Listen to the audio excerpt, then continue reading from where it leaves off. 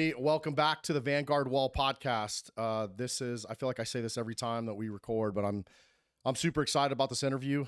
This is one that we've been talking about for a while. Yeah. Greg was able to move some things around in the schedule and was able to make it out to the studio. Greg's been a longtime friend, mentor. I think we deployed together. It's been 16 years. Greg was my boss in Iraq and didn't fire me. So I think you guys are going to be, super excited. This is going to be an interesting interview. We're going to talk about not only Greg's military service, but some things that he used when he get out to help him cope in that transition period. And I think it's going to be super interesting. So, Greg, I just want to say thanks for making the trip. Thanks for being bold. I mean, there's a lot of people that talk about coming on podcasts and never pull the trigger. And I know it's sometimes it's hard to be vulnerable and tell your story, but I just want to thank you both personally because your story has definitely impacted me over the years. Well, thank you. Yeah, I'm just glad to be invited on, man. It's an honor. Yeah, awesome. Yeah. Well, we'll give I start out everybody with an intro. It kind of gives the audience kind of who you are. Mm-hmm. So here we go. I want to introduce everybody to my friend and mentor, Greg Burrill. Greg's a retired U.S. Army Warrant Officer 3, whose path led him across a global front lines from the jungles of Haiti and the mountains of Bosnia to the rough terrains in Iraq and Afghanistan. With over 21 years of distinguished military service, 14 of which you spent in special operations. Greg's experiences run the gamut from commanding an M551 Sheridan in the 82nd. Also, you were part of the Haiti, I think, when we invaded Haiti. Yeah, full democracy. Yep. You were a diving member of the Special Forces dive team. You became a Special Forces Warrant Officer and a Special Forces Intelligence Specialist. Greg's a graduate of the U.S. Army Ranger School, Special Forces Assessment and Selection, the Special Forces Qualification Course, and the Special Forces Combat Divers Course and Special Forces Combat Diver Supervisors Course. As if all that wasn't enough, Greg also spent 3 years in Delta Force as an intelligence officer and also spent 3 years serving in a clandestine intelligence unit that directly supported JSOC that we probably won't get to talk much about. Maybe a little bit, Along the way, Greg earned 4 Bronze Stars, a Legion of Merit, the Belgian Commando Badge, Turkish Jump Wings, and a whole bunch of other awards.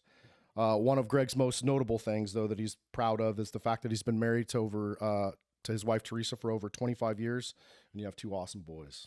We sure do, yeah.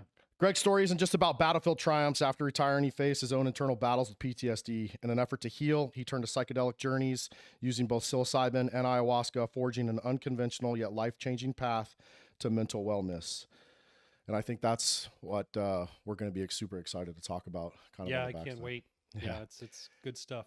So I know that's probably just a short blurb into who you are, and I'm sure we'll get into a lot of it. But Greg, can you just kind of, just tell us a little bit about your childhood, where you came from, growing up? Yeah, sure. So I was born in Yakima, Washington, which is kind of right in the dead center of the state. Fairly small town. I mean, at least at that time it was. Had a fairly normal upbringing, not a lot of trauma. I know a lot of guys that do military service, sometimes that's a driver that kind of pushes them that way. But I had a pretty normal childhood.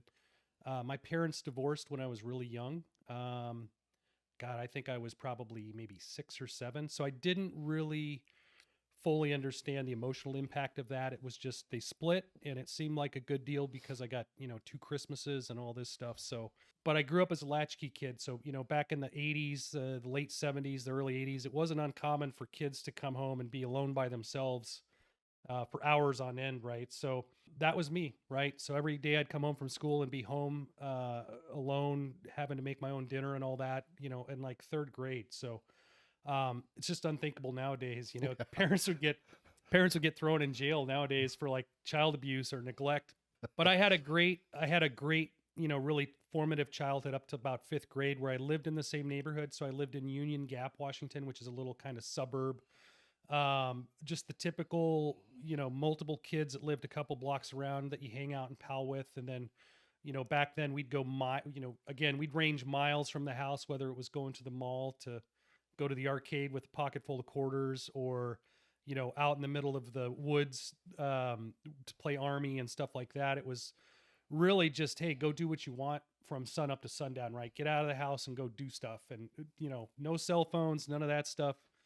No way to track where your kids were at. It was just like chaos, but it was a great upbringing because I think it really helped develop that sense of independence. And you really learned quickly, like kind of street smarts and common sense and what looked wrong and what looked right. And like, hey, don't get into a van with a weirdo type of stuff. Right. So, not really a sheltered life. So it was a good upbringing.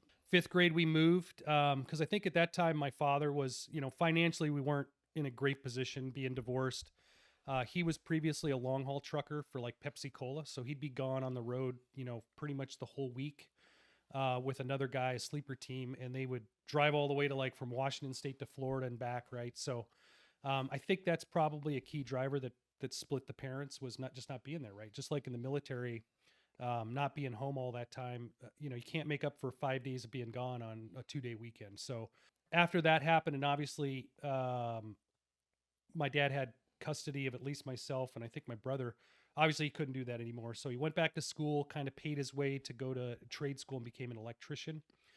So it was pretty rough financially wise. I mean, we didn't really notice as kids. He did a pretty good job. I mean, obviously going to school, you saw some kids had more than us or newer Nikes and stuff like that. But I don't think it really affected us in the way that was negative, right? He did a pretty good job of keeping that shielded. We always had food on the table. We always had a roof over our heads. But fifth grade, we moved to a different school. So another side of town out in West Valley, which is kind of another suburb of Yakima, where I started junior high. Really, the biggest thing I think that happened childhood wise is my dad got a job offer over in Hawaii on the Big Island. So we moved over there for 2 years and obviously got put into a public school. So that was a huge culture shock. So growing up in Yakima, at least at that time, racism wasn't a big deal. We did have a Hispanic community, a lot of local Hispanics, but most of the Hispanics that you'd interact with were kind of seasonal workers. They'd work their way up from Mexico, kind of up the West Coast doing agricultural stuff. And at the end of the season, which kind of ended with harvest of like apples and cherries, because that area is like the apple capital of the world, right? Pretty much most of those Hispanic workers would go back down to Mexico with, they'd have all their money saved up and go back down for the winter. So I didn't really see like rampant racism. I mean, obviously there was a little bit of comments and stuff like that. It wasn't like a totally vanilla world in that aspect. So I didn't really experience that. Well, when I moved to Hawaii, I was a new kid, a white kid from the States, dropped into a Hawaiian public school, and it was pretty rough. So I was obviously a haole, which is the, colloquial Hawaiian term for a newcomer or an outsider. So I think I got in fist fights probably weekly for about the first 2 months. And I was not a fighter, going into this, but I definitely became a fighter coming out because I had to fight back, right, to gain any sort of respect and to stop getting bullied. So I took a lot of lumps, and it really helped develop that sense to fight. And, after about 2 months, I actually started to get accepted on as, more of a local. Typically, you're a haole for like 2 years, right? You're not considered local until you've been in the community for like around 2 years. But it was that really solidified toughness and grit. Like I joined the football team because, again, it's a very manly culture with the Hawaiians, just the native Hawaiians. They're big people, and they're physical. So like I had to join sports and participate to be kind of in the in crowd. So really learned how to play football and be aggressive. And so after about 2 years, we moved back to the States. The job had finished up. We moved back to the States, and I basically landed in Moses Lake, Washington, out in the middle of the state next to a lake. Again, real rural agriculture community, where I finished high school at. When did the military show up on your radar? Was that something you'd always thought about, or? Not really. So, obviously being a young high school kid, like a freshman, you're not really, thoughts of the future aren't really wasn't on my roadmap. I mean, I know there's some kids that already got their Harvard degrees and their, doctorates mapped out. I didn't have a clue at that point. So I think the military really came into play around sophomore or junior year. You've got the recruiters that start hunting around the high schools, poaching for potential candidates. So I initially took the ASVAB for the Air Force. So the Air Force recruiter was like, hey, come on down, take this test. So I took the test, did pretty well on it. I wasn't like an exceptionally good 4.0 student. I was pretty marginal. Really, I took a hit on math because when I went to Hawaii, it was really kind of a step back in that learning arc for like math. So I was behind. I was basically behind when I got to high school, and I never really caught up, and I didn't have the greatest teachers for math. So I was like, okay, military sounds pretty exciting. So let's do it. I did the ASVAB, did really well on it, but I didn't really want to do the Air Force job. You know, they give you the list of jobs. I'm like, look, those all sound kind of boring or clerical. So then I talked to the Army recruiter, and I was like, okay, I like what I'm hearing. There was some options back then. Like I knew I wanted to go airborne for whatever reason. I think it's that upbringing of playing Army and all that, and playing guns and all that out in the woods when I was a young kid. I wanted to do something exciting, right? So I did have a friend in high school whose brother happened to be in Ranger Battalion. He was assigned to 2nd Ranger Battalion as a medic. And so whenever he would come home, it was like everybody was just like in awe of this guy, right? I mean, he was like a superhero to us. And he'd bring a couple of his friends over. So being exposed to that, you know, and that was back old Ranger Battalion where it was like high and tights, man. Every Friday, everybody got a haircut. I mean, they looked like imposing dudes, you know, and I was like, yeah. And I'm sure there's not so many people that knew an Army. I mean, Army Rangers weren't as big back then. No, I don't think they were as big. And, you know, obviously I think back then a lot of their mission set was literally airfield seizure. I mean, that's all. I mean, they were they still are the premier infantry unit in the military, man, most elite. So, but seeing those guys and being exposed to that was kind of like, man, I want to be that guy, man. Those dudes are, you know, they're all big jack dudes. And, you know, that's kind of what I wanted to do. So the Army recruiter contacted me and I went to the office and we talked. And I said, I don't think I'm ready yet. You know, this is probably early in my junior year of high school. I said, give me a call back in about 8 months and we'll talk. And he said, okay. So then I got in touch with the Marine Corps recruiter through some friends. And I damn near joined the Marine Corps, man. I was one day away from joining the Marine Corps. So the Marine Corps recruiter we had, and I won't say his name out of respect for this guy, but he was a former Force Recon Marine. So back then, you know, that was like the elite of the Marine Corps was if you were in Force Recon, you were a stud. And this guy had broken his back on a jump and got placed on recruiter duty. And he was the slickest talking. I mean, he could get a high school kid motivated to join the military and want to, you know, charge out of the trench into enemy gunfire like nobody else, man. I mean, this guy was a phenomenal recruiter. So you'd get out of his office and just be pumped up, man. Like, yeah, when can I join? Where can I sign up? When are we going to MEPS? Right. So yeah, man, me and 2 other guys, we're all signed up together.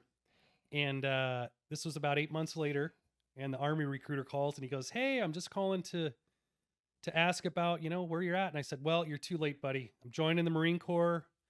I'm shipping out. We're going to MEPS tomorrow to sign up or whatever, get the, get the physical and all that. He goes, well, hey, if you don't mind me asking, like, why are you going Marine Corps? You told me when we talked that you're mainly joining the military to get college money. I said, well, they're giving me the same amount of college money. And he goes, whoa, wait a minute. And so at this time, there was the Army GI Bill, which was available to any service. But the Army also had the Army College Fund. So it was an additional kind of booster on top of the GI Bill. And I said, oh, yeah, he's giving me the GI Bill and the Marine Corps College Fund. And he goes, they don't have a Marine Corps College Fund. And so I was like, what? He's like, yeah, he's lying to you. So I called up the recruiter that night. And I said, hey, man, I got bad news. He's like, what's that? I was like, I'm not signing up tomorrow. So the Army recruiter told me that you lied to me and you guys only have the GI Bill. And this guy, you know, obviously he's getting ready to lose a quota, right? So He was pissed. And he went on ranting and raving about, I thought you told me you were a man of your word and all this. And so anyways, I ended up not going Marine Corps. My other 2 buddies did. And surprisingly, both of them also did a full tour, like a full 20 years in the Marine Corps. Oh, wow. Yeah, I remember I almost joined the Marines as well. And I ended up going with the Army, and that Marine recruiter, when he realized I was a lost cause, he started showing up to my mom's work. She worked at a dental office, bringing her flowers, trying to do everything he could to try to get my mom to convince me to join the Marine Corps. That's funny. Yeah. And I mean, they're good at it. I mean, they are, you know, if you ask any Marine, they're all elite. So, you know, talking about transitioning over to special forces or special operations, you know, they consider all Marines to be elite, and they live it, man. And I got to hand it to them. They're good guys. I've worked with Marines multiple times throughout my career, but yeah, they're, we love Marines. They're just, they're a breed of their own. They are. Yeah. So you finally decide to join the Army, and then, what did you end up with? So I landed on Cavalry Scout. So back then the recruiters had laser discs in their office, you know, and they pull out the laser disc and they blow the dust off and they put it in and they show So they show, well, what's a cavalry scout do? Because at that time, I wasn't a lifer, right? I was just going in for college money. Ranger Battalion was on the table, but that was like a 5-year commitment. I think at the time to do a RIP contract where basically you go to infantry basic, you go to airborne, then you got to go to RIP to even make it into Ranger Battalion. And that was a 5-year commitment. I was like, I don't know if I want to do 5 years. Like, I don't know if I'm going to like this or anything else. So scout with the college fund and all that was like, I think 3 years and 20 weeks or something. So he pops in the laser disc, you know, it's got guys riding motorcycles and the old, can't remember the nomenclature, but the old sand rails, like dune buggies. And I was like, holy crap, that looks awesome. And I get to jump out of planes. Sign me up, man. So I signed up for that delayed entry program. So I think I signed up in November of 92. And then I actually shipped to basic in August of 93. How many motorcycles did you get to ride in basic? I got to ride 0. 0. Yeah. In fact, it was even worse than that. So I shipped out to Fort Knox, Kentucky, home of the armor and cavalry, right? So on that base, at least at that time, most combat arms they didn't go to a basic training and then a separate AIT, advanced individual training. They went to what they called one station unit training. So it was a combined, I think, 16-week course where it was everything rolled together, right? So you were a cohort with all your training company and the same drill sergeants the whole time, right? You learn not only your basic soldiering skills, but also your advanced, kind of your basic learning for your MOS, right? So Fort Knox, Kentucky also trains tankers, 19 kilos, which is the MOS for like an M1 Abrams crewman. And so there's a rivalry there, right? Tankers hate scouts, scouts hate tankers. You know, that's kind of how the whole theme plays out while you're going to basic training there or one station unit training. So when I got there, obviously you get to, and a lot of vets will understand this that have been through this, but you get to receiving battalion, which is usually an AG, an adjutant general battalion, I think it's 46th AG at Fort Knox. And so you're there for about a week and a half. Maybe you're getting your uniforms, you're getting your haircuts, right? It's low stress, man. There's nothing like you're learning how to march. It's like, okay, this isn't too bad, man. I got new uniforms. Like, This isn't bad. You do like a really modified PT test. I think you had to do like 10 push-ups in order to make sure you were at least minimally physically fit to go to your actual basic. And the bus showed up and it picked us up with our drill sergeants on there, and they were all chill, you know, as you're going over to your new barracks. And then, they refer to it as the shark attack. I don't know if they referred to it back then in 93 as a shark attack, but as soon as that bus stopped and the doors flew open, it was chaos, man. I was like, what the fuck just happened, man? Shouting, shit was flying, duffel bags were flying everywhere, buckets of water were being thrown on people. I was like, what did I get into, man? So I don't really question your life choices. Oh yeah. Yeah. And I don't remember what exactly all happened that day. Like I can't remember because it was a blur. All I know is like at 11 o'clock at night when we finally went to bed, and typically, you know, Fort Knox being a cavalry post has all these different trumpet calls that come across the loudspeakers throughout the day. I think it was taps. We finally got to go to bed at like 11 o'clock at night. And I remember just, you know, getting into bed and being like, man, I just think I made the biggest mistake in my life. Like, what happened? Yep. So, I remember, man. Yeah. So, but honestly, you know, obviously you gel really good. You know, I don't know if they call it, if you'd call it trauma bonding, but obviously you're in there with a bunch of guys. It's shared suffering. Yeah, shared suffering. So, but it went really well. I was pretty much a slob when I went in, like a slow, you know, because they do an agnostic PT test, physical training test when you first get in, and wasn't a great runner. Kind of top of the group for a bunch of other high school slobs coming out that didn't really play a lot of sports. I mean, we did have some studs in the class that were like collegiate level athletes, but for the most part, I was placed in the fast group and really pushed myself, because if you fell out of the fast group, you got smoked in the sawdust pit. So really pushed myself. And I think by the end of the 16 weeks, I actually was maxing like the Army PT test, you know, like whatever it was at that time, 72 push-ups, 82 sit-ups, 1352 on the run or whatever it was for like the, you know, 18 to 21 age group. So I really pushed myself. I had some phenomenal drill sergeants. The company that I was in, actually all the drill sergeants got relieved like the cycle before. I believe it was for having trainees do push-ups with blasting caps in their mouths while they were on the demo range. So what could possibly go wrong? What could possibly go wrong? Luckily, nothing went wrong, but I think it got reported back. And anyways, so one of my drill sergeants was actually a tanker drill sergeant. A big dude, man. He was like a Kentucky state powerlifting champ. So the dude put pride on physical fitness. And I just remember him coming in at the end of the PT test, the run on when we did the final test. He was like, "Man, that's right. You're like a Clydesdale, man, like run." So I was super proud of that. I think out of that, I got like the best scout award because I was pretty top on all the testing and field testing and all that. So once that finished up, immediately turned around and went to Fort Benning for jump school. I think, what is it now? Fort Monroe. I can't keep track of all the names. It will always be Fort Benning. It'll always be Fort Benning, yeah. So went to Airborne school for 3 weeks. Not a bad school, especially coming out of basic training, you know. Obviously, you learn all the, you know, how to jump and get your 5 jumps. And then had a short break where I went home for leave before I came back and reported into the 82nd. So actually got scuffed up. It's kind of a funny story. Got scuffed up by a Ranger battalion, sergeant first class on the flight home. Oh, really? Because I was wearing my Class A's and I thought I was the shit, right? Like I didn't have half the stuff I was supposed to have on for going to the 82nd. Because like the 82nd has a French Fourragère that you wear because it's a division award. Mm-hmm. I didn't have any of that stuff on, but I did have my beret and I did have my wings. So I thought I was the shit. Well, I had my beret and the old Class A's. They had the lapel there, had it tucked in there. And this guy hemmed me up on the plane, man. He goes, "What do you think? You're in the French army?" You know. So I was like, "No, I'm just a young, cocky kid that thinks he's the shit now that he got out of Airborne school." So then I ended up going to Fort Bragg to the 82nd Airborne, and I actually was assigned to 3rd Battalion, 73rd Armor Regiment. So the 82nd Airborne used to have a armor regiment. I think they're trying to reinstitute some of that now, but basically it was 4 companies of Sheridan. They didn't even call them tanks; they called them airborne assault vehicles. But it was a tank, right?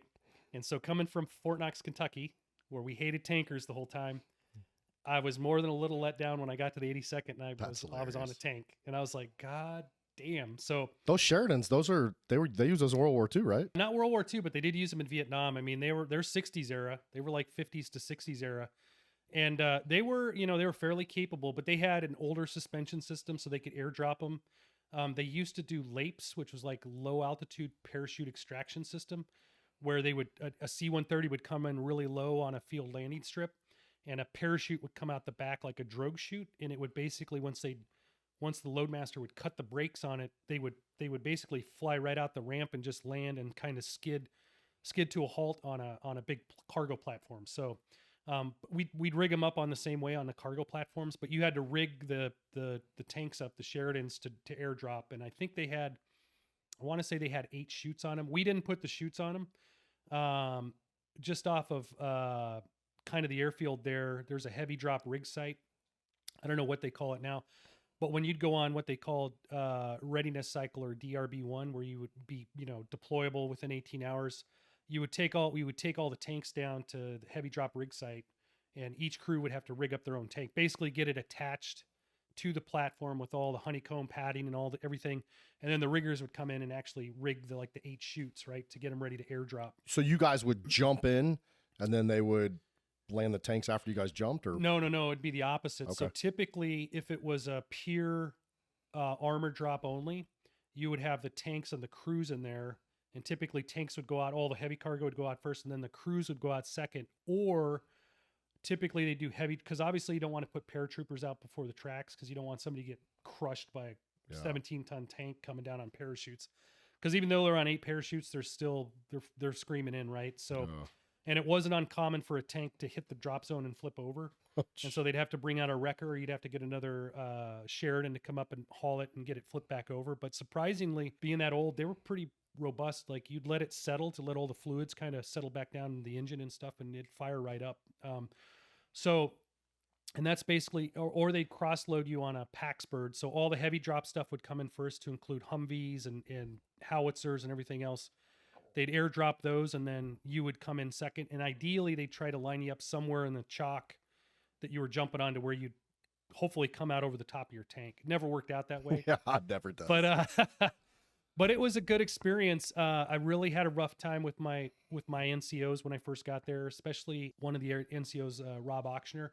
We later became great friends, but because I was so miserable going there as a scout, thinking I was going to be out doing all this high-speed snooping and pooping type stuff that scouts do, And then I was on a track. I was just like, what the fuck? You know, Yeah, like, man. not happy. So me and him really rubbed him the wrong way just because of my attitude, to be honest. Like I was a young, cocky kid that didn't think I needed to be there. I wanted to be, you know, somewhere else doing more high speed stuff. But it was a good experience. I had great friends, great, you know, platoon mates and roommates and everything else. And, you know, and just going to the 82nd was a big thing because back then that was a pretty elite. I mean, it still is pretty elite element to go to. And like, you know, physical fitness was high and standards were high. I mean, it was always starched uniforms and spit shine boots. And just, you know, it was, the standards were very high there, which it was a good way to get into the military and experience that because, you know, once you have those high standards established, you kind of carry them with you the rest of your. I bet. Yeah. So, when you were at Fort Bragg with the armor unit, you guys participated in well, I guess there was an aborted airborne assault in Haiti. Yeah, there was. So to give you a little background on that, you know, when I was in basic training in '93, that's when Somalia happened, right? That's when Black Hawk Down, that all happened in October of '93. And so the big lesson learned out of that, I think, and I can't speak to this authoritatively because I didn't see like the lessons learned that came out of that, but there was no armor support. There was no organic U.S. armor support on the ground. So when Haiti kicked off, I believe the SecDef and Joint Chiefs of Staff was like, yeah, we're not going to have that happen again. We're sending armor. And obviously Haiti was not just the 82nd. There was also elements of Ranger Battalion, special forces, like from 3rd Special Forces Group, some of the special mission units, like everybody had a part to play in that initial invasion. So yeah, so we went and got locked down for that. We were getting ready to jump. In fact, I think we were rigged and ready to go and we're flying. And we were halfway down to Haiti and they turned us around. So it was aborted airborne drop. And honestly, I mean, it would have been awesome to rock a mustard stain, you know, the bronze star that you have on your wings to denote a combat jump. But I think we were jumping into an old sugarcane field that had been harvested. So if you're familiar with sugarcane, they cut the stalks off usually at about a 45-degree angle. So it was like, oh, great, we're jumping into a field full of pungy spikes, you know. Yeah. And then on top of that, we did not have dedicated lift. So some of the tanks were going to be dropped, but like my company's tanks were all on ships. We had rail loaded them down to the port of Wilmington a couple weeks prior and loaded them on cargo ships. So they were actually pre-staged outside the port of Haiti, kind of off international waters there, waiting to be offloaded. So when we jumped in, we didn't have any wheels to get us anywhere. They were like, oh, we can commandeer, you know, buses or something maybe to get us there. But the plan was to walk. And it was about 9 miles. And I think I had about a 120-pound rucksack. So it would have been a miserable walk. I mean, we had so much stuff packed in. I mean, I had claymores. I'm like, dude, I'm on a tank. Why am I jumping in with a claymore?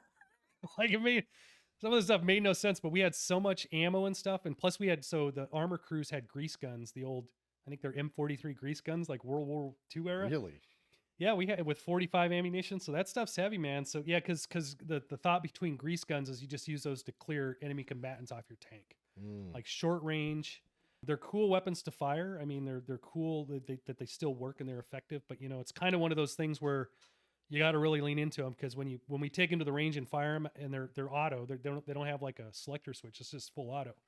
So, you know, 45 round, they climb like, so you really got to lean into it or by like the 3rd round, you're, you know, shooting at the sky. So we ended up aborting and we came back and landed. And then, you know, it was a big shit show for about three or 4 days or a week trying to consolidate, basically turn back in all the ammo. Dudes had so much stuff in their rucksacks that guys were like dumping shit in the porta-johns and throwing it over the fence of the place where we were locked down at, right? Because it was such a big operation. They do have what they call personnel holding area or PHA, which is it used to be old World War II barracks and it was fenced in. So that's where guys would go before they blow out. They had us in like a motor pool somewhere where we were staying in cots on like the big motor bays. But in that area, they were throwing like stuff over the fence because guys didn't want to jump in with it. They didn't want to carry it.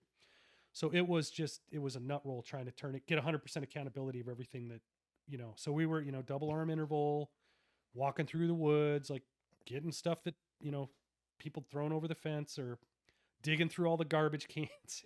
Yeah, so we ended up getting out of that.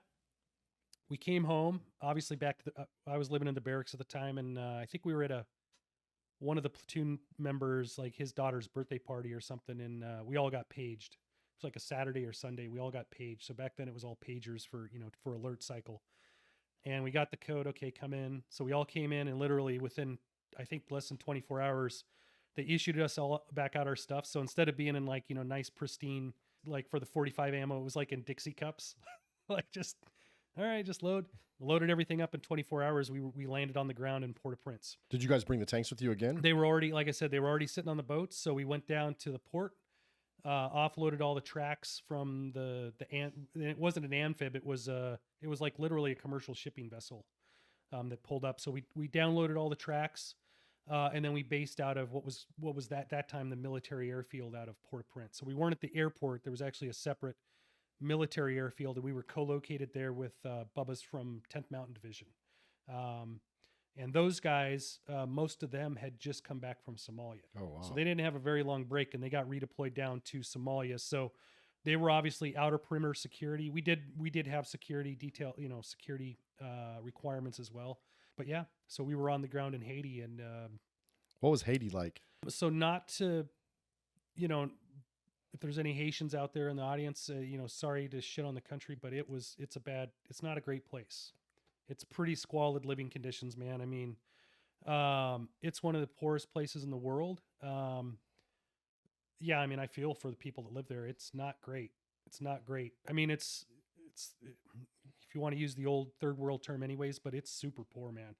And there's a very small percentage of people that would be considered rich there, but for the most part, it's 95% poverty, people living in cardboard boxes and like, the tin shack huts that are all cobbled together. So, yeah, it was very eye-opening as a young, I think at that time I was maybe 19 years old to see that, man. I'd never been outside of the country prior to that. I mean, other than, going to Hawaii, which was a different environment, obviously still within the US, but, that was a whole nother level of like suffering and like squalid living conditions that I'd never seen. So, very eye-opening for that. What were you guys doing in Haiti on that? So for the majority of the time, our operational stuff consisted of like cordon, or we'd set up checkpoints. So we'd have the tracks set up in kind of serpentines, and we'd roll out concertina wire to kind of traffic control. We also supported ground operations. So to be honest, I don't even know who we supported on a couple of raids. Could have been any of the special mission units or third group or any of those. I never got briefed on that, of who we were supporting. It was just like, hey, you're going here with tracks to provide armor support if they need you on call. So we did that for a couple of, and what was great there is that was the first time I actually saw an AC-130.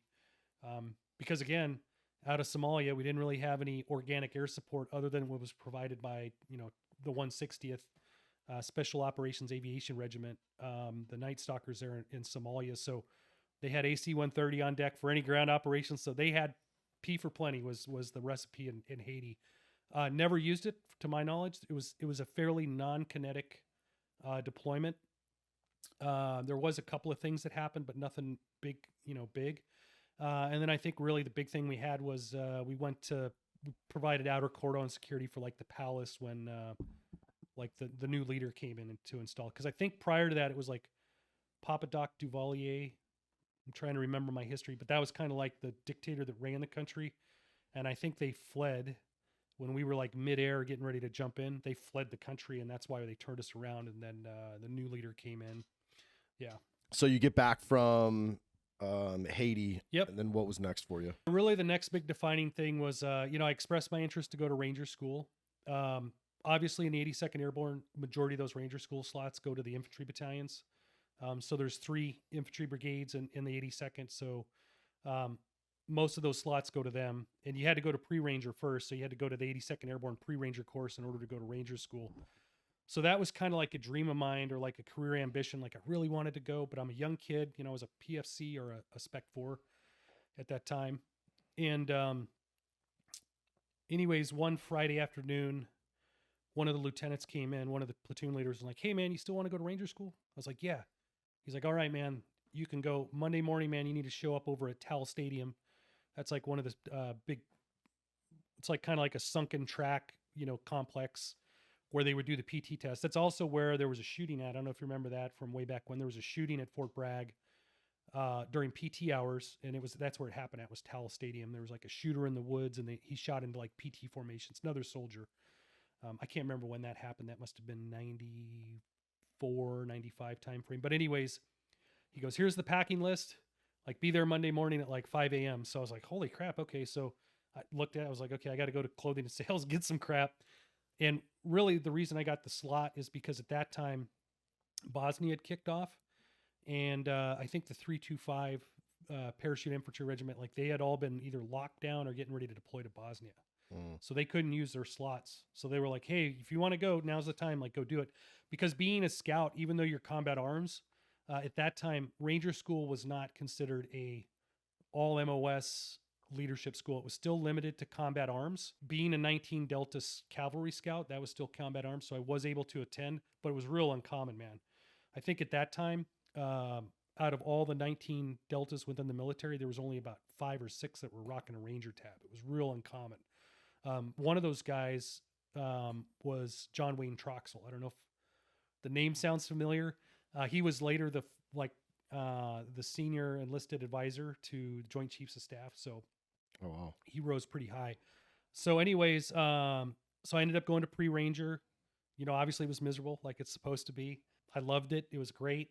I was still pretty junior when I went to, and I didn't have a lot of patrolling experience, right? Because mind you, I was on a tank. So we still did dismounted stuff, but I was pretty green when it came to like how to lay in an ambush, how to do a raid, right? So I ended up passing pre-Ranger, ended up going to Ranger School, I think in January of 96.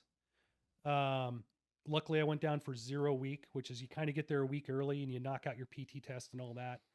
That was a benefit because come day one, when everybody does a PT test, like 500 people show up for Ranger School. And so they're super strict on the PT test and everything else. So they would cut a lot of guys at that point, right, to get down to their class number.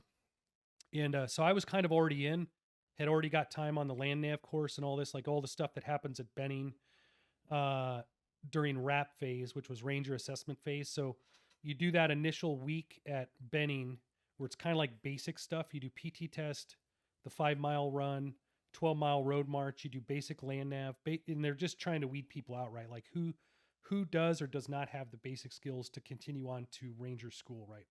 Like you're in Ranger School, but you actually don't start till you actually move out to the RTB, the Ranger Training Battalion camp out at Benning there for the first phase. So made it through that. Started the first phase. Obviously, it may have changed since then, but back then it was 3 phases. They had just dropped desert phase. So we went through Benning. That was fine. Me and another guy. He was a senior. I can't remember if he was an E6 or an E7, but he was which is fairly uncommon back then. But he was a mid-level NCO that was going to Ranger Battalion. So he had to go through. I don't know if it was still RIP or RASP or whatever it was then, but me and him were in the same platoon with a bunch of infantry lieutenants that had all just graduated infantry officer basic course. So these guys were all buddies, right? And they have peer system there at Ranger School, right? Where you peer people. And so me and him, he's like, look, buddy, check it out. Like, we're not going to peer well because we don't know these guys. These guys are all chums from IOBC and they've been through all their training together. So he's like, you peer me number 1 and I'll peer you number 1.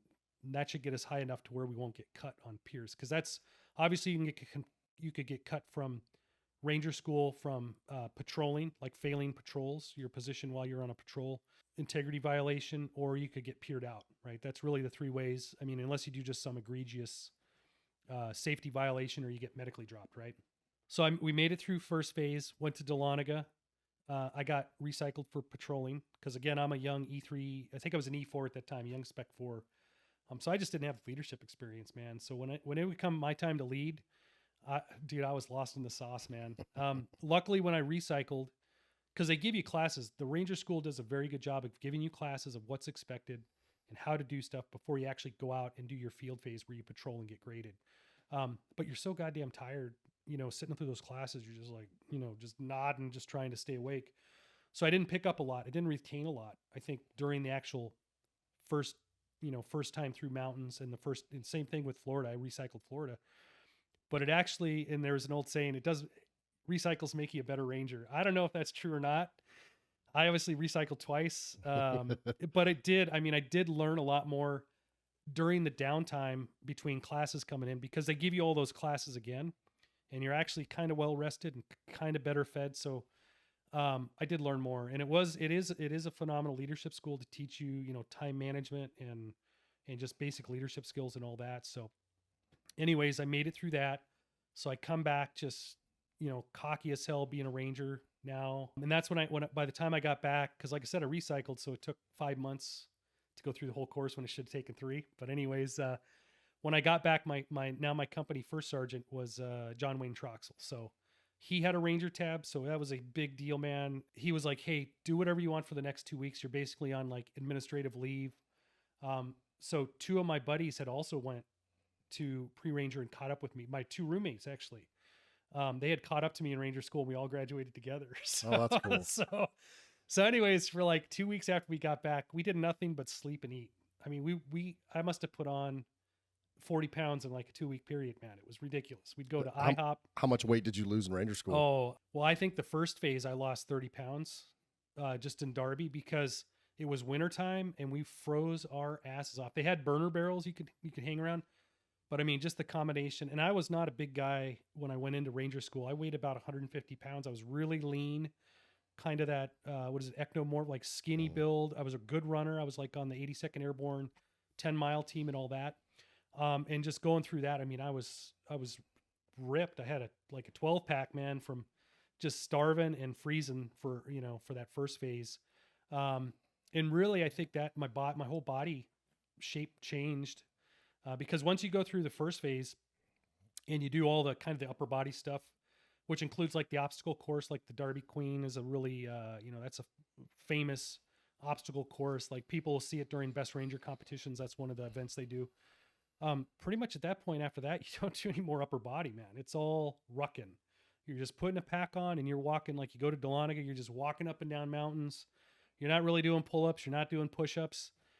So I literally came out of school with I look like a T-Rex from the waist up. And then I look like, Lou Ferrigno from the legs down, man. I had like tree trunk legs. So needless to say, I never ran as fast as I ever did after that, man. I mean, it changed my body shape. How many guys did you lose out of that school? I mean, I don't know what the attrition rate was. I mean, obviously that day one when everybody comes in and they're really strict on the PT test and the runs and all that, we lost a good number. But I would say back then maybe 40 to 50% would make it through first time, maybe. It wasn't uncommon for somebody to recycle. And if you recycled, you basically were dropped, you couldn't get any awards, because they do give some awards for best performance or best whatever, leadership awards and stuff like that. Which I didn't care. At that point I didn't care. I was like, dude, I just want to, I felt like I was part of Ranger Training Battalion. I was there for so long. It was like permanent party. I was like, I just want to get through the course and graduate with my tabs. So get on to the next thing in life. Yeah. Yep. So, you come back from Ranger school, take your couple weeks leave, pack on some more weight. Yeah. Packed on some weight. Went to the E5 board, cause like I said, I was an E4 at that time, and pretty much in the 82nd, or the way the Army promotion system worked then, like if you went to Ranger school, that was pretty much the premier leadership school. It was almost guaranteed you'd get your E5, but you still had to go to the board. So I went to the board, again, head as big as a mile wide from being a Ranger now and all that. And like I said, me and my 2 friends, Roger Reinhardt and Dave Birkland, who had also went through, we were like maybe Cav Scout 7, 8, and 9 that had Ranger tabs now in the entire Army. So we were pretty cocky, man. It was a big deal. So when I went to the E5 board, usually they grill you. So you come in, you're all spit shining your Class A's, reported to the board. And it was kind of a foregone conclusion. So they asked me one question, like, what happened on this day 50 years ago? I think it was 50 years ago. And it was June 6th was the board date. And I was like, that was the invasion of Normandy, D-Day. They're like, that's all the questions we got for you. So I saluted and moved out, got my E5. So that's the only question they asked you? That's the only question they asked me on the board. Awesome. Yeah. So I ended up, I liked the military at that point. I really did, man. I thought, God damn, this is a family. This is awesome. It gives you a sense of belonging. It gives you structure. It gives you meaning. It gives you purpose. Like I said, my 2 roommates who caught up with me in Ranger school, great friends. I was like, dude, this is awesome, man. My grandmother on my dad's side was German, like straight from Germany, like second generation, I guess. Her parents moved from Germany to the U.S. before World War II. So I was always wanted to go to Germany, you know, having that blood in my veins. So I was like, well, I'm going to re-enlist. You know, that time comes up where the career counselor starts coming around. Hey, you're eligible to re-enlist. You know, what do you think? And it was no longer about college money. I mean, I still had the college money, but I was like, I'm going to re-enlist. So I re-enlisted for 3 years to go to Germany as my next assignment because that was an option. So, and that happened to coincide with the same time that the armor battalion was deactivating.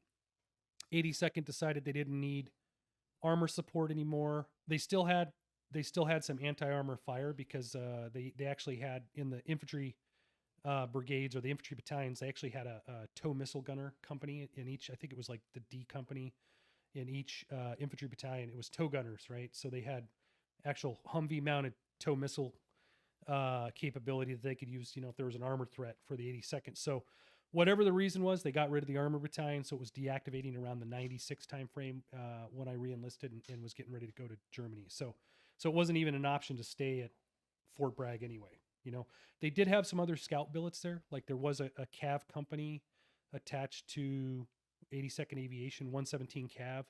And I think there were maybe some scout billets in the LRSD, the long range surveillance detachment there. But other than that, you had to leave Bragg. So I ended up going to Germany. How was that, man? It was a little bit of a culture shock, to be honest. So I wanted to try to reclass to 11 Bravo, being that I had Ranger School now. And I tried to get into Echo Company 51st Long Range Surveillance Detachment, or LRSD, which was at that time it was stationed in Germany there. God, I can't remember where it was at. But anyways, I tried to get on there when I first got to the reception battalion in Germany, which used to be at Frankfurt.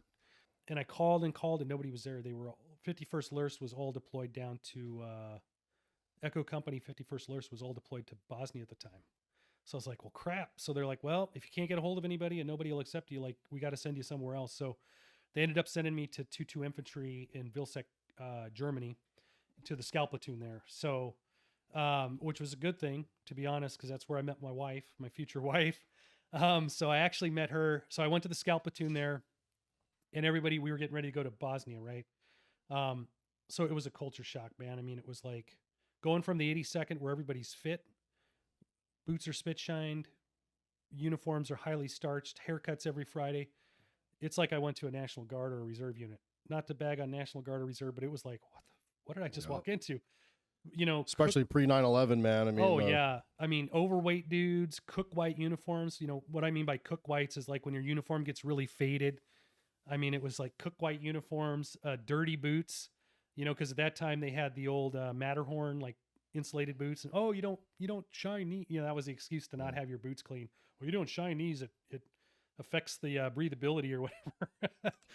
So I just walked into it and I was like, what is going on? And I remember being in line for one of the initial in-processing things to get processed to go to Bosnia to deploy.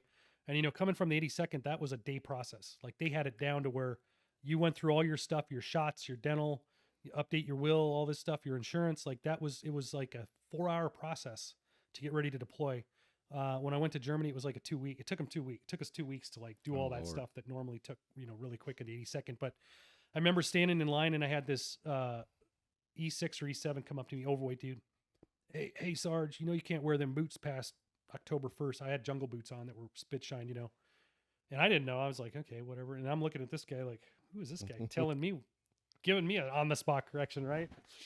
So anyways, that was kind of my first taste. And I was like, dude, what did I get into? So the platoon was pretty good. We had some misfits. There was definitely more misfits there than we had when I was in the 82nd.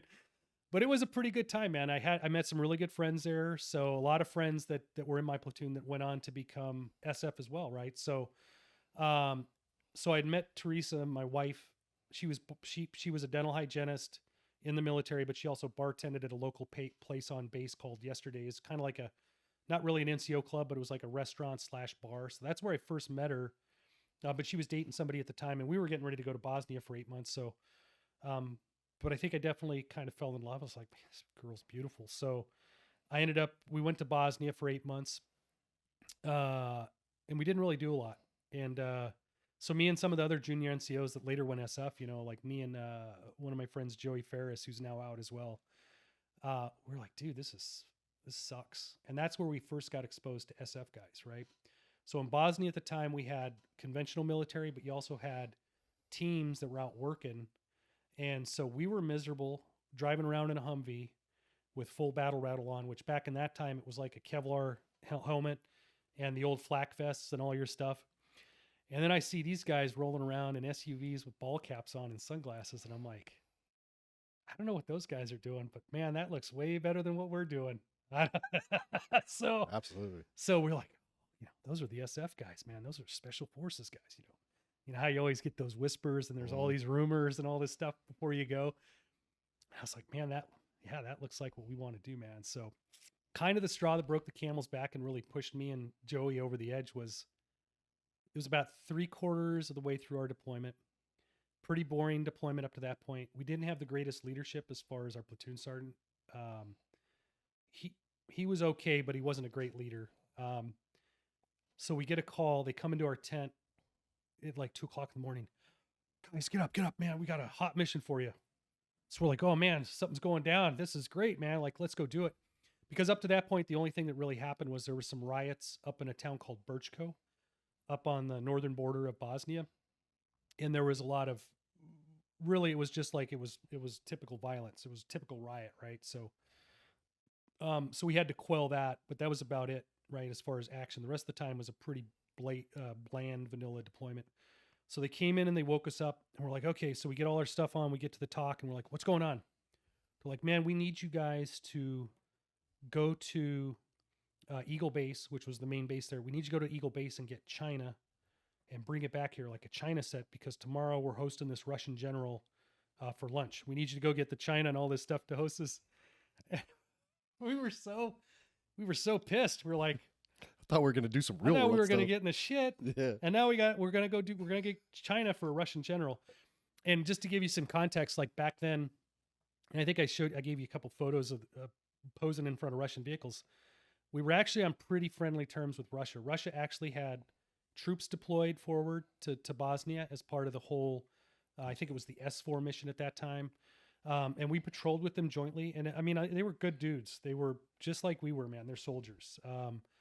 They were super fit. Like my recall of them is it was an airborne battalion that came down. So back then, probably still now today, the Russian military, obviously the elite units were like the airborne units or the Spetsnaz. These guys were airborne. So just to get the opportunity to go to Bosnia was a big deal for them, right? Because they were getting more pay, they were getting better fed. So these dudes were studs, man. They were studs, and it was great to patrol with them. I mean, obviously there was the language barrier, but we traded a lot with them and stuff, like MRE stuff, and trade American MRE stuff for like the Ushanka, like I've got a Soviet Ushanka hat, and trading patches and stuff like that. So it was a cool experience. But yeah, once that we didn't have anything against the Russian general coming. It was just such the letdown of the mission that next morning after we got back and got some sleep, me and Joey looked at each other and we said, let's drop our packet, man. So we literally did our medical while we were in Bosnia, just off of Eagle Base, like a couple miles away was a place called the Blue Factory, which is where they actually had the hospital set up. So we went there, we did all of our SF medical, physical screening and all that. And then we came back and had a selection date. So I think me and Joey went the same date. I think it was April of 98 is when we went to selection at Fort Bragg, and we both made it. We weren't on the same teams or whatnot, but we'd always see each other, as throughout the day at different events, and hey, you doing good? How was Special Forces assessment and selection for you? For our listeners that don't know, it's a 21-day course. I think it was 21 days back then. I don't know if it's changed, but back when I went through, they only ran it in the spring and the fall back then, because summertime it's too arduous, man. They'd have dudes dropping out as heat casualties left and right. So I think back when I did it, that could have changed as well. But back when I did it, they had spring classes and fall classes. We went April of 98. It was 21 days. It starts the same as most military courses, PT test. I think they did a swim test there as well, where you had to swim, you had to ditch and don equipment. So very similar to what Ranger School also had those requirements back then. You had to jump in and ditch your LBE and a rifle and come up with nothing touching you. You had to go off like a 3 meter, like a high dive, blindfolded, walk off and then resurface. And then you had to swim 50 meters down and back with BDUs on and I think it was boots. Just, you could do the crawl or a breaststroke. So you do all that stuff, and then you did SFAS at that time really consisted of team events.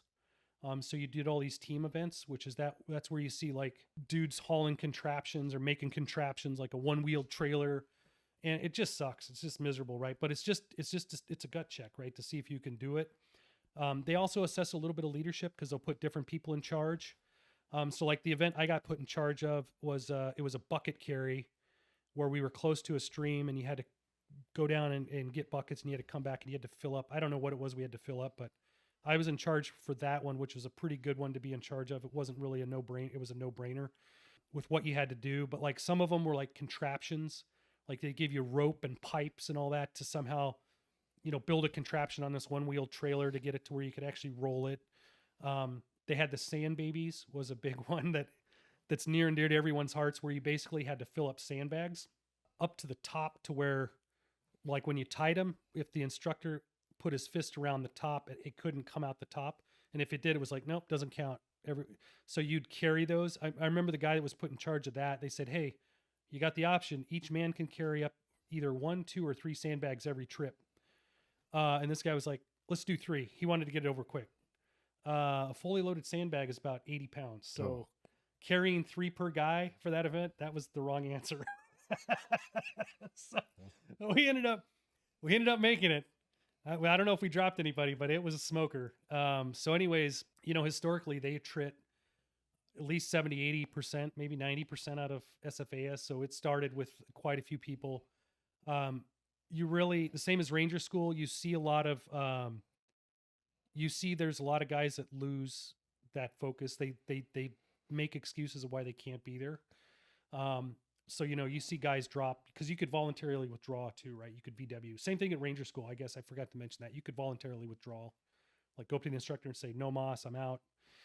Do you think that you previously already been through Ranger School? I think it helped. It definitely helped because I was already exposed to a level of kind of suffering and I kind of felt comfortable with it, at that point. I remember on the last road march you do, or last kind of event, is it's like a 25 or 30 mile road march around the fire breaks of Camp McCall. And I came in like second or third on that. Like I came in really fast, and it wasn't because I was a physical stud. It wasn't because I was trying to set a record. It was because at that point, my feet hurt so bad, I could not walk. Like it felt like I was walking just on my bones. So I literally had to do this little shuffle the whole time. And I mean, I was like hallucinating and everything else during this thing. And I came in, and then I remembered I wanted to come in first because they had at Camp McCall, they had there at the time, it was affectionately known as the $1 million shitter, right? It was like this new bathroom facility that they built for like $1 million, and it never had hot water, right? Hot water would run. I mean, it must have had like a 20-gallon hot water tank or something, because you never got a hot shower. Maybe that was by design. But I remember coming in at the end of that road march thinking, oh man, if I'm one of the first ones back, I'm going to get a hot shower. That water was cold as shit. So anyways, yeah, I remember that. And I remember the battalion commander came out, the training battalion commander, hey, how'd you do on the road march? I told him, hey, I came. He's like, man, that's really good. That's really good. I said, no, I came in that fast because my feet hurt so bad. I had to shuffle the whole way, man. I couldn't walk. I could not walk. It was so excruciating. I didn't have any because some people would come out of that course with like fractures to bones in their feet, or shin fractures and stuff like that. Thank God I didn't have any of that. But then I went back to Germany, and it was kind of one of those, hey, you need to make it or don't come back. I mean, that's common anywhere when you want to do something better. Like you're a good soldier and you want to leave and go do something better, you get resentment from your leadership. That's common. That's a common theme anywhere you go. So that's kind of that additional motivator. Hey, don't come back. Why do you think that is? I think leadership just, if I was a leader, I put myself in their shoes. They don't want to lose a good person. You're a high performer. They don't want to lose a good person, right? Nobody wants to lose a strong member of their team. So I think they just get, they just get angry. Like they resent you for that, like wanting to go do something better. And that's a common theme. I mean, that followed me through every time I went to do something better. I got resentment. Yeah, I think it's half. Sometimes leaders wish maybe they had the guts to do it and didn't, or there's this. I do think what you said is correct too. I would challenge leaders out there, man, especially if you're still in the military or you're working in law enforcement. Your folks want to go on and do something to make themselves better, man. Don't crap on them, man. Support them. You should empower them. I mean, honestly, I say that in hindsight now, being on the receiving end of that. But yeah, why would you want to hold somebody back, man? Push them to go harder, push them to do more challenging stuff, you know, and that's in anything, even in the corporate world. So, Right. so I ended up coming back from that. And again, the stars kind of aligned. And, since it was kind of a foregone conclusion by this time when I got back, platoon sergeant had changed out. I actually got a really good platoon sergeant. This guy, Sergeant First Class Pingle. He was a infantry guy because I was in a mechanized infantry battalion. 2-2 was like Bradley's, right? So it was 11 mics. So 11 Mike was the MOS for mechanized infantry versus 11 Bravo, which is, you know, dismounted. So it was pretty much all 11 mics in the unit. He came over, was the platoon sergeant for the scout platoon. Great dude. He's like, hey man, whatever you need. Because by the time when you get back from selection, everybody knows you're going if you make it.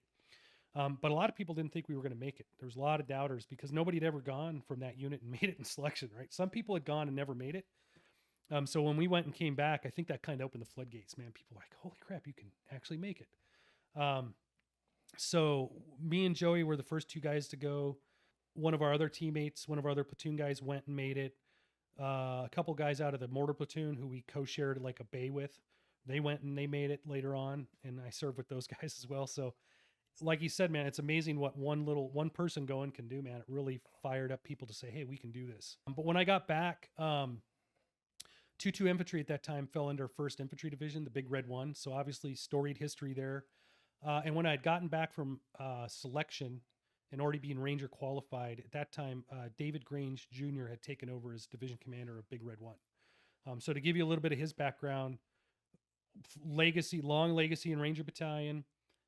I mean, the best Ranger competition's named after David Grange. I don't know if it's him. I think it's his dad, maybe, who was also a legendary individual within the Ranger community.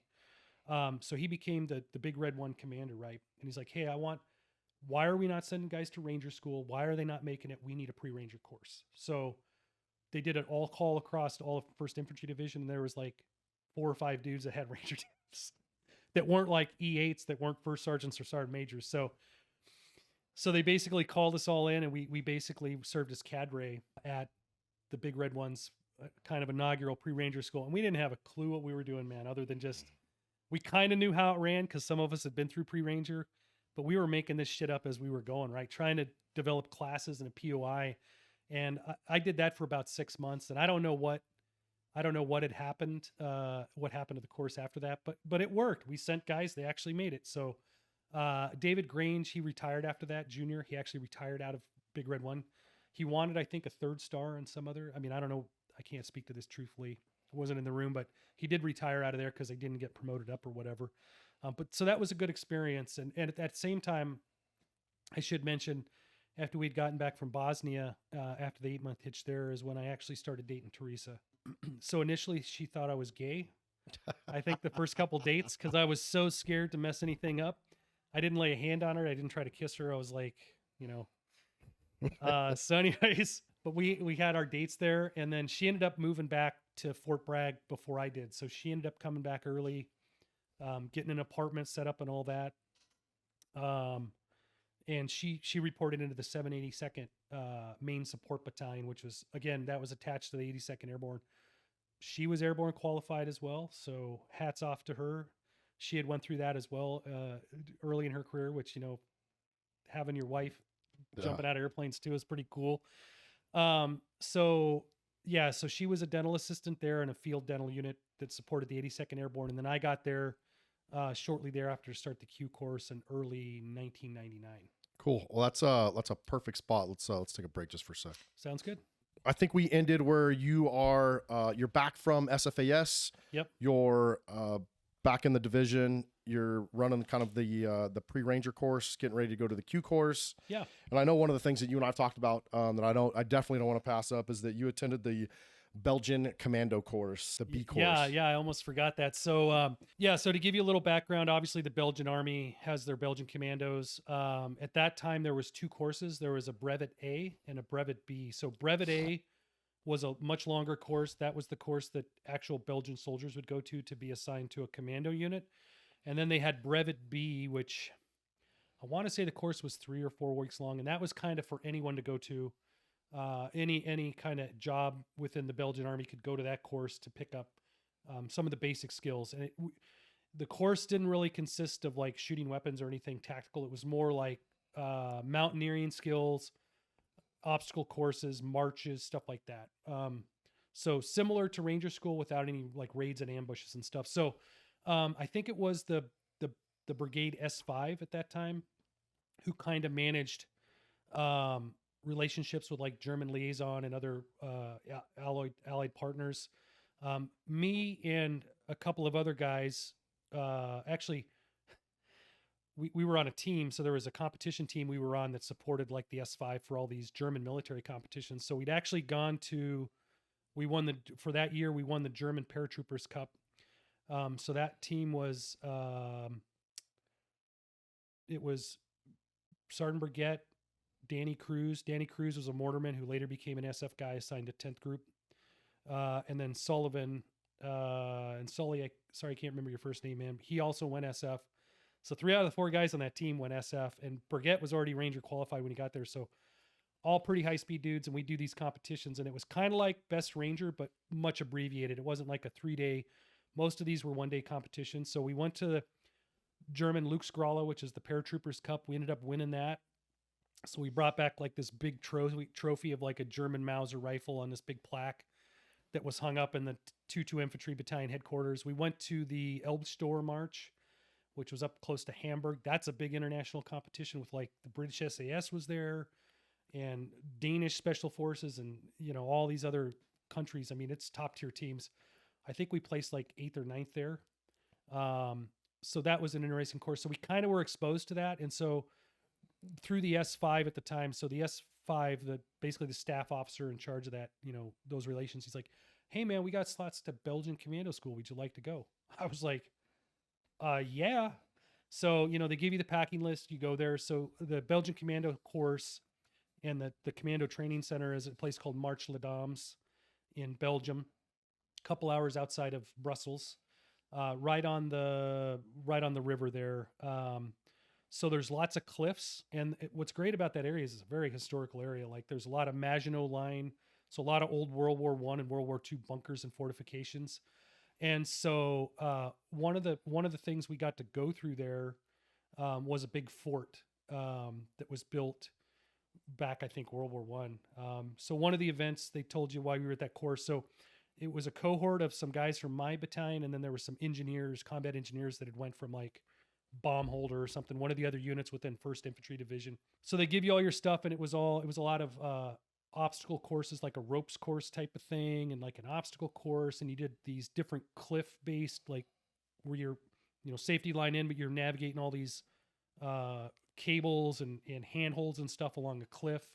There was rappelling and all that, and there was marches, and then there was like, you know, they told you, hey, always be ready to move within 10 minutes, no matter what time of day or night. So one night they came and got us and said, hey, be ready to move in 10 minutes. 3-man teams. 1 man will have a light. 1 man will have a compass. 1 man will have a water source. Okay, so they load us in a truck. We drive somewhere. I'm like, where the hell are we going? It's like 10 o'clock at night. So we had to go up this this hand line, like 400 feet up the side of this fortress. And then we got inside, and they told us at the bottom, like, look, when you're inside the fortress, make no sounds. There's opposing force in there that'll scarf you up. And they go, stay specifically to the details. You had to memorize this. They didn't give you a map. Stay specifically to the directions we tell you, because if you take a wrong turn in the dark, and this is no light, it's pitch black, you're just feeling with your hands. They go, there's parts of the fortress that have collapsed through. So if you take a wrong turn, you could fall 50 feet to your death. Whether that was true or not, I don't know. But we ended up going through, and you got into this tunnel. I don't know if it was an escape tunnel or maybe just an air shaft, but it wasn't quite man height, right? So it was about 5'5". So you're bent over in this tunnel, just making your way through, and, you know, lower back's just starting to crush because you're bent over that whole time. And I remember we got to like an open room. You can kind of feel the air gradient change. Okay, it's going to open up here. And I remember I went to take a step off, and everybody's kind of holding on to everybody else's belts because you can't see right. So you're trying to stay with your team. And I remember taking that step into that room, and there was nothing there. And it was only about a 2-foot drop. It was a step down, and it had like ankle deep water. But dude, I just, in my mind, man, I was like, I felt the guy behind me. This is the end. Yeah. I felt the guy behind me just tight. Like he was bracing for it, man. Cause he felt me going, and, just stepped down into water. I was like, oh, thank God. So then we got out of once you navigate out into the kind of the center courtyard of this fortress, they give you another map and they say, hey, you got to get from point A to point B. You got to be this point on the river by this time or else. They didn't tell us what the or else was. Needless to say, our land navigation sucked that night. We did not get to the point at the appropriate time. We got there late, and they're like, hey man, sorry, you missed RV, man, like, which would have been a boat ride directly across the river to where we were staying.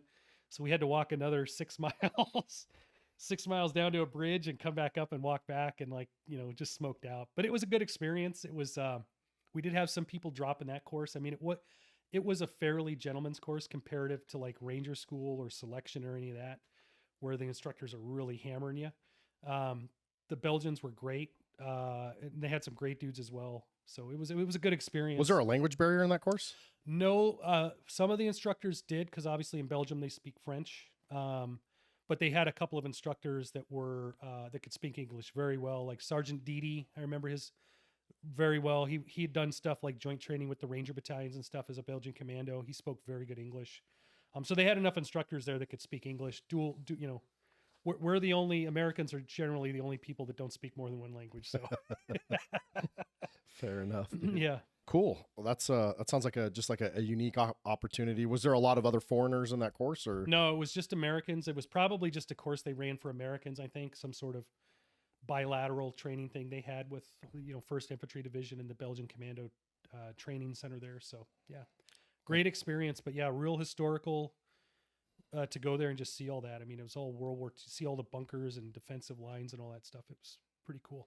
Yeah, I think sometimes when you go to Europe, you realize how young America is as far as our history. We go back to the 1700s, then you go to Europe and you see castles from like the 1300s. Yeah. And, at least modern history, because, obviously Native Americans have been here thousands of years before, settlers step foot, but a lot of that history, a lot of that culture has been lost to time, right? Because they didn't build castles, right? So the histories here, it just is, a lot of it's been lost to time. Well, then you leave Europe or Germany and you head to Fort Bragg. Fort Bragg for the Q course, man. Fort Liberty now. I heard it's going to get changed back to Fort Bragg. I don't know. It'll always be Fort Bragg. Always be Fort Bragg. Well, I mean, they're not going to go back in and change, that line in Predator where he says these guys were from Bragg. Yeah, exactly. Dub in Liberty there. But anyways, I digress. So yeah, I started the Q course. I want to say February of 99. I think I did have my MOS when I came out of selection. I wanted to be a medic. Medical stuff's always resonated with me. So I think I wanted to be a medic, but I got my second choice, which was commo. So I ended up, getting into the course. So back then I should back up. I think I got my MOS out of what they called phase 1. So the course has changed iterations multiple times. I have no clue what it is now. But once you went through selection, you'd come back to Fort Bragg for the Q course. And the first part of that was like a 4 or 5 week phase they called phase 1, which is where you would learn basic patrolling. You would go out and patrol as a student kind of squad or platoon, almost more like a squad. I think it was about 10 guys, and you had your cadre.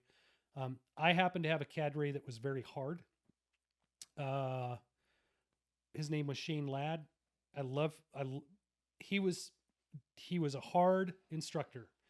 We'll talk about this later on, but I served with Shane later on, and I love him like a brother. But some guys hated him. 10 years after they went to phase 1, they still hated that guy, man, because he was such a difficult, hard instructor, man. And I got a kick out of it because I think for some guys, they can't separate the fact that there's a person beneath the persona. And I was a pre-ranger instructor, so I understood that you put a face on to go portray in front of the students, right? And it kind of gets ingrained with you, but at the end of the day, that's not you. You go home to your wife and kids, and you don't yell at them like you're yelling at Ranger candidates, right? So I understood, it was kind of a game. Like I could tell it was a game, and it was, it was fun to play, and you're just miserable. And by that time I was pretty accustomed to misery. So, but that's also where you do the STAR exam. So land navigation is a big thing that used to cut guys out of the Q course. So they do the STAR exam, which is a very long, arduous, 8 or 12 hour land nav exercise, right? So you typically have 5 points within the training area. That's why they call it kind of the star, because you kind of, zigzag all around. I don't think it's an exact star, but basically you're putting in a lot of miles. You're doing a lot of land nav. They get you out to, when you actually do the star exam, they dump you off at your start point like 8 o'clock at night or something. I think you're able to eat, chill out.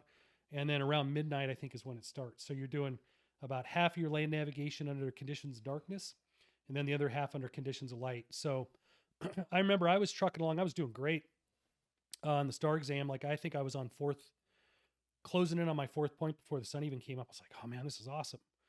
And they were all pretty close. And I'm like, man, this doesn't seem like it's long enough. And then my last point was like 15 kilometers. Like, so I made it. I mean, I made it with plenty of time, but some, land nav is one of those things now, especially nowadays, with young kids, or maybe high schoolers that have never picked up a paper map and compass, or they haven't developed that sense of direction. Like, what do you mean I can't use Google Maps on this Google land nav Maps or course? Waze, or man, yeah. So I ended up passing phase one, and then going on to the actual Q course, which is more of the gentleman classroom academic. I got selected for 18 Echo, which is a communications sergeant. Back then we were still doing Morse code. So I had to go to what they called Advanced International Morse Code, or AMC. So you basically, for 8 hours a day, are in a classroom learning to send and receive Morse code, man. That's all it is. And you're trying to get up to what they call 17 groups per minute, I think was the minimum standard. 21 was like on the high end. You're just basically sitting there with Latchkey, just sending. And back then they used to have one-time pads, which was an encryption method where you had a trigraph and you put in your message and then you'd encrypt it.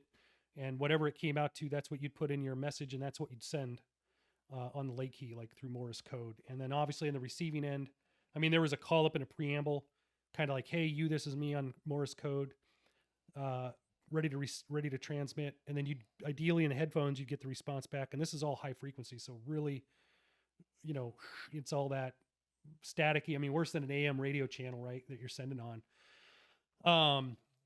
So you'd get the response back and you'd send your message. And then we also had like a burst device, they called it a DMDG, a digital message device group or something. I don't know what the acronym stood for, but it was like a big brick that you'd also put your message into. You'd type it in and then it would burst it, like old school, almost sounded like an AOL. You dial into AOL and you'd get that beeping and all that. It almost sounded like that, right? So that's how the course started. We dropped guys there. Or they recycled, or maybe they'd reclass into a new MOS, because Morse code is very tone based. So if you've got a guy that's tone deaf, or it's not for everybody. It's not a skill that everybody can master. So we did lose a few guys there. And then really the rest of that course was academics, learning how to do communications plans, communication security, loading radios with ComSec, learning how to operate different radio systems and all that. And then that phase ends with what they used to call max gain, which was the communications like field exercise. So in that case, we jumped into Fort Chaffee, Arkansas, set up radios, the HF radios, and then we transmitted back to Fort Bragg, doing Morse code. Like, we'd have certain broadcast windows during the day. So you'd come up, encrypt your message, like get it all ready to send. And then you'd come up, set up you'd have to look at the frequency you were on, cut your antennas for the proper length, send your message, hopefully get a receipt back. What you didn't want to get was Morse code as ZUG, which was Zug, which meant no message received, right? That was an F. That was a fail, right? So, and then after that phase ended, everybody goes to Robin Sage, which is, kind of the final field exercise where you actually jump in and link up with actual guerrilla forces and a guerrilla G chief. And I had a phenomenal instructor for Robin Sage, a guy by the name of Bo Ramsey, legendary guy within the SF community. Really learned some hard lessons there. Like, the biggest one we had is, you still jumped in back then. I don't think they jump anymore. They don't do airborne ops into Robin Sage, but he was super, super strict on train how you fight. So when we had a practice jump prior to jumping into it, because you do stuff before you go into Robin Sage, like the field exercise. You have additional, like, advanced training on guerrilla force and resistance and the underground, and like basically all the things that comprise an unconventional warfare framework, right? You learn that in Robin Sage, really. So during that time, we had a practice infill jump, and we went light, man. The bottom line is we took it as just a jump. So we didn't load out how we should have loaded out to jump into the actual real world training exercise. And man, Bo Ramsey, he scuffed us up for that, man. He was so pissed because he's like, look, you have to jump in full combat load with everything you're taking on the mission to get the timing down for how long it's going to take you to assemble, to get the timing down, how long it's going to take you to go from the consolidation point to where the link up point's at. Like, you guys blew all that off and now you don't know. And so really, I mean, we felt ashamed. We fell short. We fell short. We went light. We packed like bullshit in our rucksacks and like, no, we're just jumping. So that he really hammered that home, and that lesson stuck. So when we did jump into Robin Sage, again, he's like, hey man, there is no red light. It is one pass and one pass only. So typically when you plan out your infill into Robin Sage, at least at that time, you had 4 drop zones, basically a primary, alternate, contingency, and emergency drop zone planned in and plugged in for your plan for infill. I think we dropped on our contingency drop zone, like, because normally they never let you drop on your primary or your alternate. So we ended up jumping in on the contingency, and it was a pretty postage stamp drop zone. We had to get, I think, 13 guys out the ramp. And so I went out. I was the last guy because I had the most jumps. So I was the chalk pusher. And so we went out on a 10 seconds of red light at least. Right. So we ended up landing. We ended up landing on the drop zone towards the very far end of it, the trail edge of the drop zone. But one of the guys on the team, on my Robin Sage team, he was a weapons guy, and his chute, no shit, went over the top of a tree that was about 30 foot tall. And it perfectly separated the suspension lines on each side of the tree, right? So it came over the tree, and basically the suspension lines parted. So the suspension lines, which you have the risers, which is kind of the webbing, and then you've got suspension lines, which is like 550 cord, right? Mm-hmm. And we messed with it for about 10 minutes trying to get it up over this, but the tree was so tall, and Bo Ramsey had been so adamant about, you don't leave anything on the drop zone, man. You sterilize. Like, nobody should know you were there, man, for OPSEC and all that. Because he's like, they're going to know you flew into a country. Like, they're pick it up on radar, or somebody's going to hear a plane came. Like, you got to make sure leave no trace. So we messed with that thing for about 15 minutes, and I was like, bro, we're not going to make the link up, man. We need to move. So I pulled out my Leatherman, and I cut all the suspension lines off one of the risers. Just cut them. And we packed it up and left. And I told him what happened afterwards. Said, hey, man, you told us. And he was good with it. He's like, yep. He's like, that's exactly what I told you, man. You did good. Needless to say, at the end of Robin Sage, when everything was said and done, we had to do sworn statements about how you lost. Oh, you think riggers were pissed, man. When the riggers opened up that aviator's kit bag and pulled that chute out, they were not happy that they had to fix all that. So, yeah. I have a couple questions about the Q course. So, and a lot of the listeners may not understand too. So, a Special Forces ODA, Operational Detachment Alpha, it has 18 Bravos, which is your weapons guys, 18 Charlos, which is your engineers. Your Deltas are your medics, and then your Echoes are your comm. And you normally have 2 per team? You have 2 per team, yeah. So the way the ODA was originally designed was to have basically a split of every MOS to include leadership. So on the leadership side, you have a 180 Alpha, which is an SF Warrant Officer, and an 18 Alpha, which is an SF team leader. Senior enlisted, you have the team sergeant, 18 Zulu, and then to the right side of him, you have an 18 Fox, which is an intelligence sergeant, right? And then, like you said, down the other MOSs, it's a split 2 and 2. The reason behind that is because you can operate in split teams, right? The smallest operational element you could really operate in is half an ODA, right? So half of that ODA, and then, you know, when we start talking about unconventional warfare and mobilizing like partisan forces, theoretically, each one of those split teams can train a battalion worth of folks, because each one of those MOSs corresponds to a staff function, an S function, right? Like typically the medic would do S1 type stuff, like admin, clerical. The intel guy would do the S2 stuff. You know, commo would be S6. Engineer, the Charlies, because obviously a Special Forces engineer sergeant not only learns how to blow stuff up, they also learn how to build stuff, pour concrete, build timber structures, all that. So there's a building component as well as a destruction component to it as well. So they would typically be your S4, your log. And then obviously the Bravos would typically be your S3, your operations. They would do your defense planning and all that stuff. So that's kind of how it breaks down. So yeah, an ODA is 12 guys typically on a full team. And you can operate in that split detachment. When you guys go to the Q course, you mentioned like, you guys are together for like the first little bit and then you get your job assignment and Yep. you guys go to those are all separate courses. Are They not? are, yeah. So during phase one, at least what was phase one back then, everybody's together. You're all mismatched together. So you meet guys. It's good because you do get to meet guys and see other guys, meet people. But nobody really, I think at that time, nobody really knew what they were going to be. Maybe they had an inkling. I can't remember. But anyways, yeah, then you go to your separate MOS course. So whether it's a communication sergeant or medical sergeant, and all those courses are different lengths. So I think at that time, 18 Bravo weapons sergeant, 18 Charlie engineer sergeant, those were 6-month long courses for the academic part. 18 Echo communication sergeant was eight weeks, and then or 8 months. I'm sorry. Did I say weeks before? Or months? Yeah, no, you said months. 6 months, 8 months for commo. And then 18 Delta was like a year. That's the long course, right? I mean, yeah. So when you start the Q course, you may not graduate with You're not going to graduate with the same guys. Yeah. I mean, unless you're a Bravo or Charlie, there's a high chance you might graduate with some of those guys. But then, yeah. So when you come back together and reconsolidate as actual student ODA in Robin Sage, you might know some of the people, you might not. It might be totally new people that you meet. I think the 18 Alpha course as well, that was like 6 months. So you're going to be mixed in with another group of folks. And I think at that point, nobody knew what group they were going to. You don't get that till you finish Robin Sage. Yeah. So by the time you get to Robin Sage, and let's say you get with a bunch of people you don't know, but you guys have all been training.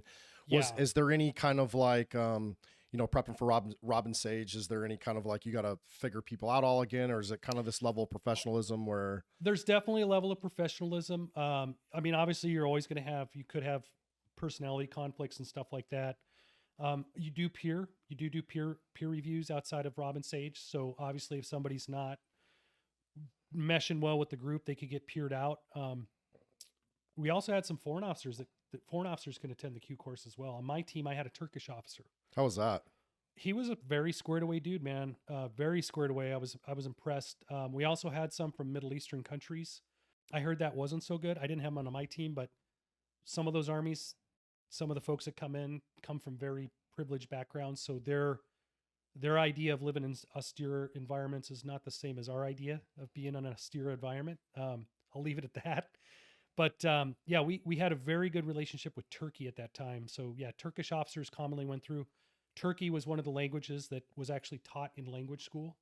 One of the guys I went to the Q course with, a couple of them actually got Turkish as their language. So once you graduate Robin Sage or you finish Robin Sage, at least back then, that's actually at the end of that is where you donned your green beret. You found out what group you were going to, and you actually donned your green beret. And I had wanted 10th group.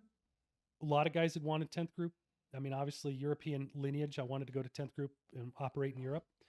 Luckily, I got it. A lot of our class went to first group, to be honest, because typically they feel like whatever groups, is the shortest.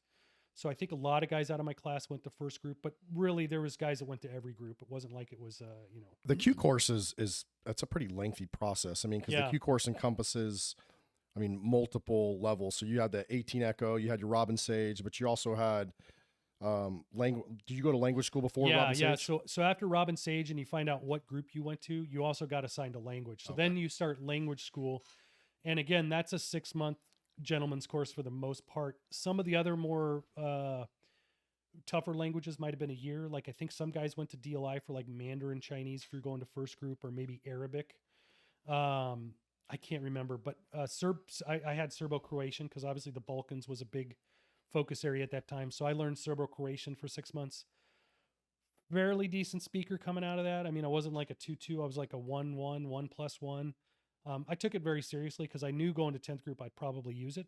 For those of our listeners out there, when he's talking about 2-2 or 1-1, there's the defense, the DOD has it's called the Defense Language Aptitude Battery. And then DLPT is the test, Defense Language Proficiency Test. Yeah. And basically you take that test for the language and then they'll give you a score. Either it's reading and writing, and it's 1-1, 2-2, 3-3, or you can get like a 1-2 or whatever. So it's listening. Reading, listening is usually the test you take like at a testing center, and then they'll schedule a phone call to do speaking. And I think as long as you get a 2-2 in whatever language, you get paid language pay, right? You do, yeah. Needless to say, when I went to language school, it wasn't taken very seriously. I mean, honestly, guys already had their beret. They already knew what group they're going to. They're like, I just got to get through this.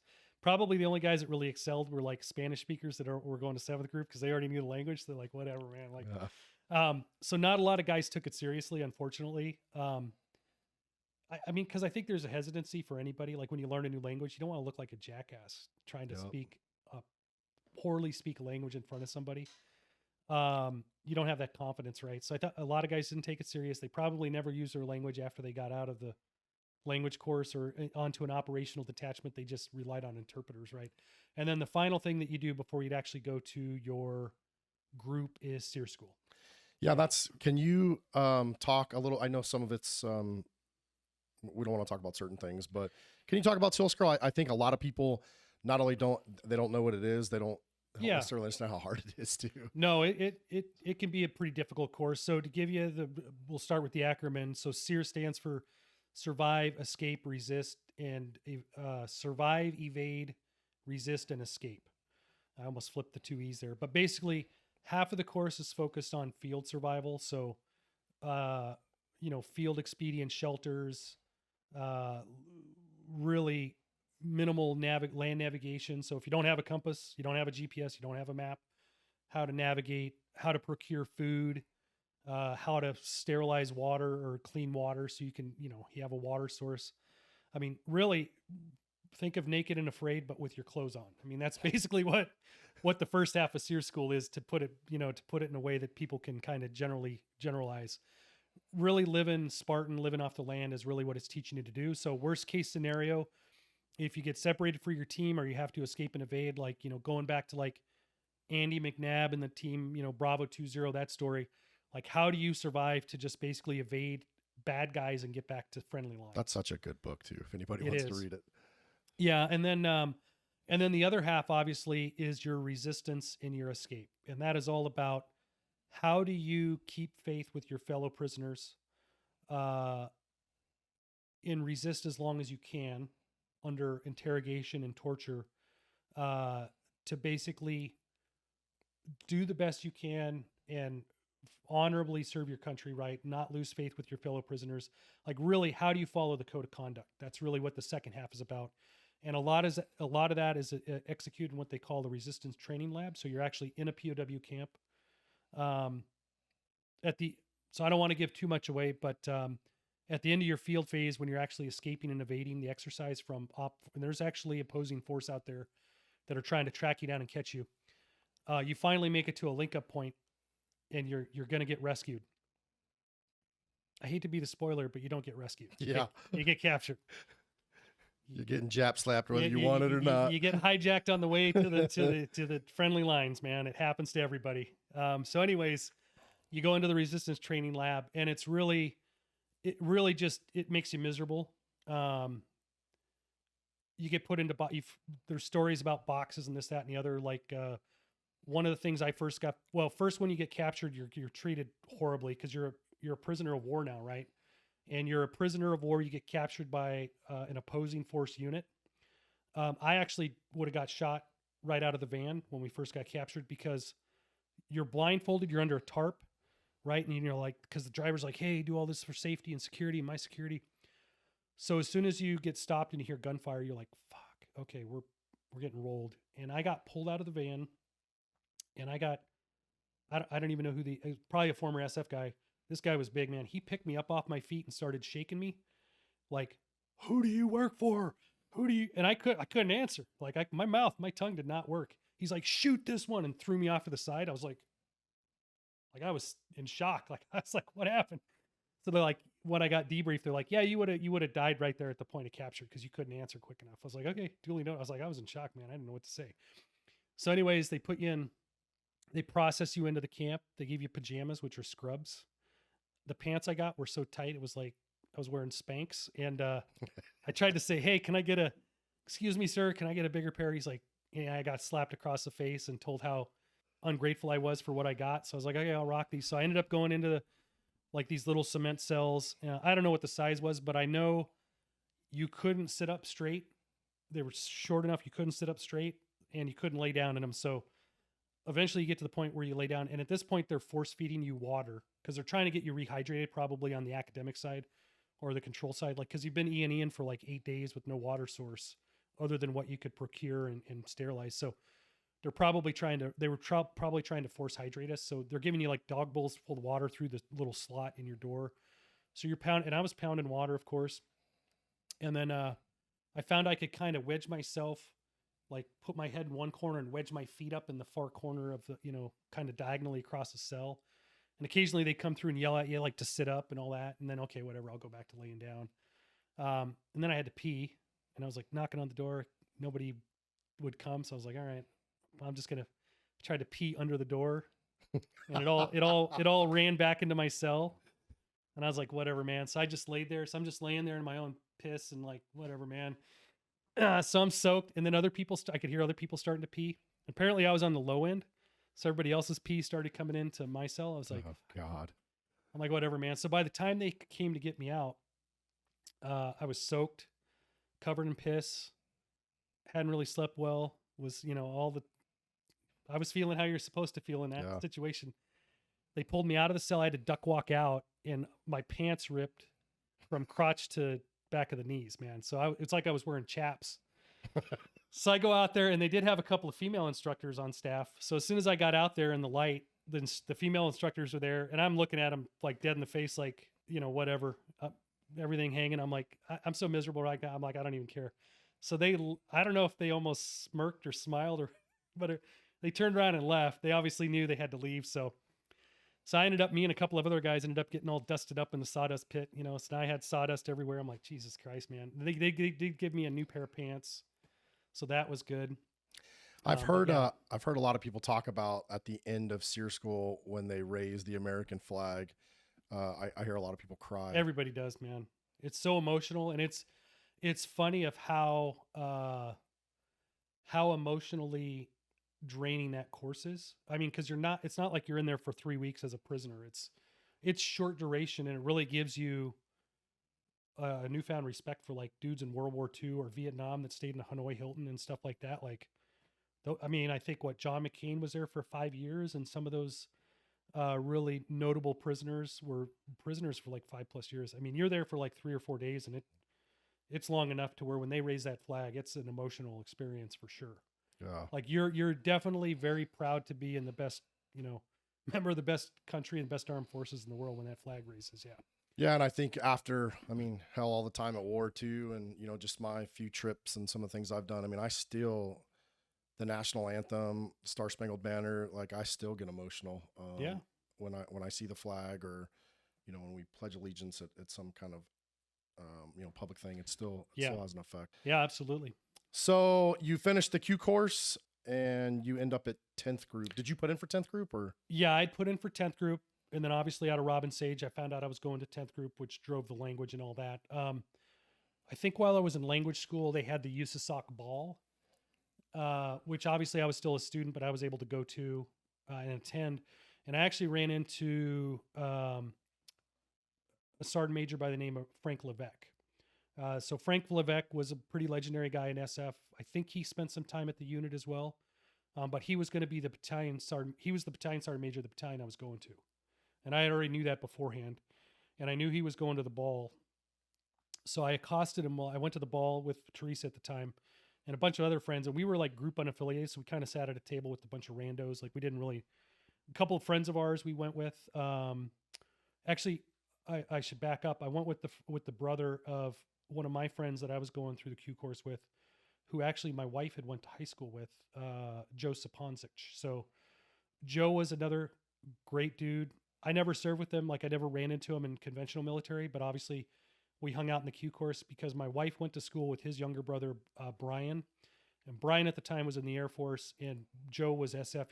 He was about 6 months ahead of me, I think, in the Q course. Really good Serbian speaker. And he ended up he was the only casualty, I think, in Kosovo. So he was coming back from a meeting. He was up in the Russian sector, was coming back from a meeting, and basically his vehicle hit a double stacked pressure plate mine.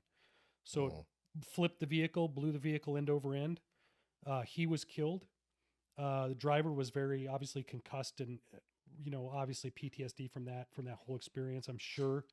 Just the trauma of living through that and survivor's guilt. But he ended up was killed on that day. It was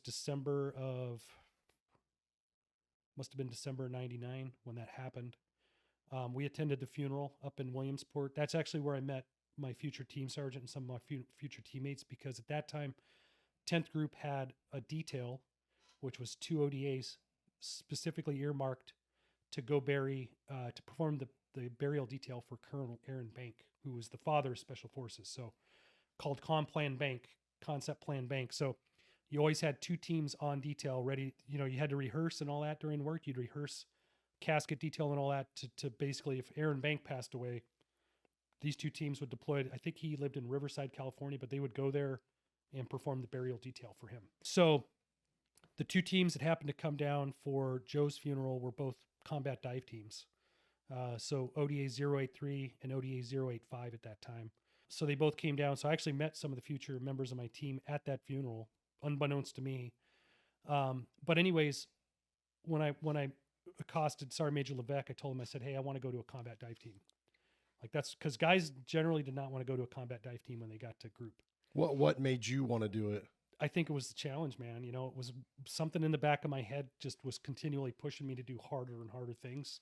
Yeah, and for some of our listeners, they may not understand the Special Forces Combat Dive Course, to my knowledge, and you can correct me if I'm wrong, is probably one of the hardest, if not the hardest school in special operations for I would say so. Yeah, I mean, I think that's an accurate assessment. That's typically what they say. I will tell you that water is a great it's a great divider. I mean, it definitely, there's people that are not comfortable in water. There are people that are not comfortable in water and having to go underwater and hold their breath and do stuff. So yeah, it's definitely a differentiator when it comes to schools. It's physically demanding as well, and it has to be, because you have to be in really peak physical condition to operate, to drive an O2, a dragger, rebreather, and through rough surf and, 3 kilometers out. You got to be in good shape to begin with. But yeah, so I told him I wanted to go to a combat dive team.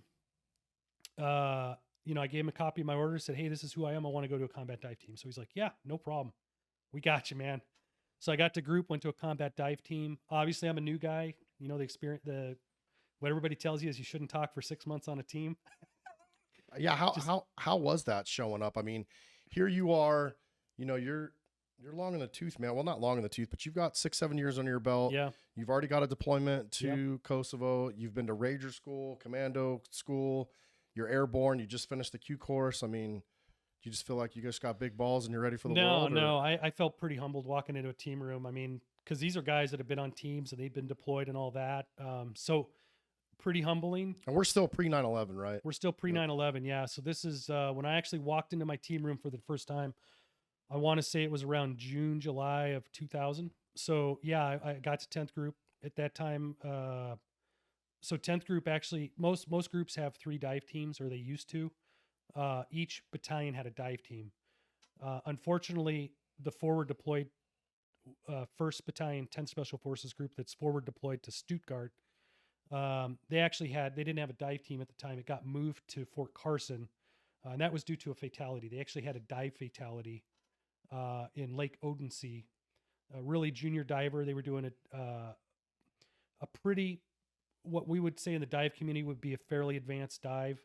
Cold water, which means you're wearing a dry suit, which means you got to wear more weight with all your equipment. And, they were doing like a pretty advanced dive, and they had a really junior diver who made it through dive school, but he was really rocky. He didn't have a good time in pre-scuba, would be considered a weak diver. But he was qualified. So I can't really go into details because I wasn't there. So I don't want to say anything that's out of school, but he came disconnected from a bud line, drowned, and, they obviously recovered him and all that. But what's a bud line? A bud line, a buddy line is where you're connected to the team members. So whatever happened, like I said, I wasn't there, so I don't want to speak out of school of what the actual circumstances was. But the bottom line, fatality.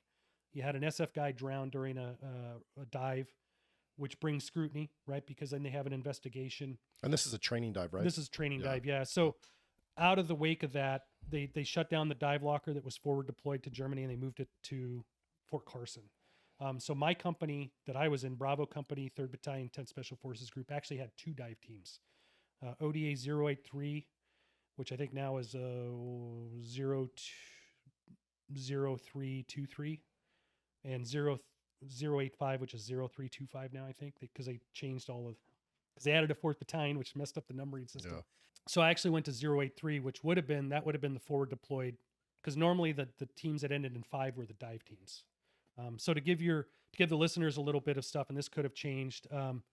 When I got to 10th group, usually teams had numbers. The ending number kind of denoted what the team specialized in and what they did. So like the team that ended in 4 was like the Halo team. So like 084 was the company's Halo team. 086, it could be a mountain team. Usually that was the mountain team. 082 was like the Mare Ops team. So they did maritime stuff, but it was more small boat. So we'd work with them occasionally doing stuff. But in our company, we had 83 and 85, which were the dive teams. And then usually like the one team, I think 081 might have been mobility, because we did have a team that, like, for 10th group, we specialized in Arctic warfare. So one of the teams, for example, had ATVs for, warm weather ops, and then like snowmobiles for like Arctic operations. So yeah, I think some people don't understand, the terms special operations and special forces and operator.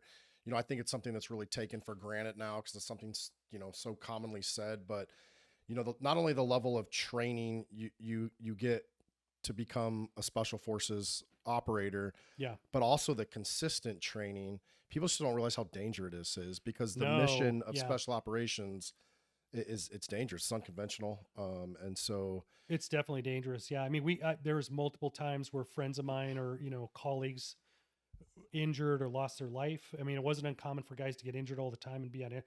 And, back then there wasn't a lot of good rehabilitative services. We had, like, the special operations community hadn't really evolved to that now. Like, we could talk about that a little later, but they've got phenomenal capabilities now that we just didn't have back in the early 2000s. And I would even surmise to say that, you almost have to push training to that limit, right, as safely as possible. And I know the Army has all their matrix, but if you don't push yourself in training, then you won't really be prepared fully for war. Yeah, because, and I didn't coin this term by any means, but, you have to be perfect every time.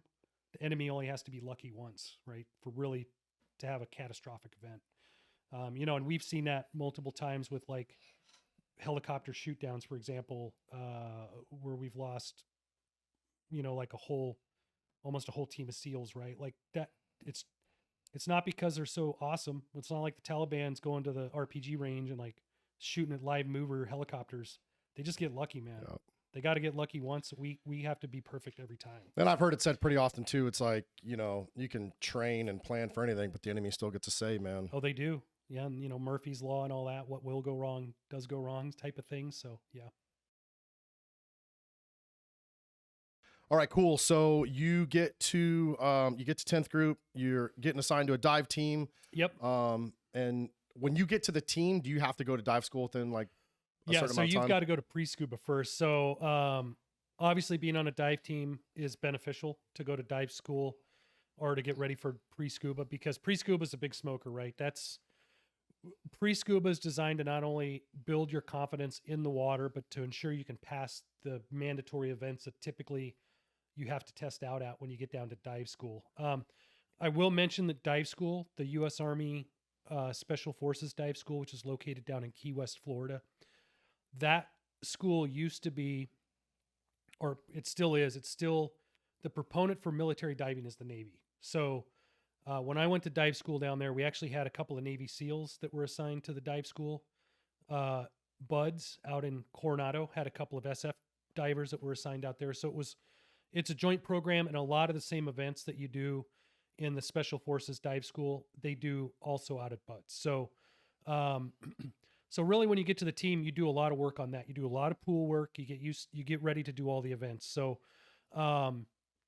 because that's what normally cuts most of the guys out of dive school is pool week, what they call pool week. So it's the first week really the first hard week of the course.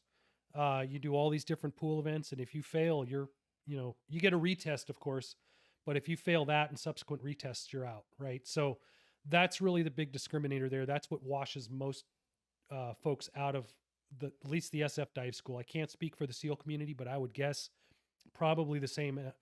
I grew up on a lake. Like I told you, I lived on Moses Lake. So I was comfortable in the water. Like I wasn't scared of the water. I hadn't scuba dived or anything, or wasn't like a collegiate swimmer. I did swim one winter in high school, and it was the most miserable time of my life because it was just you swam laps endlessly during practice. I was like, this is so miserable. And our school didn't have like a pool, like a good indoor pool. We had an outdoor heated pool with the big bubble over it. And so it's like 90 degrees in there and you're swimming in like 85-degree water. And I was just like, I'm dehydrated. I'm in water, but I'm dehydrating, right?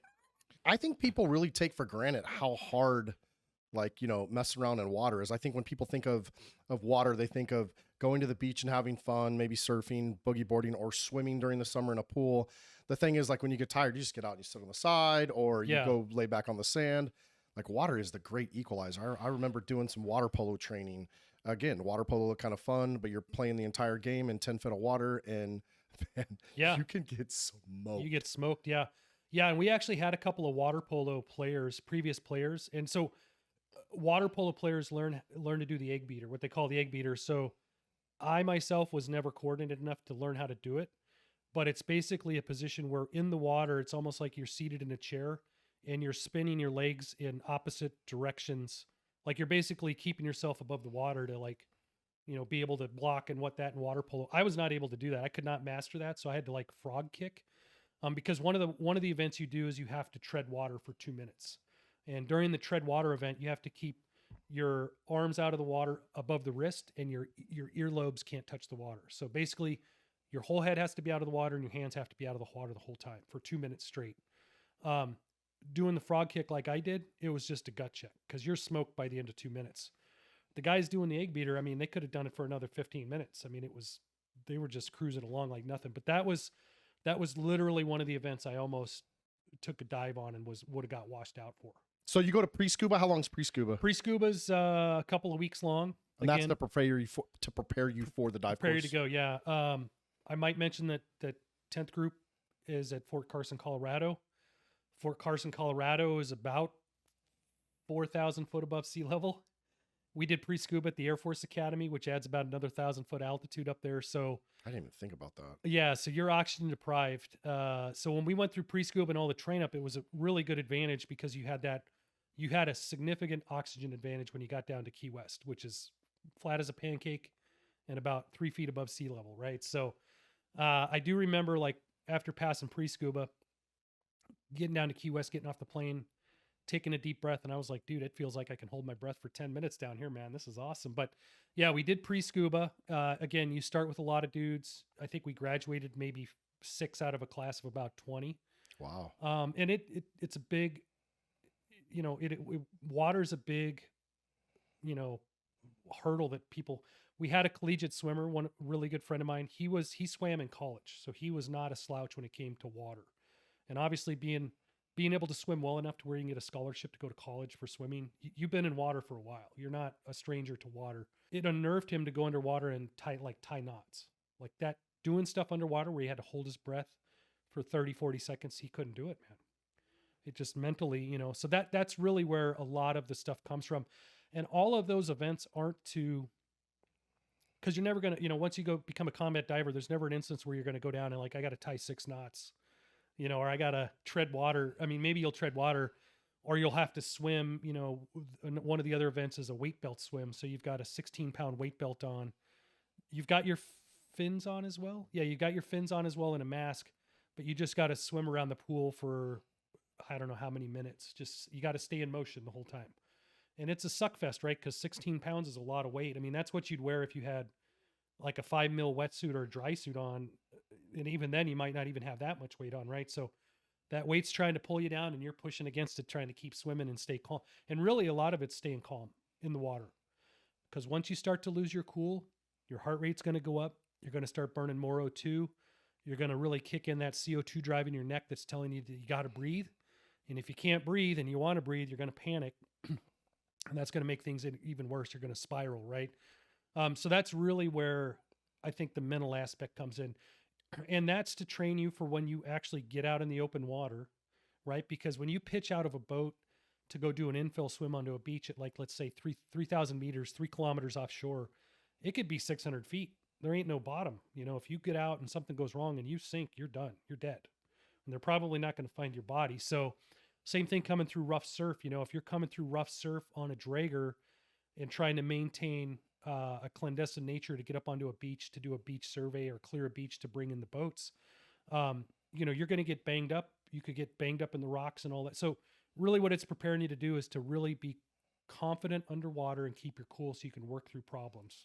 For those of you out there that don't know what a dragger is, it's a rebreathing system that special operations use when they dive. It's to hide your bubbles, right? Yeah. So Draeger, German company. There's other different systems out there, but Draeger's the really big one. So the way the LAR 5 system works is it has a big canister filled with a product they call HP Soda Sorb.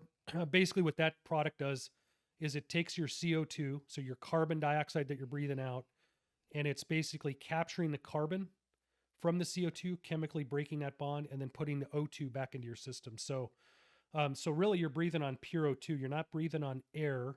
So normally air is about 79% nitrogen, 21% oxygen, and then some other little small percentages of inert gases. When you're on a Draeger, you're on 100% pure O2. So that does cause other issues from a physiological standpoint. Like you cannot go deeper than generally 50 feet on a Draeger because O2 becomes toxic to the human body and you can actually pass out and die if you go too deep. And that's really, it's due to the pressure, right? So same thing when a diver gets the bends, when they exceed their bottom time and they don't do decompression stops. As you're breathing compressed air underwater, under pressure, that nitrogen is being pushed into your cells, into your muscle at a greater rate because you're under greater pressure. And so if you overstay your bottom time or you don't do decompression dives, that obviously that nitrogen will come out of solution quickly. And that's where people get the bends, right? You'll get bubbles in your bloodstream. It can cause an embolism, arterial gas embolism in your lungs, or it could go to your brain.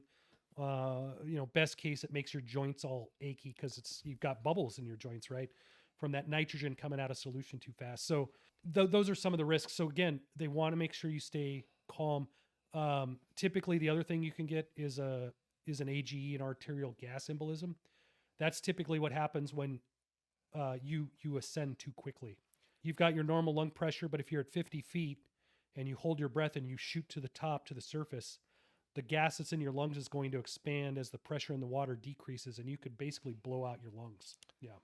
Yeah, that's a great. Thanks for kind of explaining that. I think a lot of people probably don't understand. They've probably seen those machines on Navy SEAL movies or something and kind of don't understand them.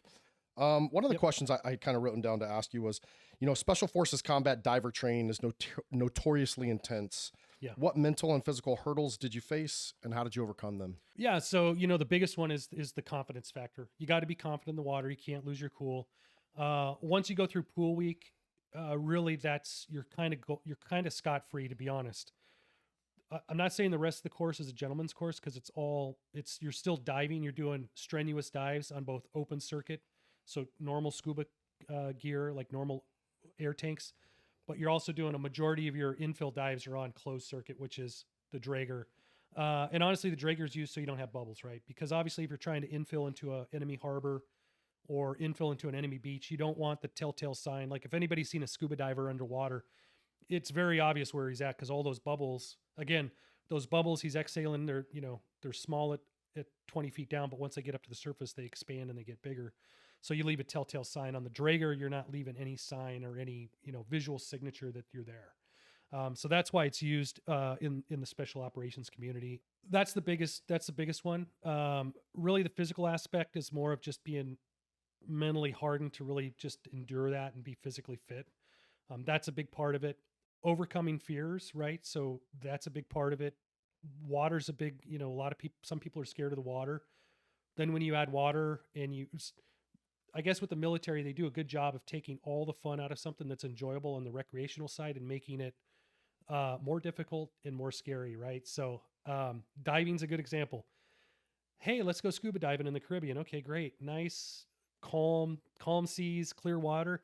Okay, let's put you in a dry suit in 38-degree water in the pitch black with all your gear, and you're going to infill in, right? So it it ramps it up and it makes it more difficult. Same thing with Halo. I was never a Halo guy. I never went to Halo school. Hey, let's go skydiving. All right, you see these great pictures of people skydiving in shorts and all that. Looks like a great time. Okay, now we're going to put an 80-pound rucksack between your legs and a rifle. Now you're going to have to learn how to fly with all that. Oh, now we're going to put a helmet on you, and we're going to put an oxygen mask on you, and we're going to put you under night vision goggles. Now you're going to, now you got to keep track of 11 other guys that only have a chem light on their boot. Yeah. That is a level of fear and a level of risk, like we talked about in training, that just, it goes off the charts comparative to civilian counterpart activities, right? Skydiving Hollywood or doing tandem with somebody all day long. But if now you're jumping out over enemy territory and with all your gear on under night vision and all that, it's a different game. It's a different ball game for sure. So 6 people graduated your dive course. What do you think you had that they didn't? Like I said, I think I had more time in the water, doing the events, practice. I was on a dive team, so we spent a lot of time in the pools, usually 2 or 3 mornings every week, doing dive stuff, man, getting guys ready to do those events like the knot tying, the ditch and recovery of the equipment, swimming with a weight belt on. Like, I had done those events numerous times and got them down through practicing with my team, like the senior members of my team that had already been through the course. They're giving you pointers, they're giving you ways to do the events better. Really, the only thing they can't prepare you for is an activity they call 1-man and 2-man comp. So in 1-man comp, they give you a blacked out mask. You're on normal twin 80, which are twin tanks. And they're rigged up in a very simple harness, not like a buoyancy compensator vest like you see nowadays. But it's just a rack with straps on it, right? So they rig you up in that, and you've got a waist strap, 2 shoulder straps. They have quick releases in them, and it's just webbing. So they're not comfortable rigs, but it's just for the school test purposes. And, you go down with a blacked out mask. Once they remove your fins, you're no longer able to ascend to the surface. So they have what they call a dive recall system in the water. So it's a big speaker, and you can hear it very clearly under the water, and they speak commands in, and the instructors will come down and just jack you up. Like, they'll flip you around, pull your regulator out of your mouth, pull it behind your back and all this.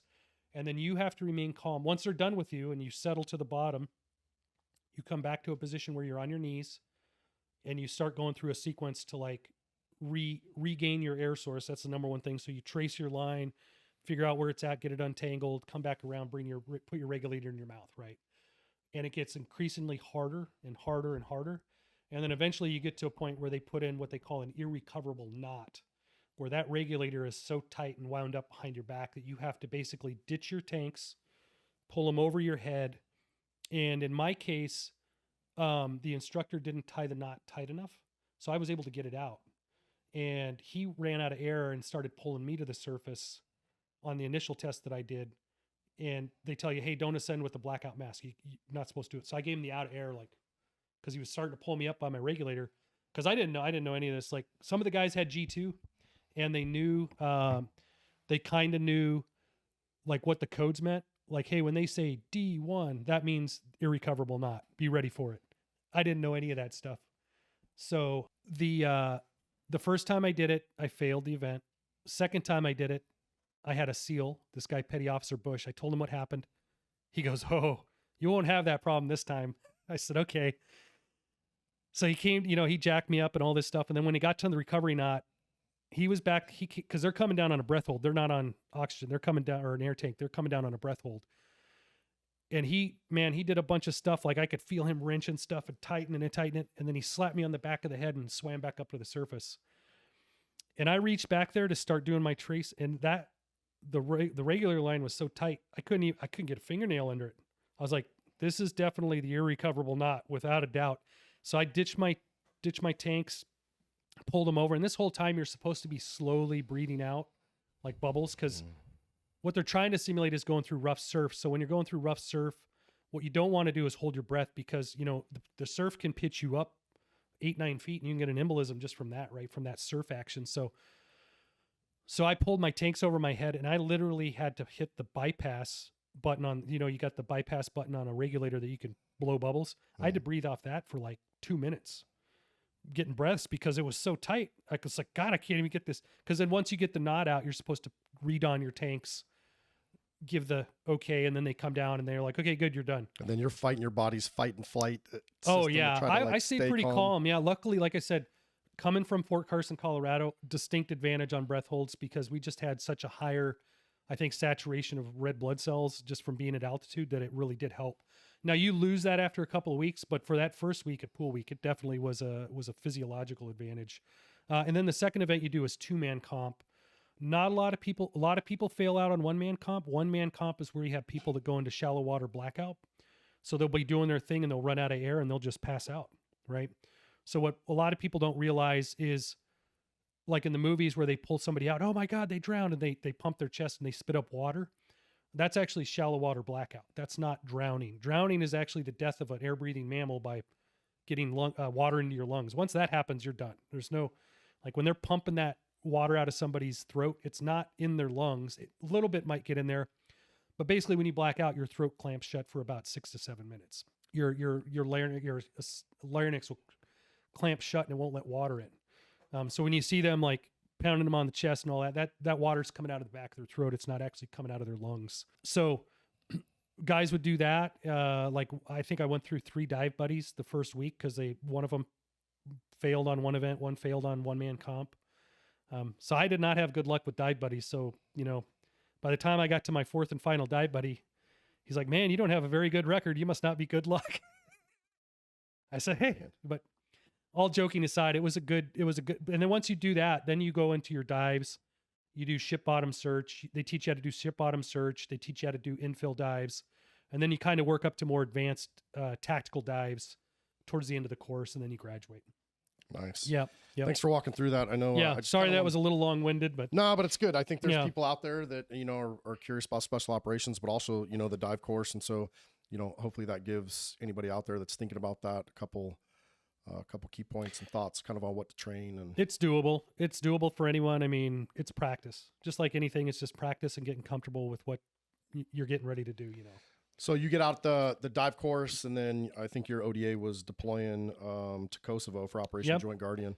Yep, we went to Kosovo. So back then, Kosovo was kind of broken up into a couple of different multinational areas. Obviously, we were in the U.S. sector. Actually, before we get on that, there's one key component. So where were you? I mean, you were in dive school at 9/11. No. I was out at dive school. So I went to dive school in like January, February of 2001. Came back from that, went to Kosovo. We had just gotten back from Kosovo, I want to say in August. Or maybe that's right, September. August, we had just come back from Kosovo, and so when 9/11 happened, it was we were in Colorado time, so I think it was a couple hours behind. We had just finished up PT physical training for the morning, and we were all in the DFAC grabbing breakfast when the first plane hit the tower. And I remember in New York City that day, it was like bluebird weather, right? It wasn't cloudy or anything. No. It's like, and nobody at that point knew what hit, like whether it was a Cessna or a jet line. Like, I mean, I don't know. Some people probably saw it, but it was still, there wasn't a lot of information that was being put out. It was on the news, like, hey, a plane hit World Trade Center 1 or 2, whatever the first tower was to get hit. And I was like, man, that is, how the hell do you do that? It's the biggest skyscraper, like bluebird day. Like, how does that happen? And then as we're eating breakfast, the second one slammed into the other tower. And that was live broadcast pretty much on most of the news channels. And everybody was just like, whoa, man, something's going on. We're going to war, man. Like this is definitely an attack on the U.S. So, yeah. Yeah, I was just curious. I thought it was a dive school, but once I looked at the timeline. No, it was a little bit after that. So yeah, we'd done time. If you want to go to Kosovo, we went to Kosovo. Yeah, how was that? That's your first actual, it was Kosovo where you first saw Special Forces and decided you want to do that? Well, it was Bosnia where I first saw him, and then Kosovo when I went back. And so very similar mission. Obviously, Bosnia was more focused on what they called PIFWICs, or basically all the war criminals that had committed atrocities during the conflict in Yugoslavia. Kosovo was a little more tame, a little more centric towards Serbia and ethnic Albanians that lived in Kosovo, right? That was it was basically the UCK, which was like the Albanian resistance group that was fighting against the Serbs for ground in Kosovo, right? And that was the whole Muslim Christian thing too, right? Yeah, there were, because I believe it was the Serbs. They were like, I don't know. Yeah, they're Orthodox. They're Orthodox. They were like Christian ethnic Orthodox cleansing. Yeah, a lot of that happened in that region. I mean, once Yugoslavia broke up, a lot of that happened in Croatia and Serbia and Bosnia and Kosovo. So yeah, just generational hate. Were you guys there on a peacekeeping mission? Because I know the U.S. forces as a whole were deployed there. Peacekeeping mission. Largely, what our teams did is we worked in patrol teams, so pretty permissive environment. Obviously, a lot of landmines around there. You had to be careful of that, but for the most part, we worked out of houses. Each of us had houses. Each team had a house in a certain area. They were all labeled like Echo 10 through 40, I think. We were in Echo 20, which was Kachanik, which is kind of halfway between the Kosovo Macedonian border and Camp Bondsteel, which was like the big legacy, the main base there in country. And pretty much we had patrol teams, like me and a patrol partner and an interpreter would go out every day. And just really, we had a sector that we'd run every day, man. We'd run the roads. We'd talk to people. What's going on? What's going on? You guys having any issues? What's going on over here? So for the most part, it was really quiet. It was a really quiet mission. Not a lot going on. We did have some of the Albanian, the UCK movement kind of spin up and start doing some activity. Because the sector we were in kind of bordered mountains. It was pretty mountainous and hilly region. So, and those mountains, obviously extended over into Macedonia. And so out of those patrols, we would come back and write up reports, right? Like not necessarily intel reports in the kind of proper way, like an IIR, an information intelligence report, more like sit reps, like, hey, this is what we did today. This is what we saw. This is who we talked to. On the team that I went forward with, we had a guy get attached to us. He was a 10th group guy, but he wasn't on our team. And he'd went through a school, an SF school that really specializes more on collection of intelligence, right? So he kind of took me under his wing as a mentor and started teaching me this secret world of like writing intelligence reports and collecting information and all this. And so he was kind of my first mentor. And, like I said, I really enjoyed it. I could type. I could actually spell out sentences at higher than a third grade level. So, it went really well. And I think like we talked about last night, really the big eye opener was there was a lot of activity starting to take place just over the border in Macedonia. And, we had part of our job was to liaise with the border guards. We had basically 2 checkpoint crossings in our sector going into Macedonia. The smaller one was in this little town called Globačica. And so we would go talk to the border guards and just drink with them, and hang out. Really, really just building rapport with them to get information, right? To elicit information out of them about what they'd heard or what they'd seen, because they're sitting on the border 24/7. So what not a better source of information than the dudes that are sitting there all day. And so when all this stuff started to spin up, and my interpreter was actually originally from Tetov. He was a U.S. citizen that had moved, but he was from Tetov, which was just across the border in Macedonia. So when all this stuff started to spin up, I was like, let's go across the border and check it out, right? I was a young E6 at that time.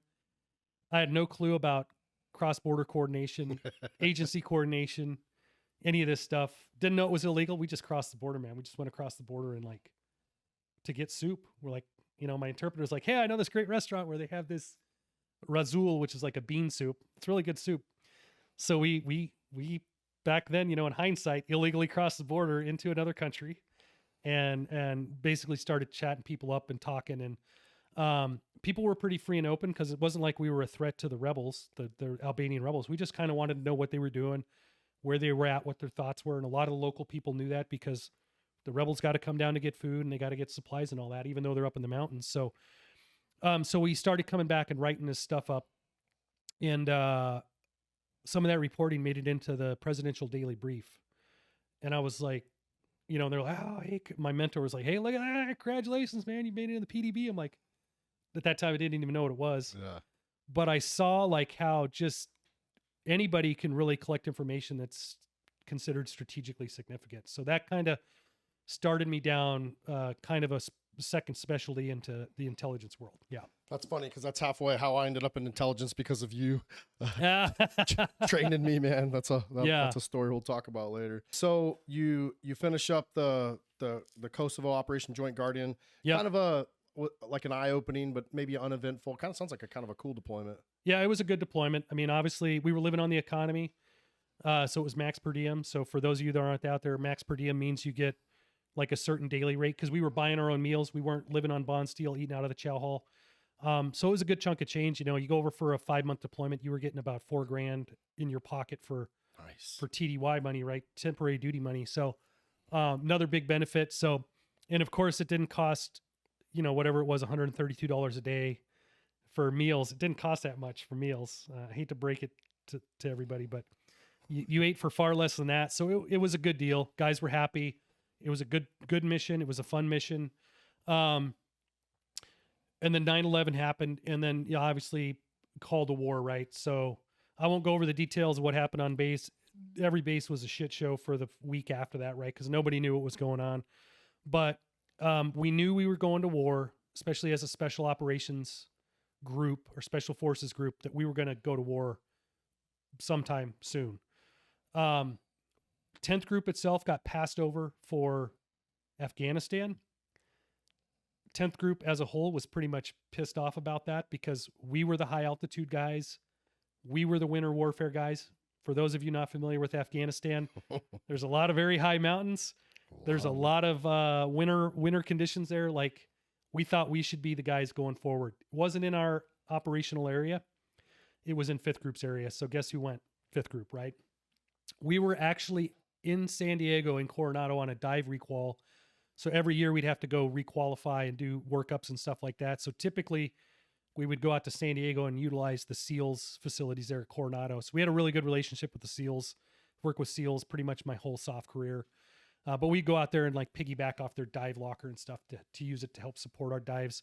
Well, we were out there at the time, and Doc Martin, who happened to be our battalion surgeon, was also the leading expert in USASOC, United States Army Special Operations Command, for high weather altitude injuries. So our high altitude injuries. So he'd written papers on HAPE, high altitude pulmonary edema, and HACE, which is high altitude cerebral edema. Like, he was the foremost expert on this stuff. So as we're out at dive requal, Doc Martin gets the call like, "Hey, pack your bags. You're going to Afghanistan." And we were like, "Oh, you motherfucker, man." We were so pissed. Yeah. So he ended up going out and deploying to support that initial push into Afghanistan. And, you know, obviously that's the legendary stuff with like a triple nickel. So one thing to know about dive teams is they have a reputation of always being the most physically fit and the most capable. And typically what that equates to, not all the times, but typically that equates to they're the first teams in. So triple nickel, who's the horseback soldier, dive team, right? Team ends in a 5, that's a dive team. So typically that's who they give some of the toughest missions to. I'm not saying that's always the case. So if SF guys, my brothers, if you weren't on a dive team, that's just how, you know, that's how we saw it. We're biased though. So anyways, yeah, so Afghanistan kicked off, and we were really pissed, to be honest. I mean, we wanted to go to war. What's every soldier that's in the military want to do? They want to go to war, at least until you've been to war. Everybody wants to go to war. That's what you signed up to do, right? You know, and this was coming out of the Clinton era in the military with drawdowns and budget constraints. And so it wasn't a lot happening back in the 90s, right? So you guys ended up on a J set, I think. So we had to cover down for a lot of J sets, which again, we thought this is going to suck.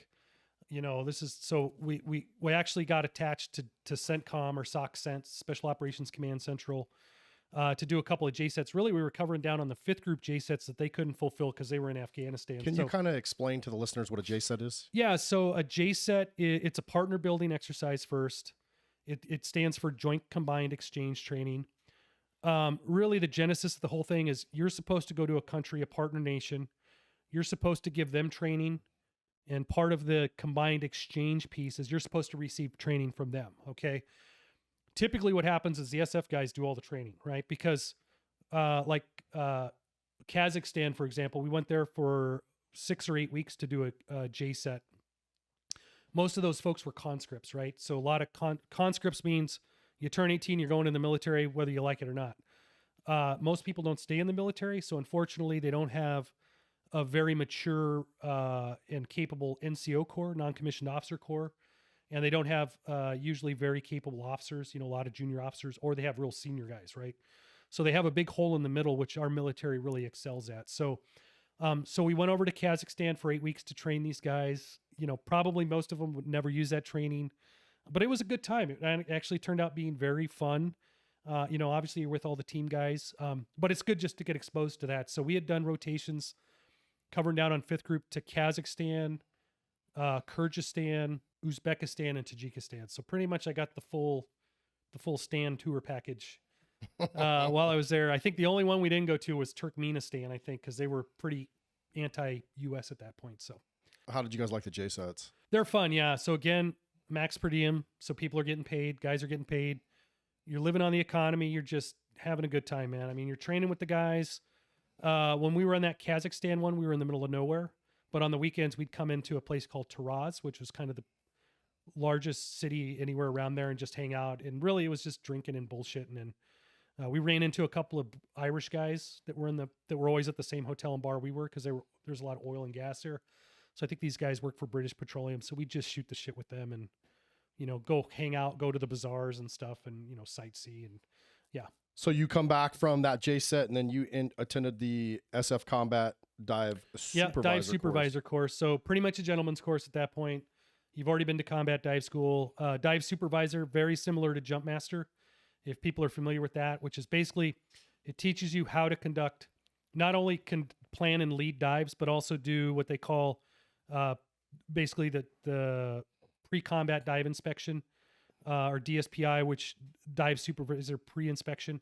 You basically go from head to toe on a guy and inspect all their equipment to make sure everything's fitted properly, it's all worn properly, it's all, they don't have anything that's going to get them killed when they actually plunge over the side of the boat and go on a dive. So very, very systematic. There's a time limit. Same thing with like when you go to Jump Master school, you have a certain time limit to put that stress on you, but basically they want to make sure you can properly identify and call out deficiencies during those checks. So pretty much a gentleman course. Went to that course, passed, came back to the detachment as a dive supervisor, which is obviously an additional capability for the detachment as well. So yeah. How long was that course?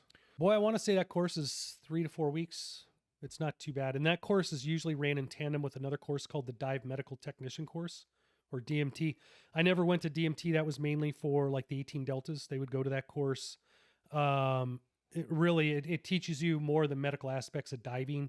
So like, for example, if somebody gets a dive injury, like an embolism, it teaches you how to run like a hyperbaric chamber and stuff like that, and what dive table to follow for hyperbaric therapy to like basically get that diver healthy again. Yeah.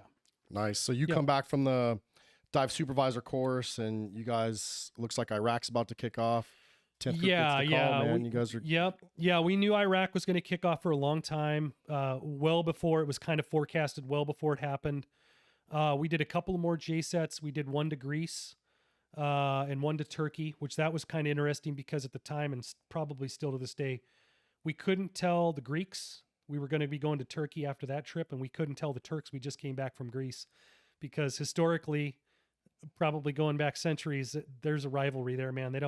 I think there's contested land, and I don't want to go into a history lesson, but basically they're not friends. So we couldn't tell one about the other, but really good training. Those were also 2 phenomenally fun J sets. The one to Greece, we trained up a lot of their paramilitary and police. That was in preparation for the Summer Olympics that were held there in 2004. And then Turkey was, and this might have been actually after the initial push into Iraq. I think I may be a little ahead of myself. But that Turkish, because the Turkish one was before, because we had trained with another Turkish SF team and did a whole workup and a training mission with them, and jumped in. That's where we got like Turkish wings. That was a partnership thing in order to get ready to do joint operations with Turkey into northern Iraq, right? Did that ever come to fruition? Because I know Turkey. No. So what happened with that is leadership changed. The government of Turkey changed between that J set and like the actual invasion of Iraq. And basically a anti-US, anti-West government was installed. So none of that came to fruition. It was unfortunate because we had such a good, special operations had such a good relationship with Turkey up to that point. Like I said, we actually sent guys to Turkish language school. We did J sets and training. Turkish officers came to our school. Like, it was a very tight relationship until that new leadership took over and basically dashed all that overnight. It probably would have been interesting going into Iraq with the Turks and then having to deal with the Kurds. Well, yeah, and there was a lot of that happened after the first Gulf War. That was referred to. That was before my time when I got into SF. But a lot of the older 10th Group guys had deployed to the Turkish-Kurdish border during what they called Provide Comfort 1 and 2. So after the Iraq War ended, so the Gulf War, to be specific, the Persian Gulf, the first Gulf War, the Kurds got very bold, thinking that the U.S. was going to be there to have their back, and we didn't have their back. Yeah, Saddam ended up gassing them, and right? They got stomped. Yeah, they got stomped hard, and they got pushed back, and that was called Anfal campaigns, is where basically the Iraqis, the Sunnis came in, kicked all the Kurds out of their houses, and then moved Arabs up to move in. They basically Arabized the northern parts of Iraq that were mainly Kurdish. Yeah, like Kirkuk, I think. Kirkuk was one, Erbil, Mosul, like all of those. They kicked out any Kurds and they moved in Arabs. And so basically they stole their houses and gave them to Arabs. Yeah, that's what happened. Yeah, and then I think he sent chemical weapons, gassed them, bombed them. Yeah, I remember chemical that. weapons. Yeah, so all that wouldn't be the last time that we screwed over the Kurds either. Would not be the last time. Yeah, so all that led up in prep to go to Iraq. So I want to say about January of 2003 is when we knew we're doing this. We had forward deployed as a group. There was some select teams that had went forward earlier than that actually snuck into country. Colloquially, they're referred to as pilot teams. They're kind of the advanced guard. So highly specialized dudes that are trained in all that stuff. They went forward and actually infiltrated country early. Was it Jedburgh teams or? That would be kind of the modern day term for it, but that was before there was any Jedburgh. So, but yeah, basically go back to like the old OSS guys jumping into like occupied France. Very similar to that. So these guys happened to rat line across the Turkish-Iraqi border into country. I think under the guise of a PSD, personal security detail for a general. And then when they left country, so the Turks let them in because they had to cross the Turkish side. And then of course the Kurdish side, they're like, come on in, my brothers.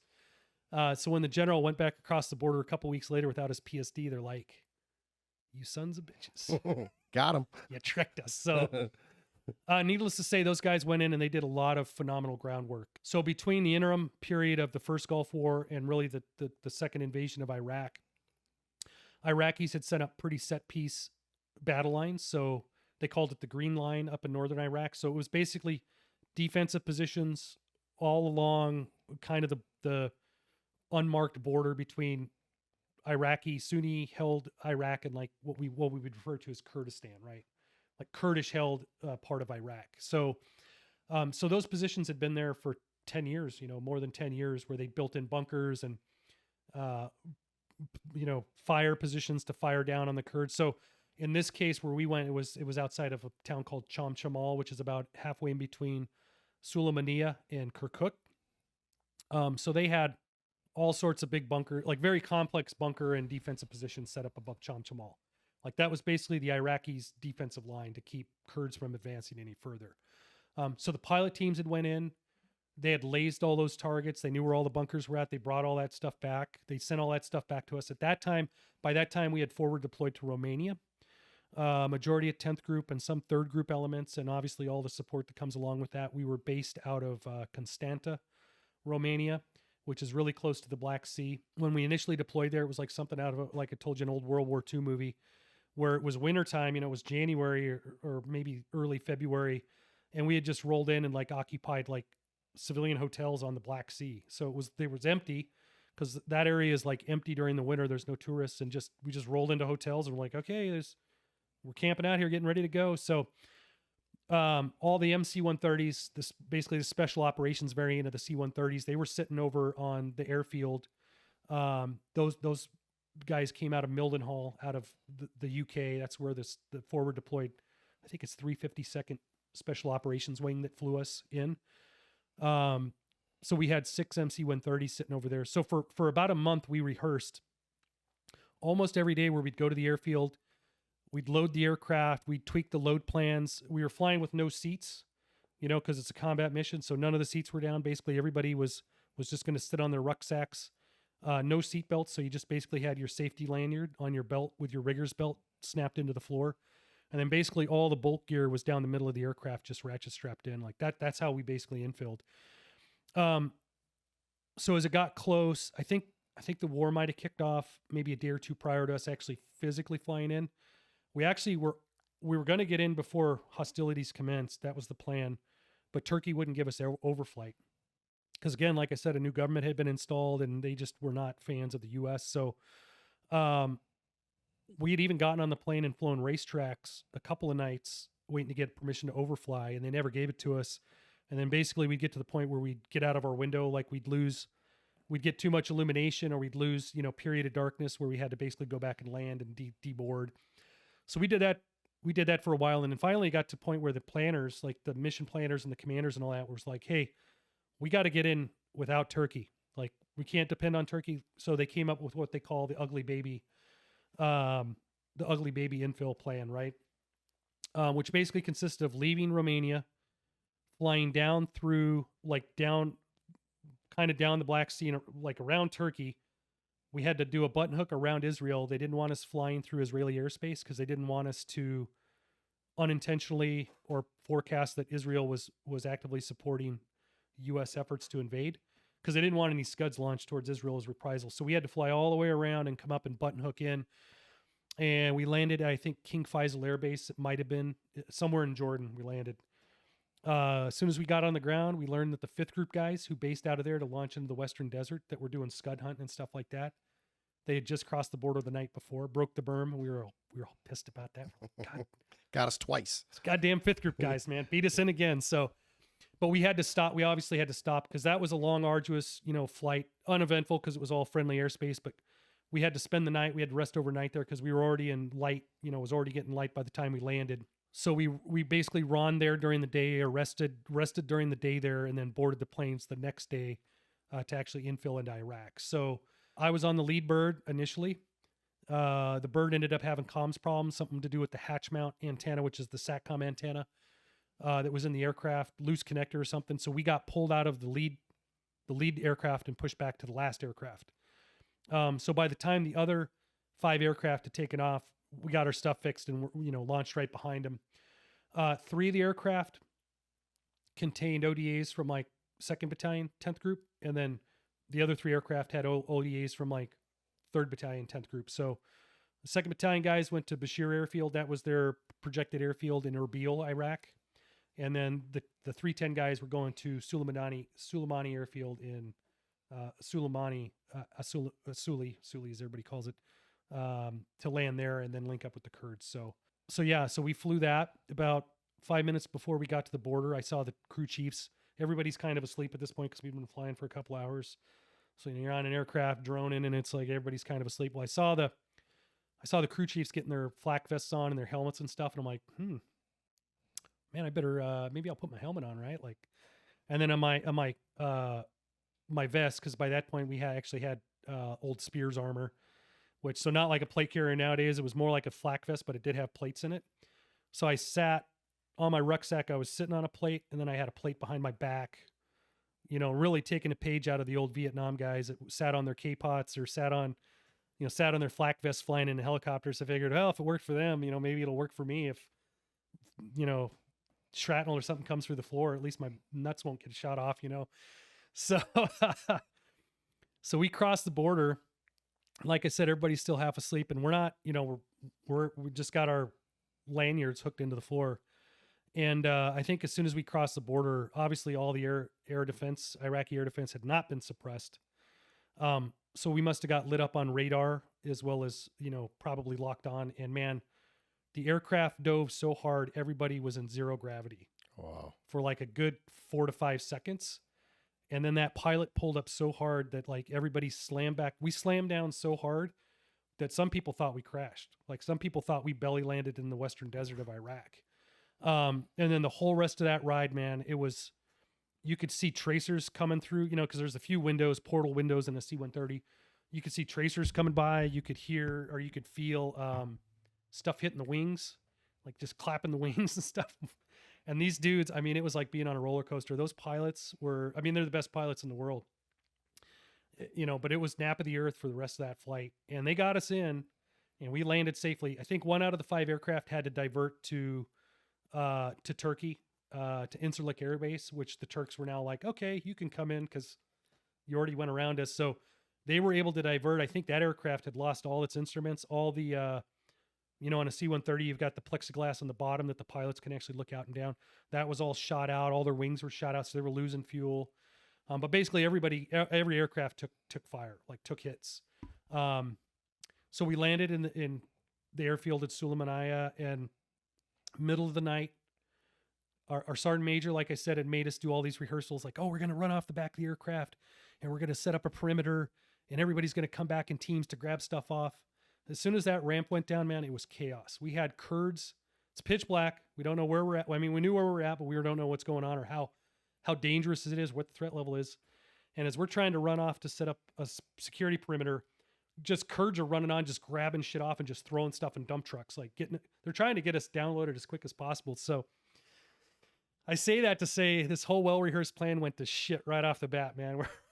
We're like, what is going on, man? So some of the most best laid plans never survive first contact. Yeah. And we didn't realize, I don't think, at least I didn't as a young SF guy, we didn't realize really how far away from the threat we were. I mean, Sulaymaniyah was pretty secure from the Iraqis. There was no Iraqi army anywhere close at that point, but we didn't know that. So we thought we were, hey, we're in a combat zone now. Well, you just got your plane shot up. So just got our plane shot up, landed, got unloaded. As we were getting ready to go from the airfield to the Kurdish headquarters, PUK headquarters, one of the Kurds AD'd a RPG into the ground in front of him. It didn't detonate, but when it goes off, it's like boom.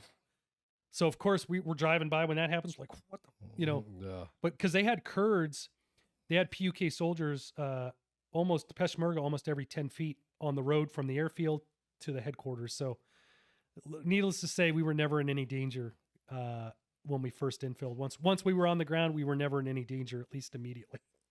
So you guys get into Sully and yep. You kind of get settled.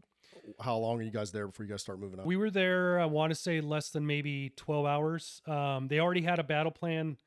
Like the forward staff, like guys that had already gotten into country, already kind of had a plan arranged to where each of the individual teams was going to go out and what areas they were going to be responsible for.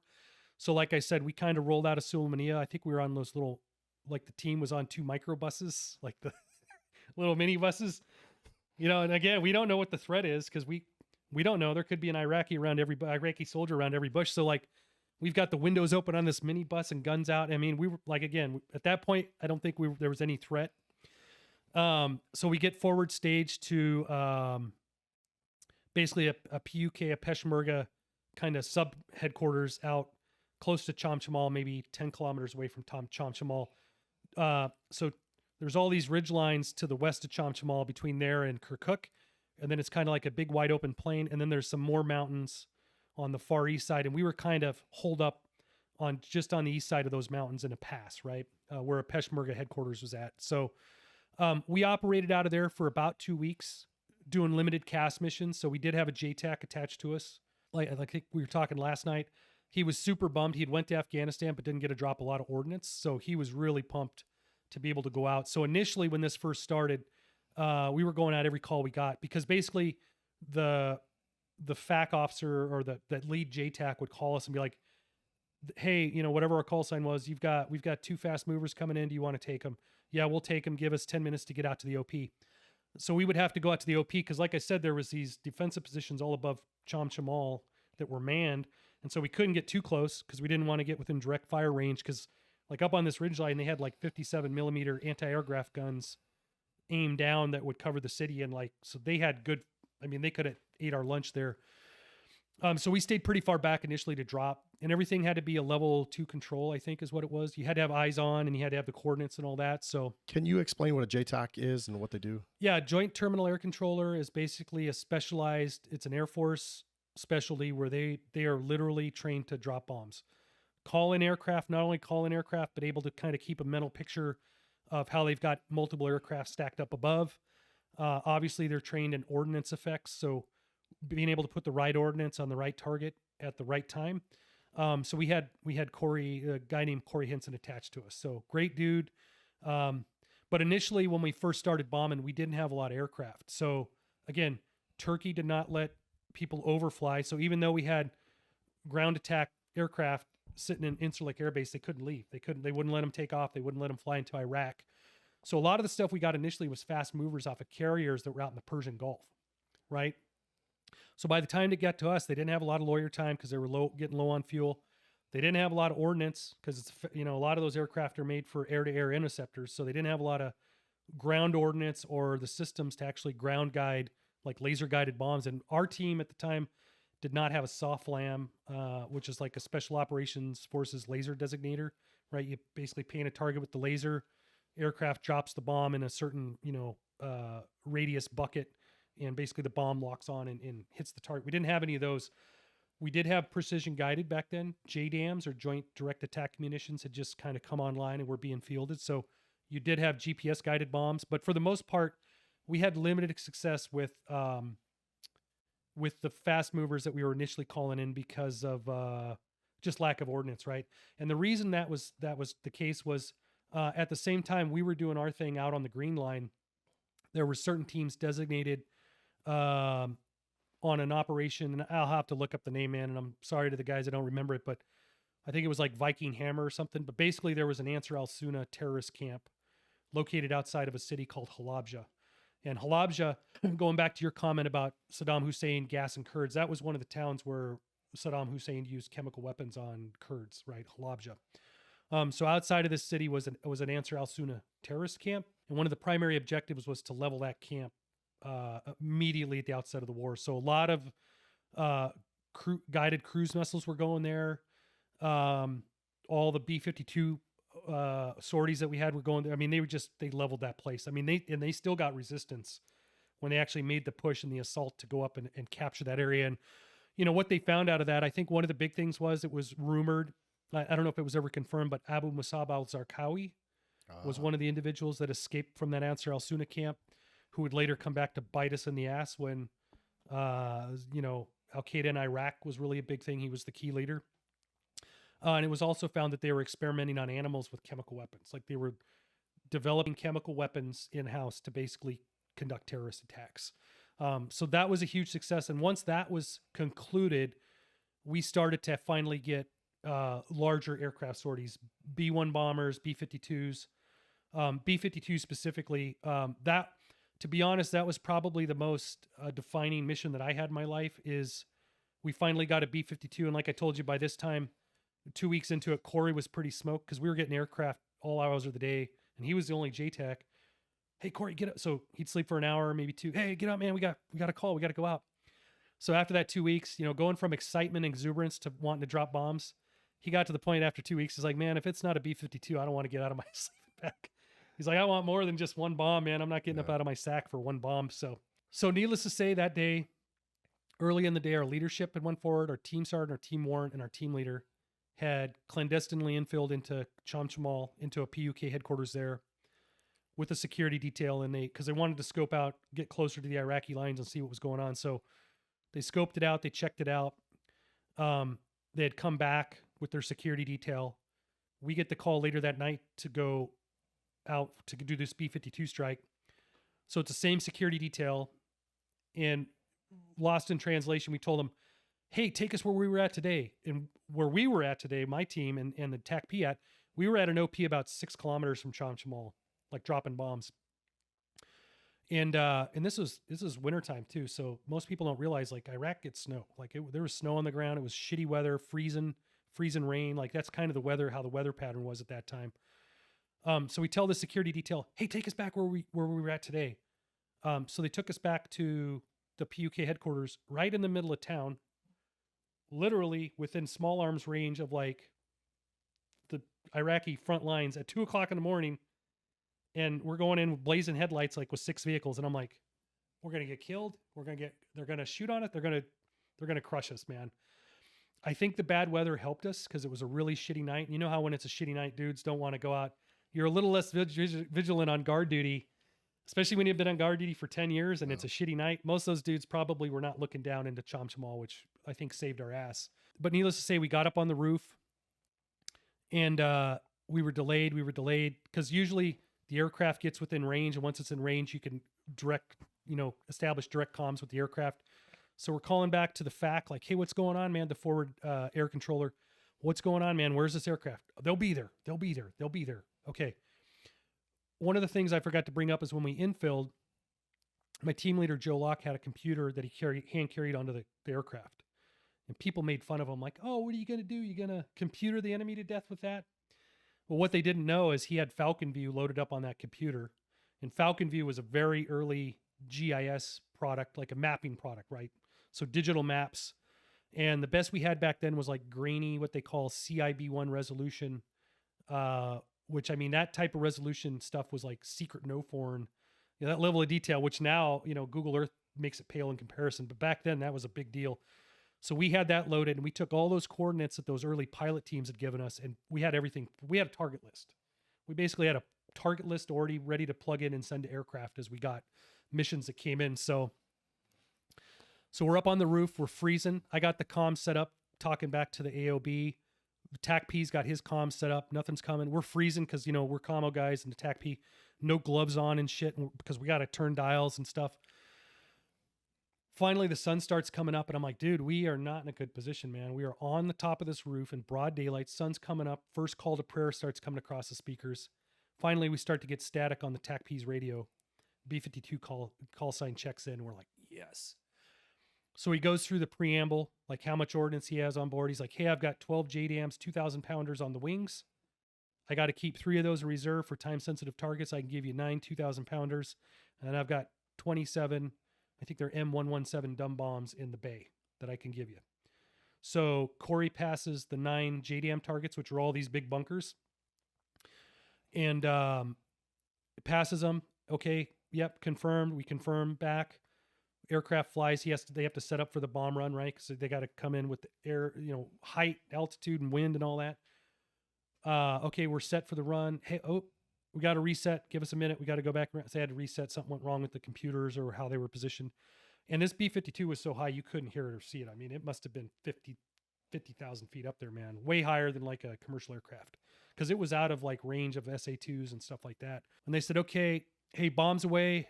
52 seconds glide time. Like, that's how high it was. It took almost a minute for the bombs to hit. So we're all on this roof.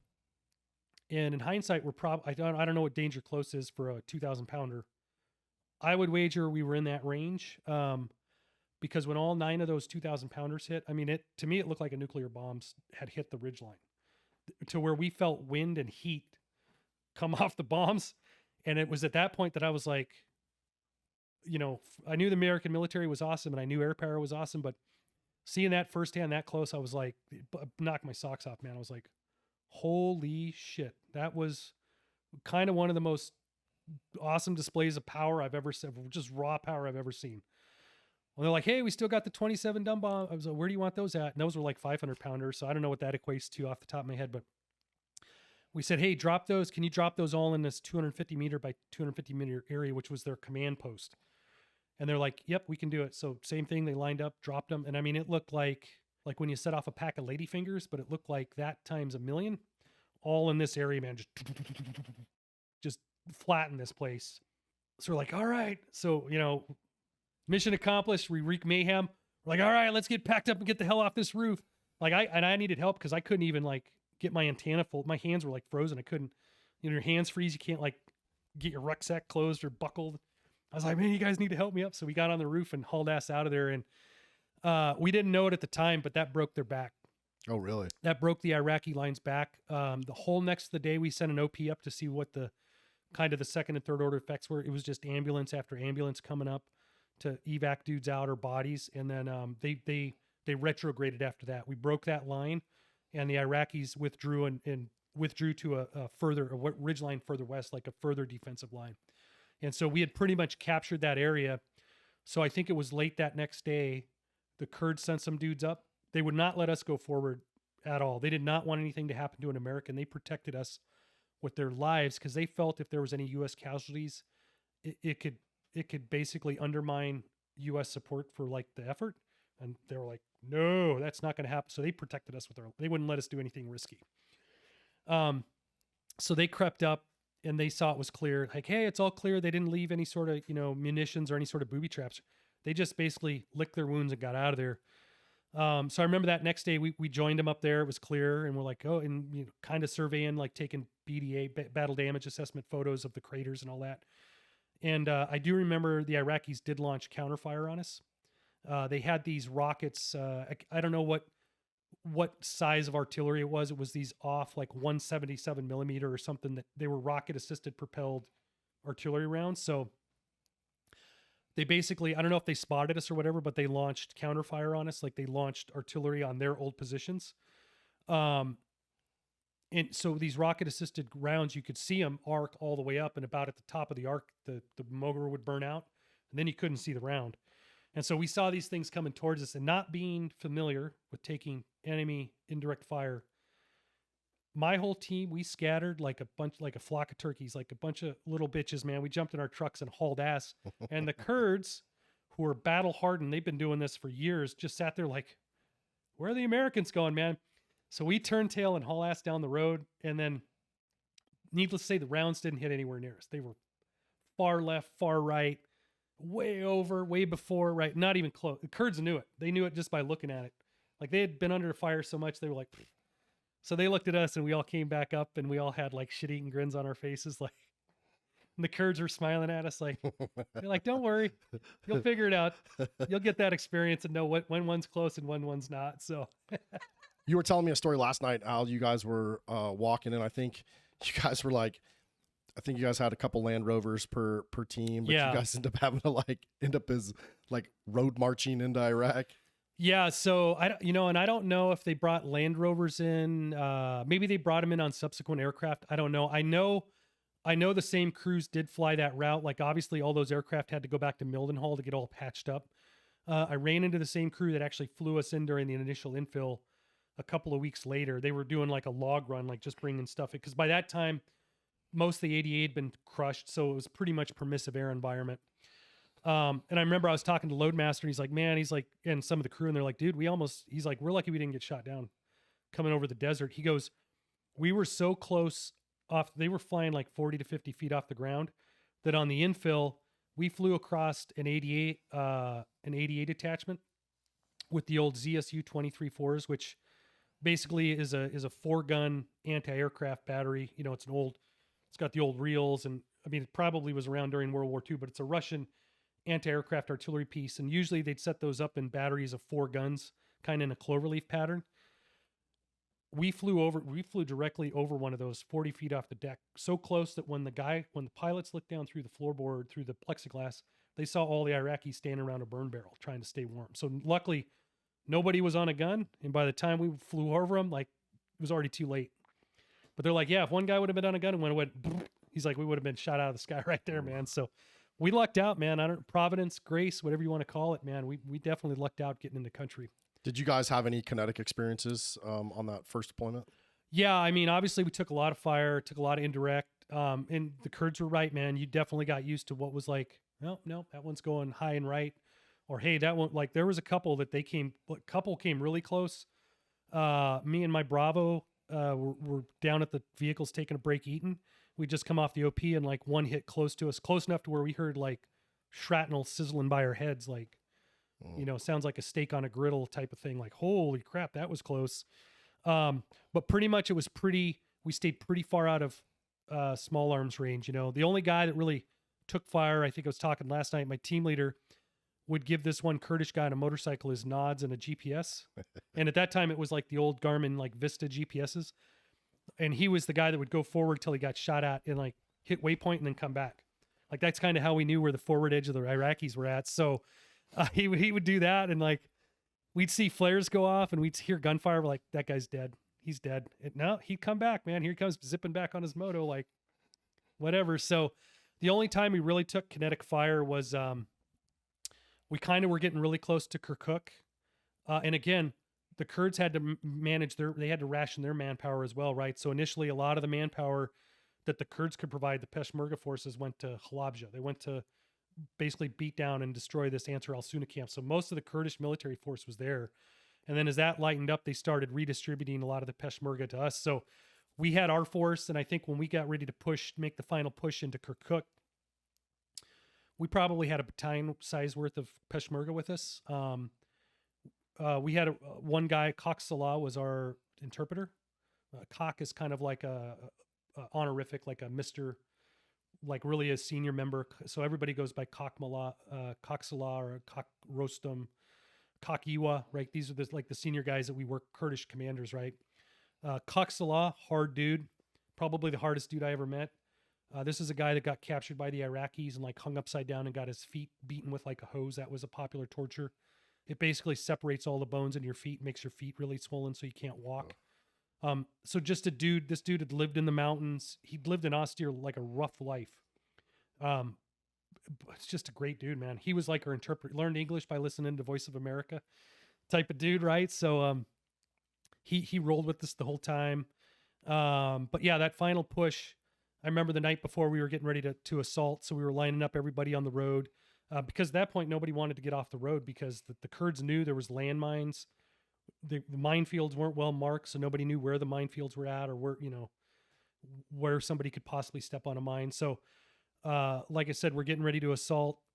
It's like 2 a.m. I told you that's the first time I ran into Bafel Talabani, who was Jalal Talabani, later to be the first Iraqi president's son. They grew up, I think maybe after the first Iraq war, it might have been before that.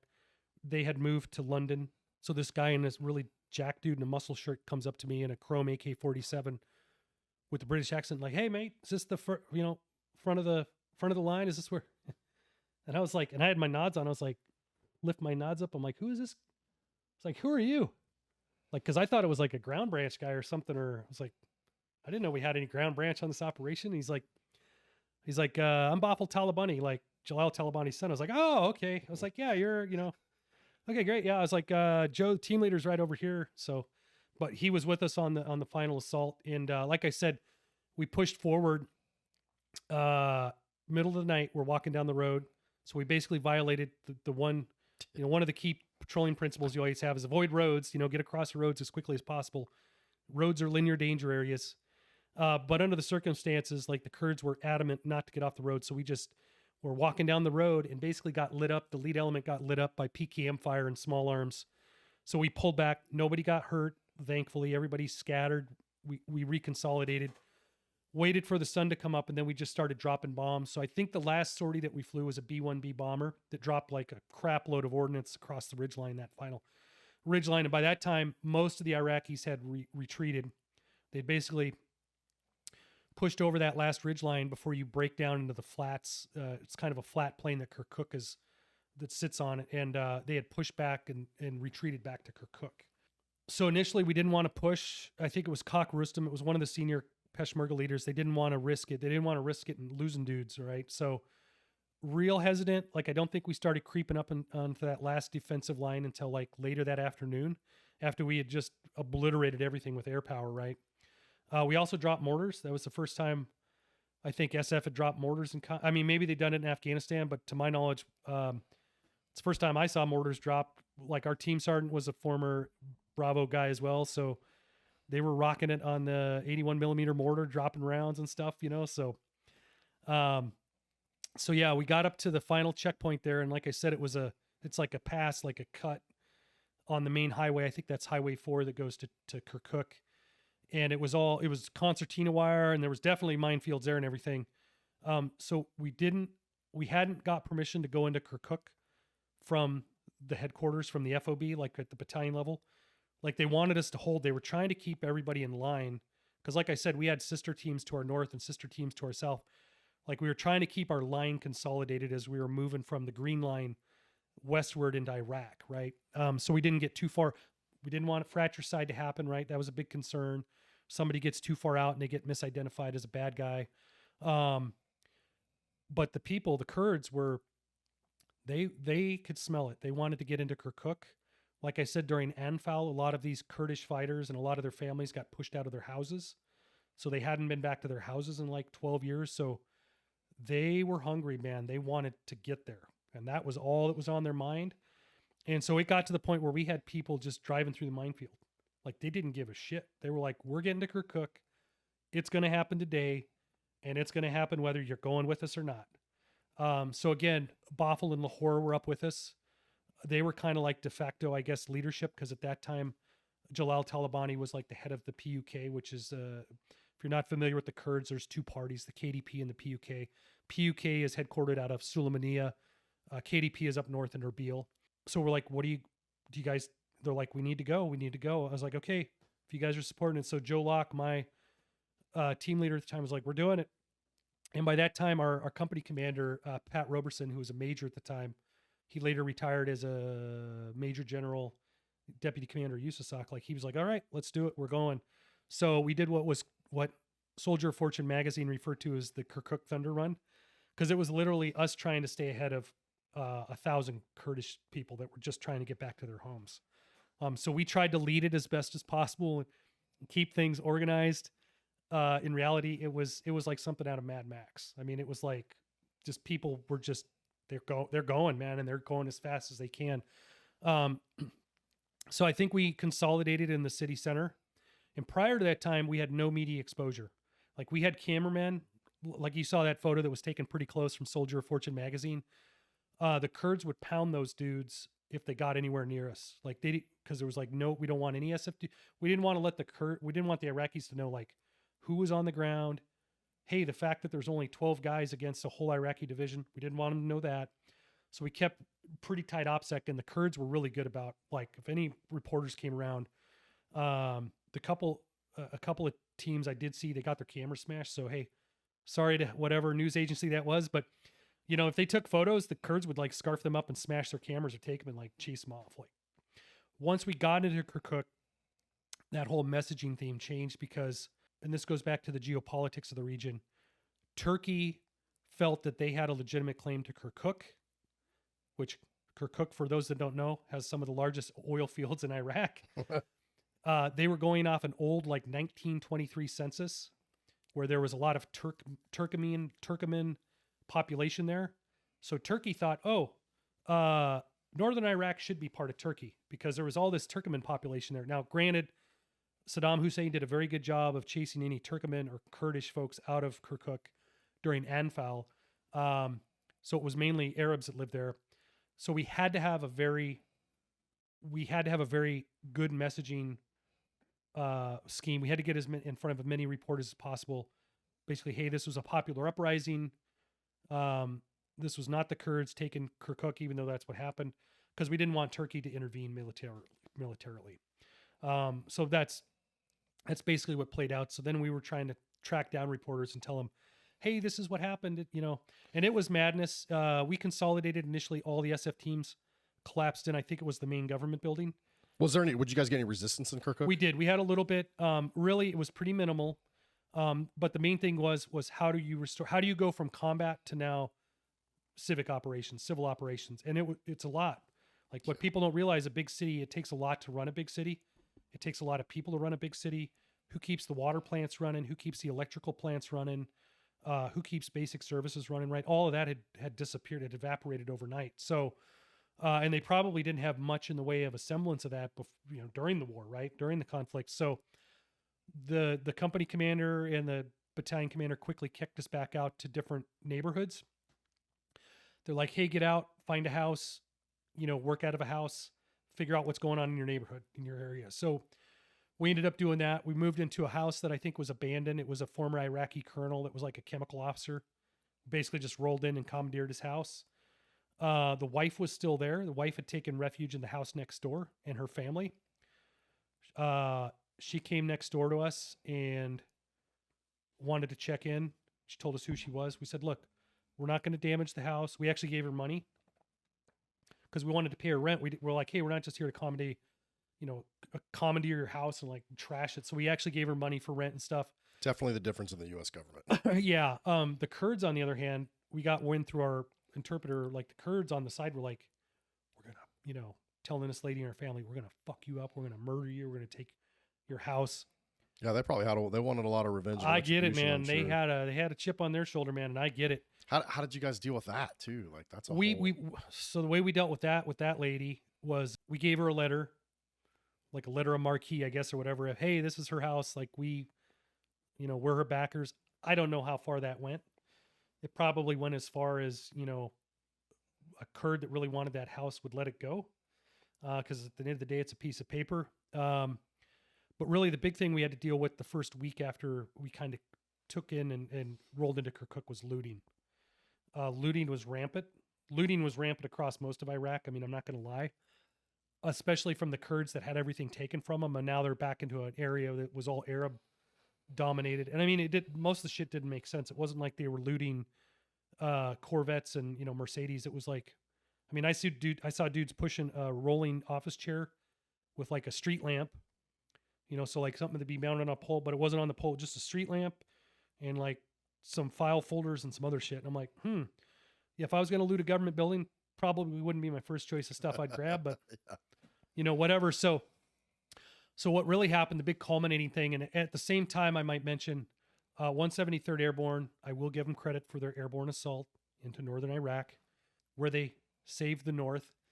But in all seriousness, they did jump in. They did conduct a large-scale airborne assault into northern Iraq, into Bashir Airfield.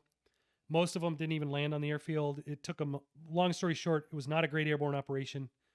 It was an airborne operation in name, but it was pretty secure. Like I said, if they would have done the same in Sulaymaniyah, it would have been a non-event because Erbil, just like Sulaymaniyah, highly secured by the Iraqis. So the threat level was pretty low. But the problem when you jump in on an airborne assault is you don't have any wheels to get you from point A to point B. You have to walk everywhere. So long story short, these guys finally got down to Kirkuk. So where all this looting really culminated is we had to stop it because they were grabbing everything they could and like hauling it back to Sulaymaniyah or wherever they came from. And so we basically had to intercede because the local Kurds and the local Arabs started to stop the Kurds that were from out of the area from looting. And the shit they were doing wasn't making, like they were pulling drivers out and beating them. I was like, okay, I get that part. But then they would pull all the stuff out of the vehicle that they were looting and they would set it on fire. And I was like, okay, I get it. But you're kind of setting your own stuff that they looted on fire. Like, why would you do that? So we basically had to come in and we had a platoon from 173rd, like just before all this kicked off. 173rd platoon had come down and linked up with at our safe house. And we're telling them, oh man, yeah, there's not much going on, man. It's been pretty quiet in this neighborhood. Next thing we know, we got one of our teammates that was out on patrol comes. He's like, hey man, shit is going down over here, man. And it was getting crazy. Like we got to go. So we basically took this platoon of 173rd guys and we had to act as like a riot force, like almost like a police riot force, like get online. Of course, we didn't have any batons or shields or anything. Yeah. We just had M4s and we had to basically chase everybody off of this riot where people were getting beat and shit was burning and everything. We chased everybody off, got that calmed down. And then we basically just set up a checkpoint and it was at a big gas station that was abandoned. So everybody that was looting, we just, hey, pull over there. You're not looting. You're download all your stuff and then get out of here. Download all your stuff, get out of here. Like that's the best we could do. So, and that's kind of how it rolled for a couple of weeks until things, kind of quieted down. So, that was it, man. That was kind of the culmination of the first trip to Iraq. That's great, man. Great to hear kind of some of that history. So you leave that, you leave Iraq, and I think you guys did some JSETs into Athens. I think that was the prep for the Summer Olympics. Yeah, I think that one might have been. Yeah, I thought that one was before. I don't know. All that stuff blends together. Oh, I'm sure. And then I think you attended the SF intelligence course. Yep. I got the chance after that first Iraq trip to go the Intel Sergeant's course. So that also awards you a secondary MOS of 18 Fox, which is Intel Sergeant. So typically the intelligence sergeant on a team, they handle all the intel. They're usually one of the more senior guys on the team. So at this time, I don't know if I'd made Sergeant First Class yet or not. I might have still been an E6. I can't remember. I think I had made E7.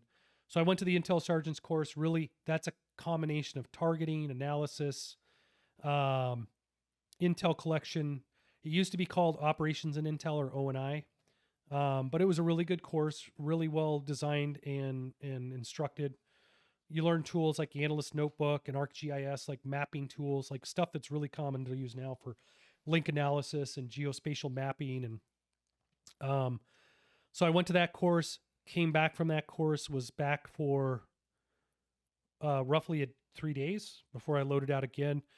I have to mention that at this time, Teresa had only come out to Colorado Springs and lived for about 4 months, because 9/11 happened, I think, just before she got out to Colorado. Because like I said, she was still active duty, so she had to finish her hitch in the 82nd before she could come out, ETS, and come out and stay with me. So she had gotten out there, been out there about 3 months. I think she got out there Thanksgiving of 2000.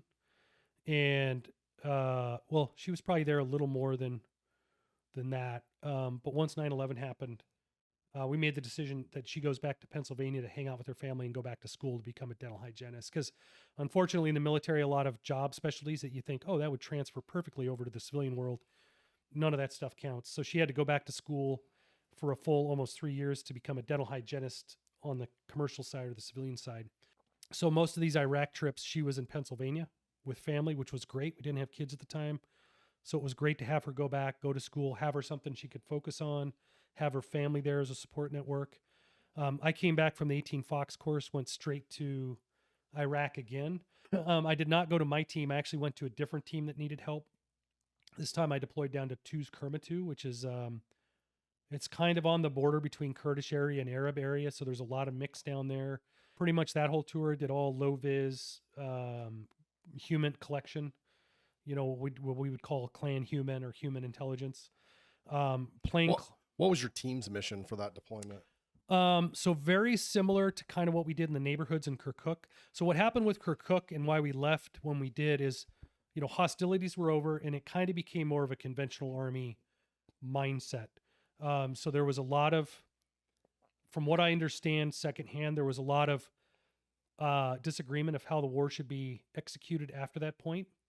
We did not have a phase 4 plan. I think Rumsfeld took it on the chin for some of that. Like the joint planners did not have a phase 4. Like phase 4 is, okay, now that the dust has settled, what happens now? So we had no money to do anything to get power back online, water back online, any of that stuff. So it would have been great if we would have had civil engineers that could have came in and we could have helped them link up with the right people. That would have been the right answer to get Kirkuk running again, but we didn't have that. So there was a lot of animosity between the conventional guys, the 173rd guys and the SF command, which at that time, the group commander was Charles Cleveland, Colonel Cleveland at the time. This is your first deployment or first second deployment? Yeah. So sorry to jump back to the first deployment. So a lot of animosity there, and it didn't help that our senior commander was a 1-star or a colonel, and the CTAF commander was a 1-star general, right? So needless to say, I think things got to the point where SF command was just like, hey man, pull your dudes out. Like if they're not going to be used or we can't use them how we want, like just collapse. So we all collapsed on Sulaymaniyah. We got pushed back out to another safe house up in, I think, the Quan Chalan Valley, which is where Taliban's originally from, like the family's from. So this was like this is where the pilot teams had based out of prior to the war kicking off. I mean, it was like going to a 5-star resort. I mean, it was great. We were sunbathing out there, drinking beers, really just waiting for a plane ride back. So I think we redeployed like June or July. It might have been the end of June because I think we got back right before the 4th of July holiday. So that ended trip 1. Trip 2 went down. Things were a little more established. Again, flew into Kirkuk Airfield. We still had the same kind of operational area and did, I think, 4 or 5 months with the team down there in twos. So again, it was just be a presence there. We did do some kinetic operations, raids, but we were really ill-equipped to handle those compared to what some of the tier 1 units were doing at that time, right? We didn't really have ISR. ISR wasn't a thing during those initial stages of Iraq. If we did have ISR, and I'm talking from a U.S. standpoint, we would maybe have 5 or 6 ISR assets back then. And obviously all of those were going to agencies, 3-letter agencies and the tier 1 guys. So we were really doing stuff old school. So needless to say, success rates were pretty low on some of the actual raids we went on to try to capture dudes. And I think we just didn't have a really good picture of who's who was in the zoo, right? That second deployment as well. So that was early 2004 going into summer 2004. IEDs were not a big thing, right? That was not a big thing yet. That was starting to emerge. I will say in Kirkuk, when we initially rolled into Kirkuk and were patrolling around, there was a lot of loose ordnance laying everywhere. Mortar rounds, artillery rounds. Kirkuk also had a massive ammunition storage depot on the northern end of town, northeast side of town. Me and Joe Locke, my team leader, had checked that out one time. We got out of there because literally there was people there looting, and what they were doing is they were banging the warheads off the rounds, dumping the propellant out of the brass, like the aft cap of the round, dumping it out, and then throwing the brass in the back of a truck to go take to smelt down and sell. So, and they're smoking. So you got warheads, loose warheads, piles of highly flammable rocket propellant, and dudes smoking. And we're telling the interpreter this, like, what the? He's like, don't worry, they're experts. They're experts. We're like, okay, well, we need, and the reason they had such a large ammo depot there is the same reason they have oil. They have all these shale formations. So what better way is you just drill under, if you've got exposed shale that's 50 foot high, hey man, we're just going to tunnel in one of those layers and just build massive, ammo bunkers. So that's kind of what they did. They used the geography of the area to build these massive ammo depots. We left that area, and I want to say it was 4 hours later, we started hearing explosions coming from that area. And that ammo depot cooked off for 3 days. There was explosions, and you could see smoke rising. Yeah, for at least 3 days. So Experts. yeah. So honestly, all the IEDs that were initially laid out there, it was literally just stuff. We didn't have enough manpower to secure it. Like, what do you do? And who's gonna? I'm not an EOD guy. I'm not gonna go chuckle around with the big because there was just fighting positions everywhere, artillery positions, mortar positions, and just loose rounds everywhere. So, whoever got there first got them. And if that was Ansar al-Sunna or Ansar al-Islam or Al-Qaeda in Iraq, whoever those groups merged to be, that's who got or maybe it was just a dude that took the opportunity to get them, and then he sold them later on down the road for $10 a piece. Anything interesting on that second deployment? No, not really. I mean, like I said, we mainly rolled with conventional guys to go do hits. We didn't do anything really unilaterally. What was funny is the town we were in, the rumor rental, because we lived in a house, and the house, the senior engineer was very proud of this. I was proud of it, man. It was basically a 3-story HESCO barrier that we put around the house. They didn't even know, like HESCOs, they didn't even know they could go that high, but it was literally tiered like a pyramid. And then the whole outer wall, like 3 stories high, was nothing but concertina wire. So we lived in the house. We didn't display an overt military presence. I mean, they knew we were military. We did have a couple of, I think by that time we actually had some up armored Humvees they got us, but most of the time we were rolling in light skinned vehicles like SUVs. A lot of the townspeople thought we were, they thought we were Jewish doctors there. Like they thought we were an NGO. I don't know how that proliferated, but we started calling ourselves Jeds. Not for Jedburgs, but because it was like, I don't know, it stood for something like Jewish Irish Doctors Without Borders or something. Like we were Jed Team or Jedi. It was pretty funny. That was the joke. That was the joke in the house. Really, the only thing that happened is there was a full moon one night, and we were getting towards the end of the deployment. So we had a ticker, and we had like a bet of when we would get in our first firefight, on the board. So every night we'd have an ops meeting, kind of what was going on the next day, what happened that day, what was going on the next day. And we're looking at the board and we're joking about this. The meeting had broken up. And so we're all in like ranger panties and like whatever. And all hell breaks loose outside the gate. Fire, everything, man. We thought we were under attack. So we run out there. Everybody gets kitted up. So I'm in body armor, a helmet, ranger panties, flip-flops, and a weapon on the roof, right? And we're like, what is there? Nobody's shooting at the house. They're all shooting at the sky. We look up and it's like we had a dust storm a couple days before. So the moon, the full moon, it was like a big harvest moon, is like blood red, which I guess in Middle Eastern culture, Iraqi culture is a bad omen. Mm. So all of them go out and they shoot at they're shooting at the moon to like ward off bad luck. Oh. Now somebody got a little feisty and they shot some rounds off that snapped by us. And so our Kurds that were down on checkpoints outside, just from the hip, AK-47, man, just sprayed the whole neighborhood indiscriminately where the fire came from. Oh Lord! So we're on the ICOM radio, ceasefire, like. So that's really the only thing that really happened was that cooked off. They were firing. I mean, it sounded like they were firing anti-aircraft and everything at that, but really the first 2 rotations we didn't lose anybody, to my knowledge. Nobody really got wounded. I don't remember anybody getting killed. It wasn't till later on deployments where IEDs became prevalent. Sunni resistance really became organized. Al-Qaeda in Iraq really became a thing. That's really when the streets, started to get dangerous. Awesome. I think after that deployment, you head to to a warrant officer school. But before we get into that, let's just take a quick break real quick. Okay. All right, man, just coming back from the break. I think you're leaving your second deployment. You get selected for warrant officer, so you attend the warrant officer course, which you said is probably the most military experience of your military career.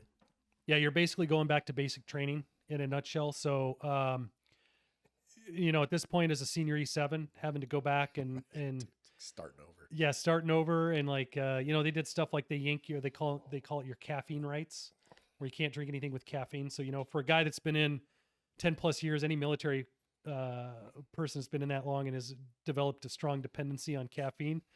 That's pretty miserable, right? Which is also kind of funny because that's what warrant officers are known for, is like walking around with coffee cups. So it's funny. The first thing you do, you walk school, strip your coffee. Yeah, and it gets further pounded into you there. So once you get your caffeine rights back, it's a happy day, right?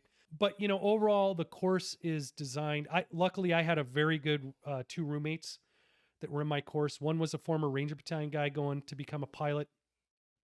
The other one was a former Force Recon Marine that had rejoined or joined the Army to become a pilot. So I had a good couple of roommates. The guy that was actually the Marine, his dad was a flight instructor. He was a legendary guy within the aviation community, flew some of the first sorties and during the first Gulf War with OH-58s, which if you're not familiar with that, those aircraft were kind of underpowered. So launching off of ships to go launch sorties into Iraq, basically they'd have to throttle all the way up, and the helicopter would almost touch the water before it had enough oomph to get it up. Oh, wow. He basically explained hey, this is the reason warrant officer candidate school is like it is, because it's your underwear have to be all folded a certain way. Everything's got to be buttoned. It's attention to detail. Now, what value is that to me as a senior SF guy getting ready to go warrant? Not much. What value is that is to a high school to flight school kid that's getting ready to go fly a multi-million-dollar aircraft and do pre-combat checks or, pre-flight checks. Very important. So he kind of retooled me because, when you first get there, you're super frustrated. This is so stupid. But once he explained it like that, it kind of helped me reframe it in my mind. I was like, okay, this isn't too bad. So we ended up doing all that and going through it. We got through it. And I was in there with a bunch of other SF guys. So, you can kind of help each other get through the day. But overall, not a tough course, right? And then you follow on to warrant officer basic course. So that's kind of like your new MOS training.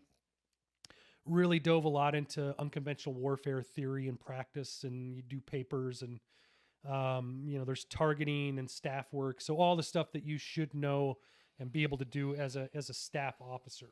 Yeah, because you're pretty much the second in command of the ODA and the officer level. You are, yeah. And then there's also positions all the way up to the senior warrant officer level, like a W5 for command senior warrants. So you're really as a warrant officer, you're really the technical and the continuity on a team, right? The reason I went warrant officer was largely because I didn't want to leave a team. I loved the team I was on. I had the same bunch of guys on the same ODA for 5 years. So it was a really happy place. And, callings had come around, recruitment letters to go to different special mission units. And I didn't want to go because I couldn't imagine it being any better there than where I was at. I was like, man, I've had the same group of guys for 5 years, which probably back then was pretty unheard of to have a team consolidated that long, but we were pretty tight as a team. And I didn't want to leave that environment when I was at 10th group. So anyways, the band kind of broke up there as the second Iraq tour was coming to a close. So I decided to go warrant. Really, the one that pushed me there was my warrant that I had, my mentor, a guy named Mike Santoro, great dude. Because when you go warrant officer, and we talked about that, people resenting you for trying to go do better, right? Same thing there, man. SF, it wasn't as bad because you're still in the SF community when you go SF warrant. You're just bettering yourself. But it's like, hey, man, can you go on this trip? Hey, just do this one last trip, and then you can go, right? Delay it. And the two things that stuck with me that Mike Santoro really drove into me is the first one was a leadership lesson, like take care of your people, they will take care of you, right? And what that means is always look out for the best interests of your people. And you don't have to go back and tell them that. You don't have to say, hey, this is what I did for you today. How proud of you are, how happy are you that I'm your leader? You don't need to do that because it will convey non-verbally and through actions to build that respect because you've dealt with enough leaders where if you get a leader like that, like people resonate with that automatically and highly respect that person versus somebody who's self-serving, or throws their subordinates under the bus the first chance they get. That's a leader you don't want to work for, right? So he taught me that lesson really early on, and really I carried that in as a warrant officer. And then he goes, "You need to go now, man." He goes, "Don't wait, go now." He goes, "There's never a good time to go warrant officer. There's never a good time to leave."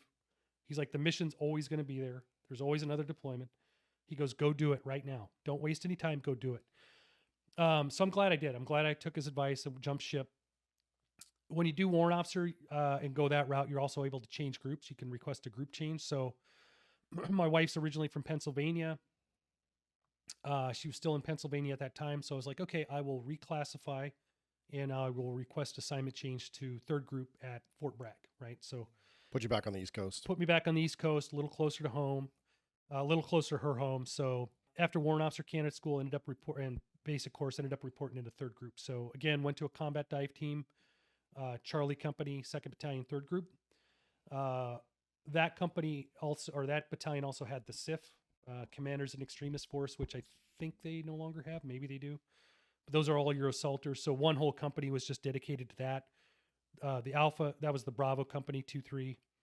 Alpha and Charlie were conventional SF units. So much the same team designators as we had in 10th Group, where each team had their own specialty. So I went to a combat dive team. What was that like switching groups? Do you get treated differently? Is there this rivalry within the groups? Or? You know, I don't think it was too bad. Maybe, but like when you're in the SF community, when you're a special force, when you're a Green Beret, you're a Green Beret, right? It doesn't matter what group you go to. Some guys do get reputations for either being good guys or bad guys. I'm sure, I would hope that my new team leadership or company leadership made phone calls out to see, hey, how's this guy? I mean, I'm sure that probably happened. I would at least hope it did. You build a reputation, right? And you know, just like they say, you earn it every day that you're on a team by putting in max effort. But in addition, I went to a combat dive team. So that's another layer of familiarity that I had with the team members, something we have in common. So yeah, ended up going to a combat dive team there. And then, you know, immediately got ready to go to Afghanistan. I'm sorry. Turned around and went to Afghanistan for my first deployment to Afghanistan. So I said, I had such a great time with my 2 tours to Iraq. Let's go see what all these Let's see the rest of the world. Yeah, it's got to be better over there, right? So we got on the ground there. We were ripping out relief. RIP is relief in place for those that don't know, with 7th Group. So at that time, we were constantly doing flip-flops with 7th Group, or occasionally they rotated in another group. For the most part, it was 7th Group and 3rd Group. So 7th Group would do 6 months, we'd do 6 months. 7th Group would come in, right? Really what that did over 20 years is we fought probably 40 different wars, because every time a new group would come in, they would say, oh, you 3rd Group guys are all fucked up. We know how to do counterinsurgency. We're going to do it our way. And then we would come in and say, oh yeah, well, that didn't work. So we never really had a really consolidated long-term focus, you know, because all the leadership changes out too, all the way up to the senior level at Bagram. So we probably fought 40 separate wars, to be honest, during the whole time we were there. So, but aside from that, when we immediately got to Afghanistan, and this has been talked about in multiple areas, I saw it from a recovery standpoint, was Operation Red Wing. So the fact that the team had gotten on the ground, actually the company and the battalion had gotten on the ground. I'm sure everybody knows what Red Wings is, or at least most. Yeah. But for the couple listeners that don't, can you just kind of explain what that was? Yeah. So Operation Red Wings was an operation conducted by 4 members of the SEAL community. Their intent was to infill, you know, clandestinely infill into the Korengal Valley, collect information on one of the notorious HVTs. I can't remember what his name was. But they were going to collect information on him in order to prosecute a target, right? So those 4 people, one of those was Marcus Luttrell. One was Marcus Luttrell, lone survivor. Lone survivor, yeah. Yeah, so needless to say, they infilled into Korengal Valley. Things did not go according to plan. They were compromised. They were compromised by civilians, which is, to be honest, anywhere you go in the Middle East, anywhere you go in countries like that, you're going to get compromised. It's not a matter if, it's when, because unlike the US, where we're pretty sedentary, people there walk everywhere. And, you know, people that have goats or sheep, I mean, they walk those mountains day in and day out, and they got to move the livestock around to where the feed's at. So your chances of compromise are more than high. in those types of environments. So they got compromised, which obviously led to a notification to the Taliban, and that resulted in 3 out of the 4 being killed. Marcus Luttrell being luckily taken in by a local village elder that gave him what they call nanawatne, which is like a protection. And he was able to protect Marcus Luttrell until U.S. forces could effect his recovery. We were involved in the recovery because also as part of that recovery, there was also a CH-47 or an MH-47 that was shot down with a recovery team from the SEALs. And the whole operation was a shit show. I'm going to be honest, not a shit show from what the SEALs were doing, but we were very compartmentalized and stovepiped at the time in Afghanistan. On Bagram, there was multiple different task forces with their own little compounds. So NAVSOF, which was the SEALs, they had their own little compound. CJSOTF, which was SF guys, Special Forces guys, Green Berets, we had our own little compound. JSOC at the time, which that was kind of a consolidation of different JSOC elements, they had their own compound at the time. Everybody had their own radio frequencies. Everybody had their own crypto that basically encrypts your channels. So nobody could talk to anybody, right? Nobody really planned with anybody. When the NAVSOF guys came over to CJSOTF and asked us about Korengal Valley, I wasn't there at the time when this was being planned. We got there shortly after. Just so everybody knows, NAVSOF is Naval Special Operations. So this is going to be the SEALs. Naval. Yeah, normally it's the headquarters is Nav Spec Warcom, Naval Special Warfare Command. But there we call them NAVSOF, Naval Special Operation Forces, because it probably did include, because Navy SEALs is the most synonymous, but it also includes, I think some of their EOD guys are considered special ops, and their small boat, they're boat guys, they're boat drivers, all and subsurface delivery guys, right? Those all kind of fall under the Nav Spec Warcom umbrella. And there might have been some folks I missed, so Navy brothers don't beat me up too much on it. So yeah, what can you speak to the preparation and planning for that whole Red Wings thing? Well, like I said, I think we got in country after the planning, but the outgoing staff was like, don't do it. Don't do it. Korengal Valley is notoriously hostile. It's one of the most hostile kinetic areas in the country. And to give people a background on it. So Afghanistan, everybody just refers to Afghanistan as Afghanistan, but Afghanistan actually consists of multiple different ethnic groups within Afghanistan. So down south and really large pockets on the east side of the country, you've got Pashtuns, you've got Tajiks, you've got Turkmenistanis, and then up where Korengal Valley is at in like Jalalabad and up north is what they call Nuristan, right? Nuristanis are what some of the guys affectionately kind of compare them to are like hillbillies.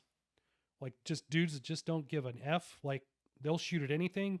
They'll fight anything. Like just hard fighting. I don't know if they drink, but if they did, they'd be hard drinking, hard fighting, just dudes that just, they're out for a fight any day of the week. We talked a little bit about on the break. Most times in Afghanistan, most of the Taliban would not engage with what they called stick trucks. So those are the GMVs that had all the weapons pointed out of them, typically driven by SF guys, but some of the other soft elements probably had them too, because they knew, hey, if we ambush that truck, we're in for a fight. Like, be ready for it. That's not a soft target. That's a hard target. So Korengal Valley, the bad guys up there ambushed a company-sized element of gun trucks. Like, that's how much they don't care. They are in for a fight, and they don't care who you are. They're going to fight. So I think when the NAVSOF guys came over and said, hey, we want to send 4 guys in here and do a clandestine special reconnaissance mission, the response back from us was like, suicide mission, don't do it. I can't confirm that. I just know, talking to guys secondhand, it was highly recommended they not follow that course of action because it was too dangerous. So needless to say, things happened how they happened. They launched on the mission. They got compromised. Things played out how they did. So we were involved in that recovery, right? Because we hadn't gone out to our fire base. That particular rotation, we were slated to go out to Gardez, which is out in RC East, the east part of the country. And we hadn't went there yet. So they basically, hey, you guys are all on Bagram. You just rotated in. Your gear just showed up. Guess what? You're doing personnel recovery now. So, and everybody launched on that. So NAVSOF had guys going up the mountains. We had guys going up the mountains. JSOC had guys going up the mountains via Ranger Battalion.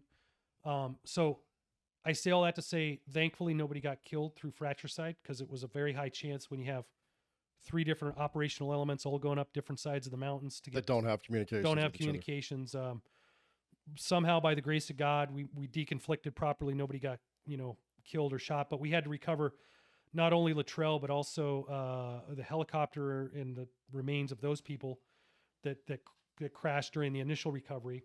Yeah, that was like the biggest loss of, it was like 17 dudes from Dev Group It was or something. big, yeah, it was a big deal. So not a good day in SOF history. So really what came out of that is our personnel recovery and non-conventional assisted recovery was pretty nascent. We'd been pretty happy to be superior in firepower and the outcome of engagements, but that really opened the eyes to the planners. So later on in that deployment, folks from JPRA came over, Joint Personnel Recovery Agency, actually deployed over to Bagram to teach classes on personnel recovery 101, non-conventional assisted recovery. Like basically, how do you operate a non-conventional assisted recovery, personal recovery center to get people back? Like how do you identify all the assets, leverage all the assets, be able to take the initial reports and track that and use all your available intel assets to locate those people and get them back, right? So do you remember or were you aware of any information? There's been some reported information that there was intel that they had man pads in the Korengal, and that it was a man pad that hit that aircraft and not necessarily an it could have RPG. been. Yeah, I don't know. I mean, I know there was still a lot of stingers that were, I don't know the exact number. I think the agency, because that was obviously, if you go back to Charlie Wilson's war, read that book, none of this is classified. It was obviously stingers were being distributed into Afghanistan to counter the Soviet air threat. I don't know how good the accountability was on a lot of that. If they knew how many were expended, how many got buried in the cache, all that. Probably about the same as the accountability for all the money we sent to Ukraine. Yeah. So there, I mean, I would say it would not be out of the realm of the possible that a man pad, whether it was a Stinger, I think some British blowpipe, like anti-aircraft missiles made it into Afghanistan as well. Who knows, man? I mean, we would constantly find stuff that was like legacy Afghan Soviet era, like U.S. supplied stuff, like like I think somebody brought us, like we used to have like weapon turn-ins, and usually guys would just bring old shitty weapons in that didn't work to get like $5, and a guy brought in like a demo box. It was like made out of a 50 cal can, obviously really old, had been buried, but it was like some sort of wiring device for like improvised explosives or something. So we'd always find like stuff like that. So that aircraft being shot down by a man pad could have happened. And in addition, how active were countermeasures on aircraft back then? I can't speak to that. I'm not an air crewman, but if you're flying in a pretty permissive environment, I would think your wherewithal to know, like, to be on the lookout for man pads or have a system that sees a lock and you're able to evade. I don't know. And when they come in for a landing, ramps down and the ramps touching the ground, dudes are getting off. I mean, how hard are they going to evade? I don't know if they got shot down during that or while they were getting off. I don't know the exact details of that, but this is a question I've had too. So I mean, know. you're on this deployment. You're already an 18 Fox. Now you're an SF warrant as well. So yeah. you understand intelligence, both probably at a tactical level, but also a strategic level. Yeah. You talked about communications with all the different soft units and how people weren't talking. How well was information, especially intelligence, being disseminated between different groups? Do you feel like you guys had access to all the intel, or were you guys getting intelligence in a pipeline where you only saw your stuff? Or It was very one way, and I'll tell you this, and this is not a knock on JSOC at all, because obviously I went on to work there, but we would have information, we would have a target, and it looked pretty legit. Like we would develop that through our own sources and channels, and because we didn't have a lot of the same assets that the special mission forces had, right, or the special mission units had, or JSOC had with SIGINT and different intelligence agencies, all that. Like they had a much clearer big picture of what was going on than we did, right? We had more of a tactical level picture. But there was a couple times where we got targets snatched out from underneath us, like getting ready to roll out the door. Hey, you guys aren't hitting this tonight. JSOC's hitting it. Like, what the fuck? Like, we did all this work, so it really would frustrate you. But so it was kind of a one-way street, going one way and not the other, which, hey, okay, as long as bad guys get taken off the battlefield, great. It's a win for Team America. After that rotation, a bunch of us had went to planners courses and all this. So, being the recipient of that training bought me another rotation out of cycle to go back to Afghanistan like 2 months later to be the PRNR planner for CJSOTF. So PR is personal recovery. What's NAR? Non-conventional assisted recovery. So personal recovery, think of a helicopter, like pararescueman, PJ's coming in to get you, some other sort of conventional recovery asset. Non-conventional assisted recovery is like rat lines. Think of like clandestine infrastructure. Like we pay a farmer who works out in this area. He's going to put you on a truck. You're going to give him bona fides or whatever, or maybe they'll authenticate you somehow through your ISO prep card. Probably not that person would do it, the asset, but like the first American you'd run into to verify it's you. Stuff like that, right? It was all really designed to how do we most effectively recover people using every asset available. 05 was pretty on and popping in Afghanistan. How was the rest of that deployment? Kind of slow for us, to be honest. There was a change of mission about 3/4 of the way through the deployment. So we were doing our own like Firebase, like kinetic stuff, doing a lot of route recons, a lot of reconnaissance missions, which in behind the scenes, that's code word for movement to contact. Like, hey, let's go out and see if we can get in a firefight today. In hindsight, especially now that I'm older and retired, I was like, God damn, we were stupid back then. But IEDs weren't, at least for that rotation in the area we were in, they were not as prevalent as other places. Some of those occupational hazards I probably got exposed to there. Obviously, mefloquine was still flowing like crazy. Jammers, we had jammers on the truck, so I'm sure soaking up a lot of that good high ionizing radiation from those jammers was great. But we never really had any IED issues where we were at.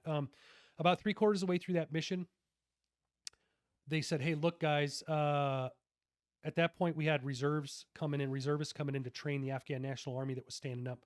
So initially that was an SF mission, but they said, hey, no, SF guys got to be doing kinetic stuff, raids and stuff versus what we're supposed to be doing, our bread and butter of unconventional warfare and standing up military elements. So it wasn't working out too good. So they pulled us back in under to train Afghan Army. And what it really consisted of is we would train the Afghan Army during their red and amber cycle. And then for employment, the reservists the reserve advisors, the ET embedded tactical trainers would actually take them out to do operations. So we shut down Gardez, we shut down the fire base in Gardez, and we moved to Kabul, to the south end of Kabul, which is referred to as Darulaman, where the big palaces are all at. So we ended up setting up camp there. Is that by Polisharky? No, down south. So south Afghanistan, they've got these two old palaces down there. And Polisharky is out, I think, on the east of the airfield. The military airfield's further east. We did have guys there as well. But we went down to Darulaman, where there was an A&A garrison down there. And we basically had to set up a new base from scratch. We did start training the Afghans. We didn't really employ them operationally before the rotation ended. Plus, it was getting into wintertime, so you know the deal. Like wintertime, everything grinds to a halt. It's too hard for the Taliban to fight and penny loafers and dish dashes. So yeah, we pretty much kind of spun the rotation down based out of Kabul. So not a bad way to end the rotation. Didn't lose any guys there. Didn't get anybody injured, at least on our team. So that kind of ended that. Then, like I said, came back for a month or two, jumped back to Afghanistan again for another staff tour. That was a good experience. Again, you talked about joint transfer of information. I actually got assigned additionally as an LNO to JSOC. So I'd walk down there every day to liaise with the intel guys and all that. So we did have much better, coming out of Operation Red Wings, there was much better cooperation and sharing, kind of started to thaw the relationship there. We weren't quite as stovepipe. So that 06 deployment, you were basically like on a staff role doing like PR full time at like PR planning or. Yep. Just PR planning, doing training. I do training for guys. I worked a lot with there was an Air Force SEER detachment. So SEER is actually a job title in the Air Force. Those guys, man, they get the guys and gals get the best job. They do SEER stuff, but they also go to like Halo school and dive school. Cause they're like, we got to know how the personal recovery in the Air Force is its own MOS. It's its own MOS. Yeah. And they go to all the cool schools cause their justification is, we got to know how our people were saving infill and do all this. And I'm like, yeah, you guys just like going to cool schools. But no, I work with those guys for the full rotation. So it was a good rotation. I got a lot of staff time. I think Colonel Haas was the third group commander that I worked for at the time. Good dude. Obviously went on to be general. I think he was a SOC commander. So really good experience. Came back from that, and then I don't know how I found out about it, but long story short, I put in a packet to be assessed for Delta, the guys there on Fort Bragg, in a support role, largely doing what I'd been doing on the conventional SF side, really focused on intelligence gathering. So put in a packet for that, and I want to say July, might have been April, May of 2007, got assessed and successfully passed selection there. I won't go too much into that just to keep the sanctity of that process, but successfully assessed and got selected. So, within a month later, I was PCSing out of third group to Delta. You also attended a pretty tough school, an intelligence school. You want to talk about that at all? I could talk a little bit about it. So really intel based. I won't go too much into what they say just to keep, methods and procedures, largely a lot of tradecraft, largely a lot focused on clandestine operations. A really good course. It's changed a lot since I went. But yeah, really kind of a rite of passage to go through that course. And not quite on par with like agency, like CIA level courses, but pretty damn close. Like I think I talked about, when I went, it was really heavy in tradecraft, super, super heavy, really in a tactical environment, wartime environment. Less so in like a permissive environment. Because this is pretty much, it's a special forces human intelligence course. For the most part, yeah. You get an identifier, I think, at the end of it. You do, yeah. So yeah, I went to that course, and really that's what allowed me to go to the unit to do similar stuff like that. So also when I got to the unit, I got the chance to go to joint interrogator certification course, because obviously being an interrogator, a lot of intelligence is derived. A lot of the way you drive the targeting cycle is through detainee debriefs. So you catch bad guys, you bring them into holding facilities, you debrief them, interrogate them. And again, nothing too crazy. Everything was, by that time, all the blow up with like agency interrogation methods and waterboarding and all that crap had already kind of blown over.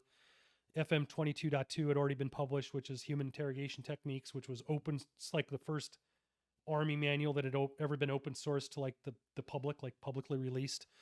So that had all the interrogation methods and all that in there. That's pretty much what we followed. So I had the opportunity to go to that course. And then during my time at Delta, I spent 3 years there, deployed multiple times to Iraq. I think I had 3 more rotations there. That's where we met during a particularly long deployment. I think it was a 6 or 7 month deployment to Mosul with D Squadron. So they had stood up a new squadron at that time. And I got hired to basically support that squadron. So that was their first rotation over, and basically supported them with human intelligence throughout that whole rotation, both on the collection side, active collection side, as well as the debrief side. And as you know, I ran like the mission support site there. So I managed interrogators and human collectors and everybody in between, and had to deal with sexual harassment and hiring and firing people. And kind of backing up a little bit, how did you, by the time you had done your PR rotation kind of on staff, you've been exposed to a lot, man. You've gotten to see a full gamut of active, regular Army stuff. Now you've been in special forces. You've got a couple deployments under your belt. You've got dive school. You've got intel courses. You're a warrant officer. So I'm sure you had probably cross paths a lot with JSOC. How did you kind of find out about the augment role, or what was that like? I don't even know how I found out. I don't know. I think somebody, a buddy, a friend of a friend said, hey, if anybody wants to do this, or, hey, there's some, you get rumor mills going through the community. And so I think I called the recruiter and was like, hey, this is me, what I've done. And, is there a role? Like, they're like, yeah, absolutely. Like so you do all your stuff, you send all your stuff in first, like your whole packet, like NCOERs and OERs, and you fill out like a questionnaire and all that. That's before you even get called to say, yeah, we're interested to see what you got. Right. So, and I think it's the same thing if you become an operator, right? You put in all that stuff initially before you actually get a selection date. And I think they do a diagnostic PT test maybe, but so I figured the hell with it. Really, it came down to meaningful stuff, because that Afghanistan rotation where a lot of those targets got yanked, it felt like we were deployed and not really doing anything meaningful. It's like, man, I really want to be somewhere where like my work matters, and like the work I'm doing is making a difference. And it didn't feel like I was doing that up to that point, I think. So that's where I was like, man, if I go work for these guys, that'll change. And it did, man. I mean, Did you have to go through like a pretty long assessment and selection? I know we don't want to talk about the no, details it's nothing of the compared to what the operators go through, and the follow-on training course they have. There is mandatory training. There is a mandatory assessment process, obviously very abbreviated, not as intense as what the operators go through. And then you do have a course that you go through to make sure everybody's on the same sheet of music with regards to which end of the rifle a bullet comes out of and all that stuff, right? Yeah. And then there's advanced training that you can go to once you get to your squadron or your operational element. There's advanced training that everybody goes to, whether it's mobility or it could be lock picking or it could be an advanced elicitation course or something else or advanced tradecraft course. Like there's all that stuff that people can go to. Really the beauty of that unit and that environment, and I can only speak for Delta, I can't speak for any of the other kind of tier 1 units, is you have the power to really be passionate about your area that you want to do, and they'll support you on it, man, to become whatever you want to be. And so, hey, you want to go learn how to drive a front loader, a front haul, a front end loader, so you can, like a construction equipment, because maybe it applies. Okay, go find a course to learn how to drive a forklift or a front end loader, man. Because you never know when those skills might come up, operationally, like you got to clear an airfield or get something out of the way. And, hey, learn. Does anybody know how to drive a front haul loader? Yeah, man, I went to school like last year for that. Yeah, that was one thing I noticed during my, small time working with the unit, was that I think a lot of people don't understand, like, everybody thinks of the unit or Delta Force and it's like you have the operators, and of course that's the bread and butter, but there's an entire support mechanism for them that has every MOS is represented, and most of the people that are screened and recruited over there on a support side role, then most of those dudes wear multiple hats. And you saw it too. I mean, they're the best. I mean, you don't stay at the unit. I won't say anyone can get into the unit. You can get into the unit. Whether you stay in the unit is another question, right? Because you're basically up for, every day you're up for renewal, right? I mean, you could get kicked out of there at any time, and people did get kicked out for lack of judgment and poor decisions and stuff like that.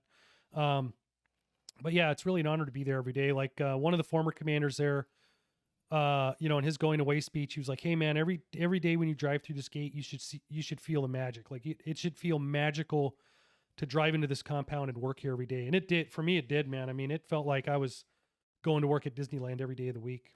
Yeah, for sure. Yeah, kind of take us behind the scenes of working over at Delta. How did it differ from other special operations assignments you'd experienced? I mean, it was very much a gentleman's environment, gentle person's environment. I want to say that because obviously women serve in support roles there as well. It was just it's the most professional environment I ever worked in, right? People expected you to do your job. They didn't micromanage you. They didn't come and check on you. You were expected to do X, Y, or Z, and you got it done. That's the bottom line. So whether that was training or supporting the units or even going out to be a role player, like whatever you did it, pretty much to the best of your ability. And it was fun, to be honest. It was, at that time there was a lot of activity going on, like in Iraq. So we surged a lot, and we supported the operational squadron. So when they went, we went to help support however possible. And it was really just, where can you do a job? Like you said, hey man, okay, I'm a human guy, but hey, if you need somebody to drive a truck, like I'll drive a truck on this job or whatever you need, man. That was really, that played across every single job in that building. And really they were that place is masters at making processes better. Whether it's the human resource guys, like getting guys ready for the board, like that. Like I had to do my board, I think for W2 or whatever it was, promotion board. And they had that process down to a T, to where they had refined it so well that everything is process driven there, right? Because when you go out on a target for the operator guys, they work off of templates. Like they already have stuff worked out. They've worked through 100 different contingencies. Like everybody knows like what you're going to do if X, Y, or Z happens. Because obviously, like we talked about, usually the best plan doesn't survive first contact, right? But they're masters at contingency planning and flipping the script immediately and just flowing with it, right? So really what came out of it is they do more AARs and more constructive critiques than any other place I've been at, right? So even the operators, even the guys that have been there for 10, 15 years, at the end, like, some AAR sessions you go into in the military, and for those of you that don't know, AAR, after action review, is what that stands for. Like, what did we do good? What did we do bad? In that environment, typically most of it was bad. Excuse me. Or like, how can we improve?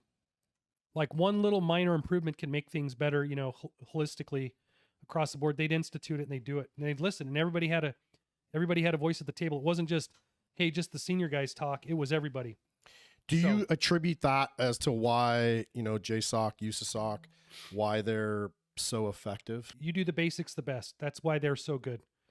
They do the basic stuff the best. Another analogy I heard is experts practice something until they can get it right. Professionals practice something until they can't get it wrong. That also applies to that unit. And again, it's not just shooting a gun and kicking, breaching door. It's everybody in that building. That's what makes that place so special, is everybody puts max effort forth and figures out the best way to do something. Like, hey, we do it this way. Just because we've done it this way for 5 years doesn't mean we have to do it that way tomorrow. If there's a better way, let's do it. Did you, what type of leadership did you see there? I had the best leadership there out of anywhere. And, a lot of the leadership I had at the staff level, so the 04, 05, 06 level, most of those leaders, and I won't say their names just because I'm sure they probably wouldn't mind, or a lot of people know out in the soft community of where they came from. But typically when you look at your bios, it doesn't spell out like, hey, but a lot of those leaders that I had when I was at the unit are now 2-star, 3-star, 4-star generals, right? So that just shows you, that just is a testament to their leadership. Some of the best leadership teams I've had there are currently still serving in senior ranking general officers. So they're phenomenal leaders. Yeah. Yeah. That deployment impacted my career for the rest of my career. Not only did the people I made, or the friends I made and mentors like you and Rich and, yep. And my best friend Jesse, I also met on that tour, just the life lessons, and you see how effective, like you were saying, how leadership works at a much different level than you'll see it in the rest of the military. And I guess, I think tough leadership, in a regular conventional army, I mean, it's different. I think it's needed. And, the regulations, esprit de corps, but I really saw that. I mean, JSOC is so effective. And I really think it's because of that outside of the box mentality of, not only how they do operational planning, but problem solve. Then to your point too, contingencies and they're good. I mean, so, like you said, I was pretty long in the tooth when I got there. I thought I was pretty shit hot on tactics. I'd been to a lot of courses, shooting courses, CQB courses. So, whenever I get the opportunity to go out and support the squadron on a hit, like be an opposing force, like a bad guy, I was like, oh yeah, man, I know exactly what they're going to do, man. I'm going to pack their lunch. I'm going to stitch them up, because that was a big deal. If you could get one over on the operators, never did, man. Never did. I got and they are so fast and so accurate. It is, I mean, it's like a superhero power, man. I mean, not to overtalk them. We had a, at least in my little element, we called them Jiznas. That was a GSNA. So that was our funny acronym for operators. So genetically superior national asset. We said that lovingly, but yeah, man. I mean, and what's funny is, and I know other people have talked about it, but some of the most mild-mannered, unassuming people you think of, when you see them on the street, are some of the most badass operators out there, man. I know. I think you and I were talking about Tom Satterley last night. I think he worked with you a little bit in G Squadron. He did. Yeah. Yeah. He was a big mentor when I got there. I mean, like I said, I was in basic training when Black Hawk Down happened. So just to be there and see a guy like that. One of the courses I went to when I first got there, Brad Halling, who was another, he lost his leg during Battle of Black Sea in Mogadishu. He got wounded on a helicopter, ended up losing a leg. He was still teaching out there. He had, had since retired. He now owns B-Hawk Bourbon Company or whiskey company in Southern Pines. So shout out to Brad. Go get you a bottle there in Southern Pines next time you're through. You need to get a bottle and display it over here. here. Maybe I'll get you a bottle and you can put it up there. So yeah, just being around guys like, I mean, I've been around legendary guys, like really, when we say legends, it's not like a guy who's won a Medal of Honor, like a Bob Howard type of personality, but dudes have been around and done so much So to even work in the same building or shoulder to shoulder with a guy like that's really been involved in every major conflict, and we're talking guys that were there when Bin Laden slipped through our fingers in Afghanistan and everything else, man. It's humbling. It's humbling to even sit at the same table with them and, eat lunch. Yeah. You did 3 Iraq rotations when you were at Delta. Can you speak to kind of anything that sticks out of your mind or anything significant from those trips? I know I was with you in 0809, man, that was a whirlwind. Yeah, no, I think everything at that point was just such a blur because the surge was going on with Petraeus on the conventional side. I think the unit had a bunch of forces. I mean, like I said, we basically deployed, come back, get a couple weeks leave, start doing your workup, get ready to go again, deploy, come back. I mean, it was hot and heavy at that time. So I remember when you and I were up in Mosul, man. I mean, task force was doing. I mean, I think there was a SIF. There was a SIF company there. There was a Ranger Assault Force, and then we had 24/7, man. Yeah, 24/7 ops. Yeah, I don't even know how the assault force commander managed all that because we literally did operations 24/7, and obviously most of the ops would take place at night, but I think the Rangers were doing ground assault force gaffs, going out in vehicles during the day and hitting targets, and the SIF was doing stuff that and all that. So yeah, I think my first week in Mosul, I remember getting my door banged on in the evening. I barely even knew where I was or who I was with, but I think the Rangers got hit on VDO, and we were cleaning blood out of the strikers. They had I don't know if anybody got killed, but I know I think the platoon sergeant lost both of his legs, and man. I know Mosul they were dumping I mean, I think car bombs by the time. We had that one. We had that dump truck that went off over at Diamondback. Mm-hmm. And blew the doors open from the overpressure over on our side of the airfield.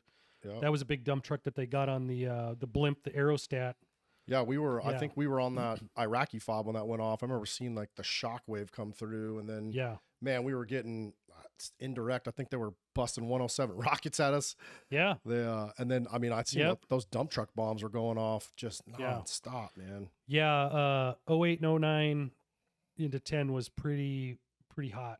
Pretty hot time there. So what can you tell us about what you were doing when you were with so HUMIT, managing assets for targeting purposes, CT targeting purposes, detainee wrangling on site, doing a little bit of tactical questioning and stuff like that if it was needed. To be honest, a lot of times the operators would do their own battlefield interrogation or tactical questioning, TQ, on the battlefield, but I'd go along if they needed somebody. Managing detainees, getting the detainees in, trying to make sure because I did a little bit of interrogation, but we had interrogators that were far more effective than me because they spoke the language for one, and they've been doing it since Iraq kicked off. So managing that aspect as well. So basically, just trying to take all of that, which is considered human intelligence, consolidate it, vet it off of what was coming in off the signals intelligence and geo intelligence and all that, and really just try to add to the overall intelligence picture. So to be honest, signals intelligence trumps all. You know this as well as I do. But it was nice to actually have stuff that would corroborate and drive follow-on targets. Honestly, in hindsight, we probably got more actionable intelligence out of detainee debriefs, out of the interrogation side, than we got from the actual active human collection side. So it's just, in a combat environment, it's very hard to judge, to really verify motivations, right? You get a lot of information peddlers, a lot of people are just there to make money. And if they're coming on base to give you information, they're probably not too worried about their life, a direct threat to their life. So how valuable is their information? Yeah, we know people would come on base and make up stuff about their neighbors or target people they didn't like. Yeah, we saw that stuff as too reprisal stuff. So it's really hard to sift through that. And, like I said, the detainee stuff was really, when you were there, we had a lot of good success with some detainees that we took out on targets. They agreed to go out on targets, and because a lot of times these guys got really savvy, the bad guys, about meeting in bazaars, right? Doing walking meetings, not having phones on them, so you can't track them through signals intelligence methods, and just doing meets on the street in hundreds of people, So how do you sift through that? It's not something you could pick up on ISR, right? So they were doing stuff that intentionally would defeat ISR and signals intelligence. So some of the best luck we had was, hey, taking a detainee out in a vehicle, and hey, who's that guy? Who's that guy? Who's that guy? Oh, that guy's the emir of finance for this area.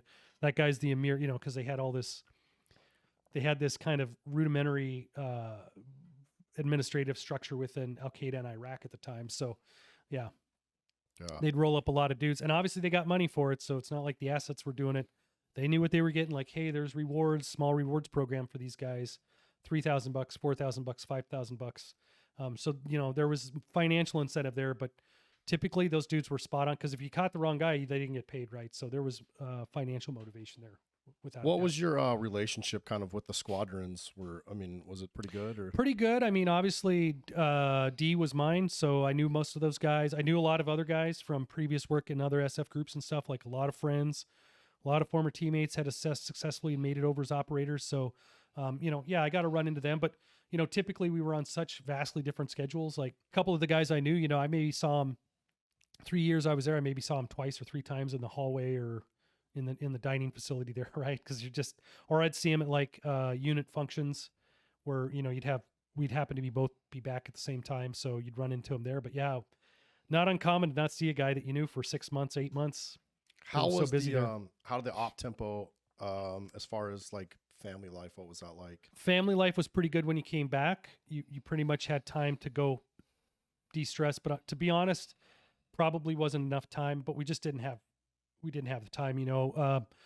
JSOC as a whole had become such an effective tool under probably McChrystal and others at prosecuting CT targets that what does good work get you? It gets you more work, right? So the demand signal there, I think, pushed the unit, and I'm sure the other SOF elements or the other JSOC elements really pushed us to the maximum breaking point as far as op tempo. And there was a lot of divorces. I mean, probably still are in the SOF community just because of that op tempo. So whether you're training or whether you're in Iraq, you're not home, and that takes a toll. You know, really where it started taking a toll is after I'd left the unit, and my kids had been born and had gotten old enough to realize what was going on. That's kind of where I knew I had to draw the line. Reason I left the unit is I had the opportunity to go to the farm. So for those of you out there, the farm is the Central Intelligence Agency's premier case officer course. It's a pretty basic course in the anatomy of what they teach. It's kind of their entry-level course for their new ops officers to go out there and do great things for America. I had assessed for the course and then decided not to go. And the reason for that is at that point, U.S. forces were drawn down in country. And instead of having a conventional footprint there, which at that time we were doing like 120-day tours, 180-day tours, they were still pretty short. It wasn't like a long-term, year-long burn that some of the conventional guys were doing. But I'd done multiple of them. That course is about 6 months long, so that's a 6-month deployment. And we were getting ready to reboot and start doing embassy tours, so working out of the embassy in order to maintain a presence there. And the requirement was to do a year in Iraq on an embassy platform. My marriage at that point was pretty strained, and now I had kids, and my wife was still working and taking care of a kid while I was gone. So I knew in my heart I could not stay at the unit, even though it pained me to leave such a magical place as that and with such a meaningful mission, because you know the deal, that gets in your blood, like how important the mission is there. Yeah. And so I had to come in and I told my leadership, I said, hey man, is this true? Are we doing a year-long tour in Iraq now? Or is that what we're going to? Yeah, that's what we're going to. I said, I can't do it, man. I said, I got to leave. I can't go to the course. I can't go to the farm and on your guys' dime and then leave. So they were mad about that because we lost a slot. Like I was slotted for the next course. We lost that slot because nobody else had screened, right? So nobody else could go. So I felt horrible. I was going to go back to 10th group. Honestly, that was the plan. And I got called up out of the blue by the lead psychologist that ran screening. And she said, hey, I heard you're leaving the unit. I said, yep. She said, hey, well, would you want to be interested in this other thing, this other clandestine element over here that does something very similar? And I said, yeah, okay, I'll take a look. She goes, you'll still go to the farm because you're already successfully assessed. But, you know, we'd like to offer that to you since you did so well in screening. So I said, okay. Well, before you get into the farm, I just have a couple other questions for you too. So just kind of going back to Red Wings. I know we went over that pretty quick, but yeah. Operation Red Wings, it was a well-known mission with significant losses. How did participating in the recovery and PR efforts affect you emotionally? You know, for me emotionally, I didn't see any of this stuff direct. Like I didn't go up and recover bodies off of the hilltop where the dudes crashed or any of that stuff. I didn't recover any of the bodies of the initial SEAL team members that went in on the mission. So for us, it was just a mission, right? It was just a mission. I don't think it had as strong as of an emotional impact as like Marcus Luttrell probably suffered, being in isolation and seeing that happen and have that happen to his team and have to go through that sort of experience. So for us, it was just another day at the office, to be honest. It didn't really, I don't think it really affected anybody that was on the recovery, you know, because unless you were like recovering those bodies like that, to see that firsthand is rough. But I don't think, I think really what it instilled in all of us is like shit can go wrong at any time, and you got to have a backup plan to get out of Dodge. And that's really where the PR and the non-conventional assisted recovery stuff was Yeah, hatched. that's awesome. Thanks. Another one, you know, for somebody who spent as long as you did in special operations, man, dive team, dive supervisor, you know, Ranger School, SFAS, the Q course, 3 years in Delta. You're a SF Warrant Officer. For those people that are thinking about joining special operations, what's one piece of advice you wish you had before starting your journey? I mean, I guess it really, don't quit, man. That's the number one thing. Don't quit. Whatever you do, don't quit. No matter how bad it gets. Like what gave me, I guess, power is the wrong word, but like the motivation to go on is whenever I'd look over at somebody else and that poor son of a bitch looked like he was sucking more than me, I was like, I can do this, man. I can do this, right? Just don't quit, man. A lot of guys quit mentally before they quit physically, or before they, you know what I mean? They check out mentally, or they think the honorable way out is a med drop. Like they get a little boo-boo and they think, oh, I can really play this up in med.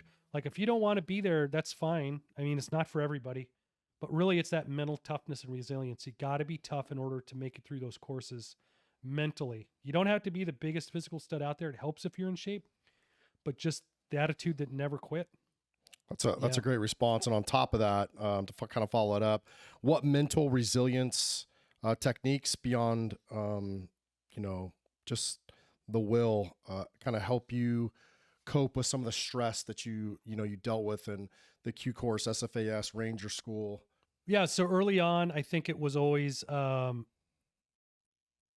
just always going to a happy place, right? Whether you're getting smoked or you're just walking hours on end. I mean, just go to your happy place, right? Just go to your happy place, be able to have a mental refuge that you can go to really shield yourself from the suffering. Cause like, you know, we were talking like the cold plunge the other day, sit with your pain, right? You got to sit with it so it doesn't overwhelm you. Cause what you don't want it to do is you don't want your emotions and that perceived pain to overwhelm your brain and convince you that you can't do it. So if you can learn to control that, awesome, man. Later on, and we'll talk about this later on, it was really emotional numbing and alcohol.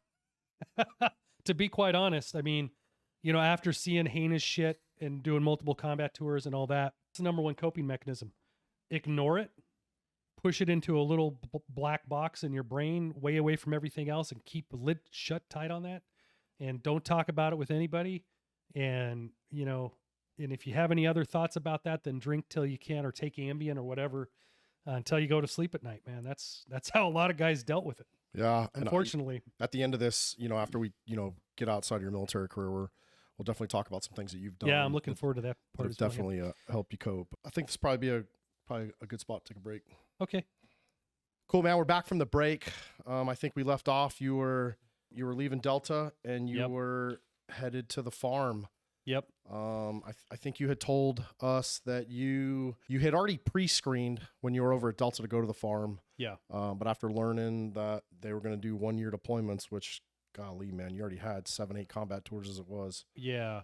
Yeah. So to give you a little background on that, so I was a team leader over there as a warrant officer. So I had 3 other guys or gals under my leadership there. So because when I made that decision, you know, obviously the leadership was like, well, look, man, you might not have to go to Iraq. You know, somebody else could go. It might not be immediate. And you know, for me, I couldn't like literally tell like a junior guy on my team, like, hey man, have fun sucking it up for a year in Iraq while I'm back here, because I can't go because of my family, or I don't feel like going, right? Like, that's not how I was raised, from a leadership perspective with other leaders. Like if you didn't ask your soldiers to do something that you weren't willing to do yourself. So that's kind of where I decided to leave. Right. And, I obviously did it for the right reasons, because really what I saw there is, we talked a little bit about this last night, but when you leave that place, they give you a small little tiny plaque. I mean, it's literally, 4 inches by maybe 6 inches. And when they first gave a plaque, the reason for that was they believed that you give more to that unit than you take away. And that's true. That's how any unit should be, to be honest. So you just get this little wooden plaque that says thank you on it. That's it, right? So that's kind of the marker that people get when they do a successful tour there. So I saw guys really, and the biggest honor you could get when you leave there is you get presented with the unit colors, right? So they frame it, so kind of like a guidon or like the unit colors, but smaller version, and they put it in a frame. And that was really reserved for just absolute legends that walked out of that building when their career finally ended or they were moving on to somewhere else. They were presented with the unit colors, and that was like the most prestigious, esteemed, award you could get walking out of there, right? So, but like I said, man, I saw guys while I was there that took those awards home to an empty apartment, man, because they lost their family in that mix, right? And that's not just that unit. That unit obviously has a very high op tempo, and you're gone all the time. But that's really any soft unit, right? It doesn't have to be a tier 1 unit to take a toll on your family. So yeah, knowing that while I was at the unit as well, my first son was born. So he was an infant at that time, or when I left, maybe 1 or 2 years old, really young. But again, that's additional workload on my wife that she had to deal with, plus working and all that, trying to keep things, moving on the home front while I was away. So I just couldn't fathom my wife being open to going to a school for 6 months and then coming back and then turning around and going to deploy for a year. So basically being gone probably 18 months out of a 20-month period. Well, hey, you get to come back, a couple times for leave and all that. I got it. There was a lot of arguments, a lot of hurt feelings that I didn't go and we lost the slot.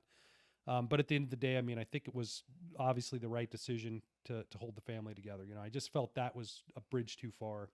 So yeah, like you said, when I had assessed, I assessed for the military side. So DOD does its own assessment separate from the agency. Successfully assessed. The lead psychologist from that activity had called me up when she found out I was leaving the unit and said, hey, do you want to do this? Because I was getting ready to go back to 10th Group. I really wanted, me and the wife really loved Colorado. We love the mountains. And we wanted to go back to Colorado. So, I basically called up 3rd Group because they were the last basically SF group to hold me as a warrant. I had to call up the CW5 there to have them release me to go to 10th Group. Of course, I got, excuse my language, I got motherfucked by him because I wanted to leave 3rd Group. I didn't want to come back to 3rd Group. I wanted to go back to 10th where I originally started. But anyways, it ended up not happening anyways. So I ended up going this different route. So, DIA has the Defense Clandestine Service, which is equivalent to the CIA's clandestine service, right? So operation officers out there doing human intelligence collection. So I went to a unit based in Texas that was doing a lot of that sort of work for JSOC specifically. So everything was counterterrorism based. So it wasn't strategic intelligence collection like you get into with, traditional agency case officers doing strategic level. Hey, what's the intent of country X, or what's the Ministry of Defense or the Ministry of Foreign Affairs? Like, what are their thoughts on this or that? Like, not stuff that would affect policy. It was all tactical level, going after bad guys, right? Like stuff we'd been doing already for years in Afghanistan and Iraq. So I ended up going to the farm from that, because I was able to deploy as a collector. I'd already been to the Army, the Special Forces equivalent school, which categorized me as a collector that could go out and field collect. So I ended up going to the farm. That was a unique experience. It was great to see the comparison and contrast between the two courses. Came out of that as a qualified operations officer, and then served another couple tours in Afghanistan. So the first tour was to Latchkey Kid down in southern Afghanistan in Helmand province. So did a ton of work with Marines down there. That was shortly after the time period where the Marines went into Helmand and Marja, and just, I mean, that was probably one of the bloodiest operations during all of Afghanistan. Before we dig into your deployments, I don't want to skip over the farm. I know you can't. Oh yeah. I know you can't talk too much about it, and I get it. But you know, without going into tradecraft, like what was it? What was that course like in comparison? I mean, again, at this point in your career, you've done a lot. Yeah. You've been to, you know, special operations has, you know, a human course. You've done that. You've done the 18 Fox course. And so, I mean, obviously at this point you understand human. Yeah. How did that help you at the farm, or did it help you? It helped me significantly. Yeah. So, I'm not saying that the agency students that went through the course had a tough time or a tougher time than we did. From a tactical standpoint, the tradecraft was very easy. It was pretty simple tradecraft procedures comparative to like, and as a tactical guy, like coming from a tactical background in the military, you kind of have this natural sense of how things move and how things should be in 3 dimensions, right? You get that from just being out on the battlefield and having to keep track of bad guys and good guys and fast movers overhead and aircraft. And so you get this spatial awareness that really helps out with the tradecraft aspect, right? So really, it was just going out and finding places to do stuff, time management, right? In addition, I was going to that course from Texas. So I did not have family located in the greater DC area. That did not serve as a distraction. So some of the students that went to that course and did not do well, they were definitely, their heart and their mind wasn't into it. Like they would go home every weekend if they could. So obviously that's time that you're missing out to be out there hitting the streets, getting familiar with the area, learning routes, learning good areas for pickups and stuff like that. So that ate the lunch of a lot of students, really because they just had poor time management. Or you would do some sort of graded operational type thing. And obviously when you come back, there's written products you have to submit for that. So they were like, well, hey, I'm going to go into town and get Starbucks. And I'm like, bro, you're burnt. That's 2 hours, man. You're burning 2 hours going into town, getting a coffee, pissing around and coming back. Like you need to get in front of your desk right now and start typing. So I had a really good co-counselee, a former Navy SEAL that was now going to ground branch. And me and him we had a competition, like who could get out of the training room the quickest, right? The team room the quickest every night. So we had our time management down pretty well. We both got really good sleep the whole course. That's something the instructors look at. So each of the rooms is like its own container, basically its own secured container.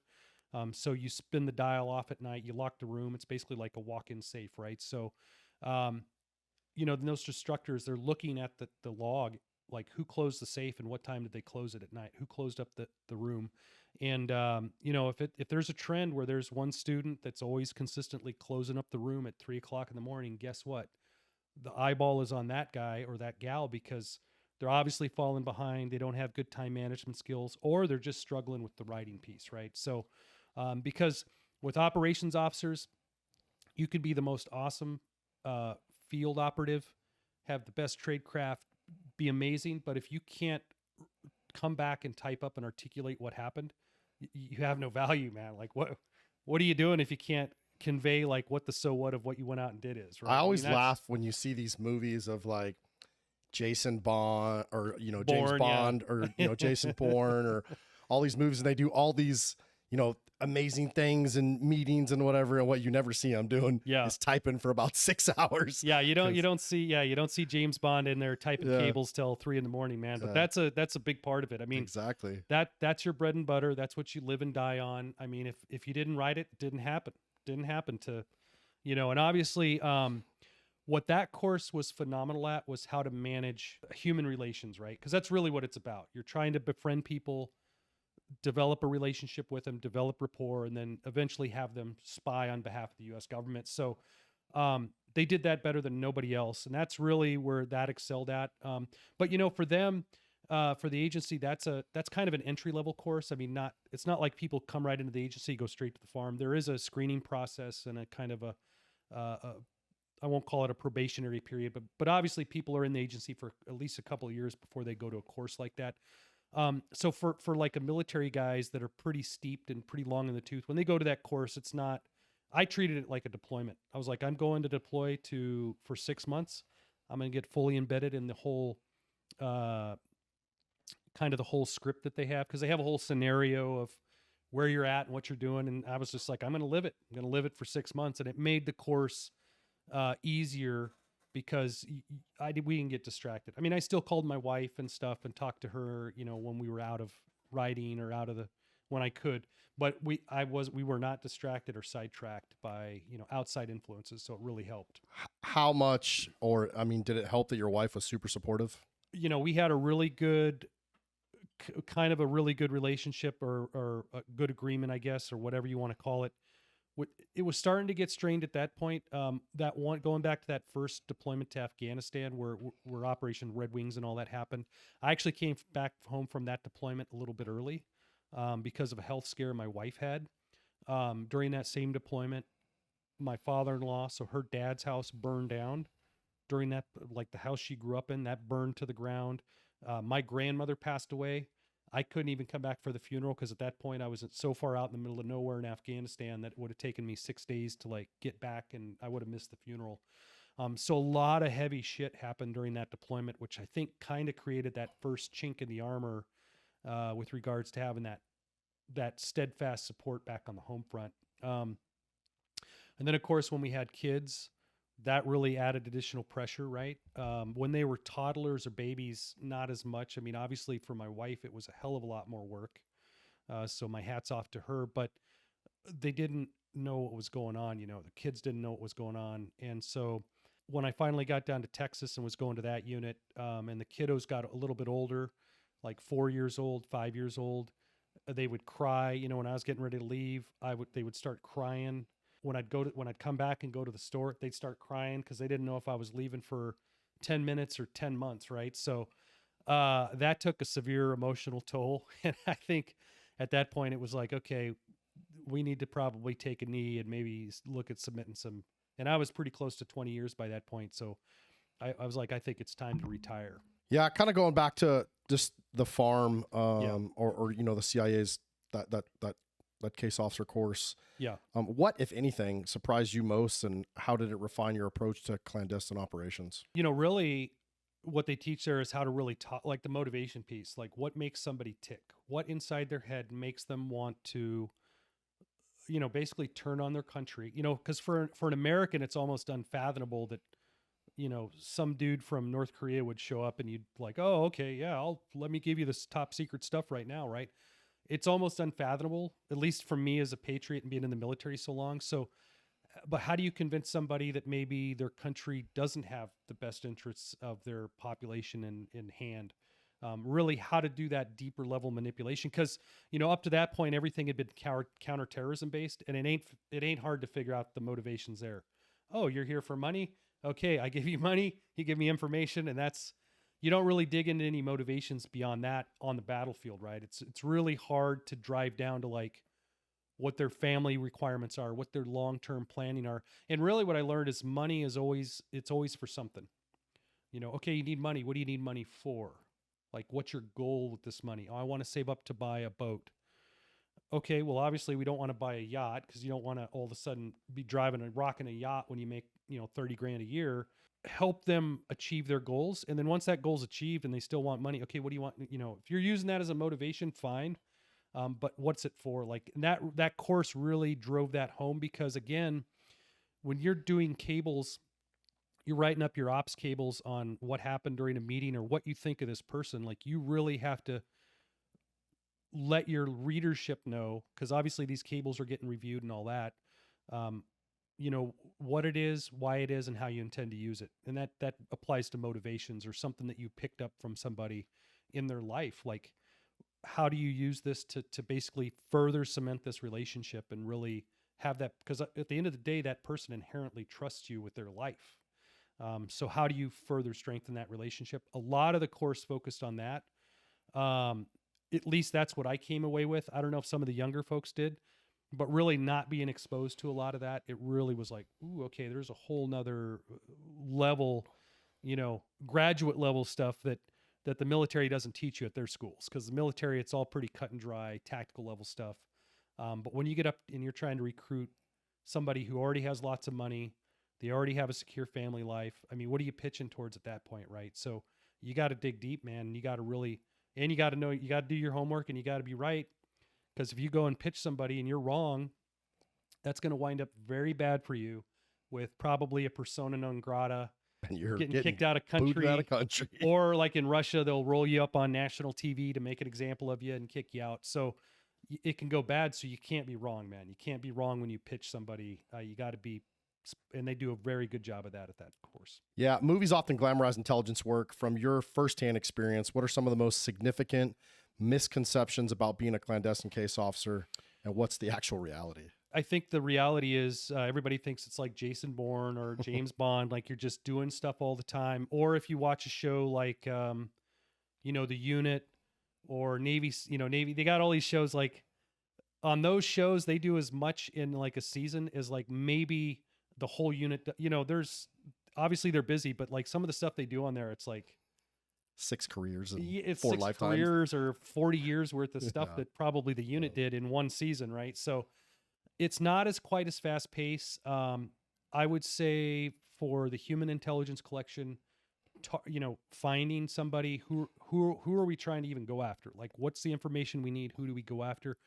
There's a ton of research on that piece, and you do lots of studies, and you're basically trying to figure out who you're going to go after, because at the end of the day, you're doing a risky operation. You're trying to go out and elicit or meet somebody and develop a relationship with them specifically to elicit information. So you want to make sure you got the right person, so you're not wasting all this time and effort. So a lot of research, a lot of analysis goes into that. A lot of research and analysis goes into what they're telling you after every meeting, because again, how do we know that they haven't been turned by their own foreign service and now they're a double agent and all that? So it's constantly like a chess game in a way. And you definitely want to make sure that that person is still on the up and up and they're still giving you legit information. And unfortunately, it's really hard to do, right? That's the hardest part. It'd be great if everybody we ever recruited was always stayed faithful and didn't develop any problems like adultery or gambling or drinking problems, or, got caught by their own foreign government. So, but that's not the case. So you continually have to work that relationship and make sure that basically the assets that you're running are still legit. Awesome, man. That's a great kind of explanation. There's a question I wanted to ask you, just kind of about your moral compass, and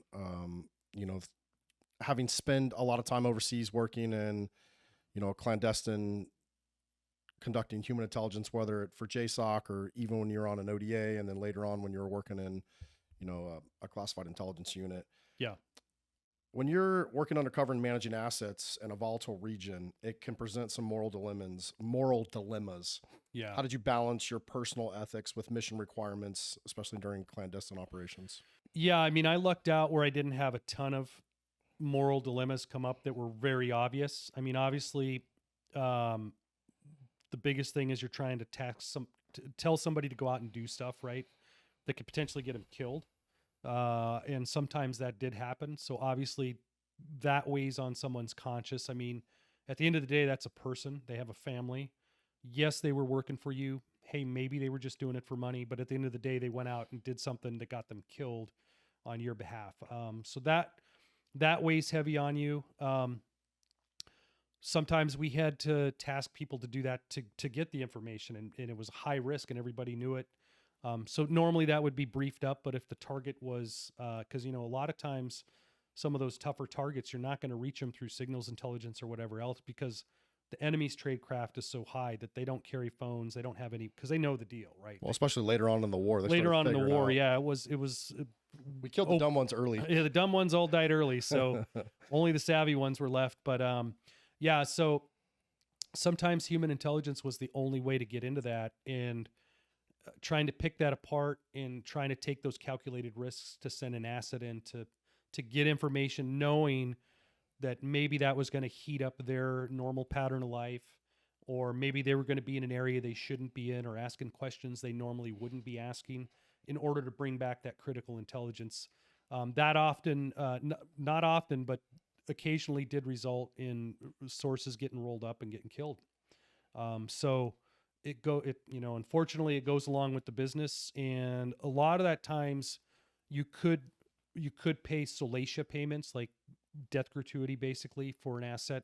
But a lot of times you only had a relationship with the asset and you, right? It's not like their family was read on or they had a SGLI, their insurance policy where you could give money. If we did know relatives, obviously we would try to contact them and give them those payments as just really no way you can repay the loss of their husband or father or whatever, but at least give it to the family so they had something, right? Yeah, I think a lot of times listeners too, especially may not understand, especially when you're doing human intelligence collection overseas in a foreign operation in a hostile country. I mean, you do form some type of bond. Now, obviously, you're not trying to become their best friend or anything, but there is this like they trust you. They trust you.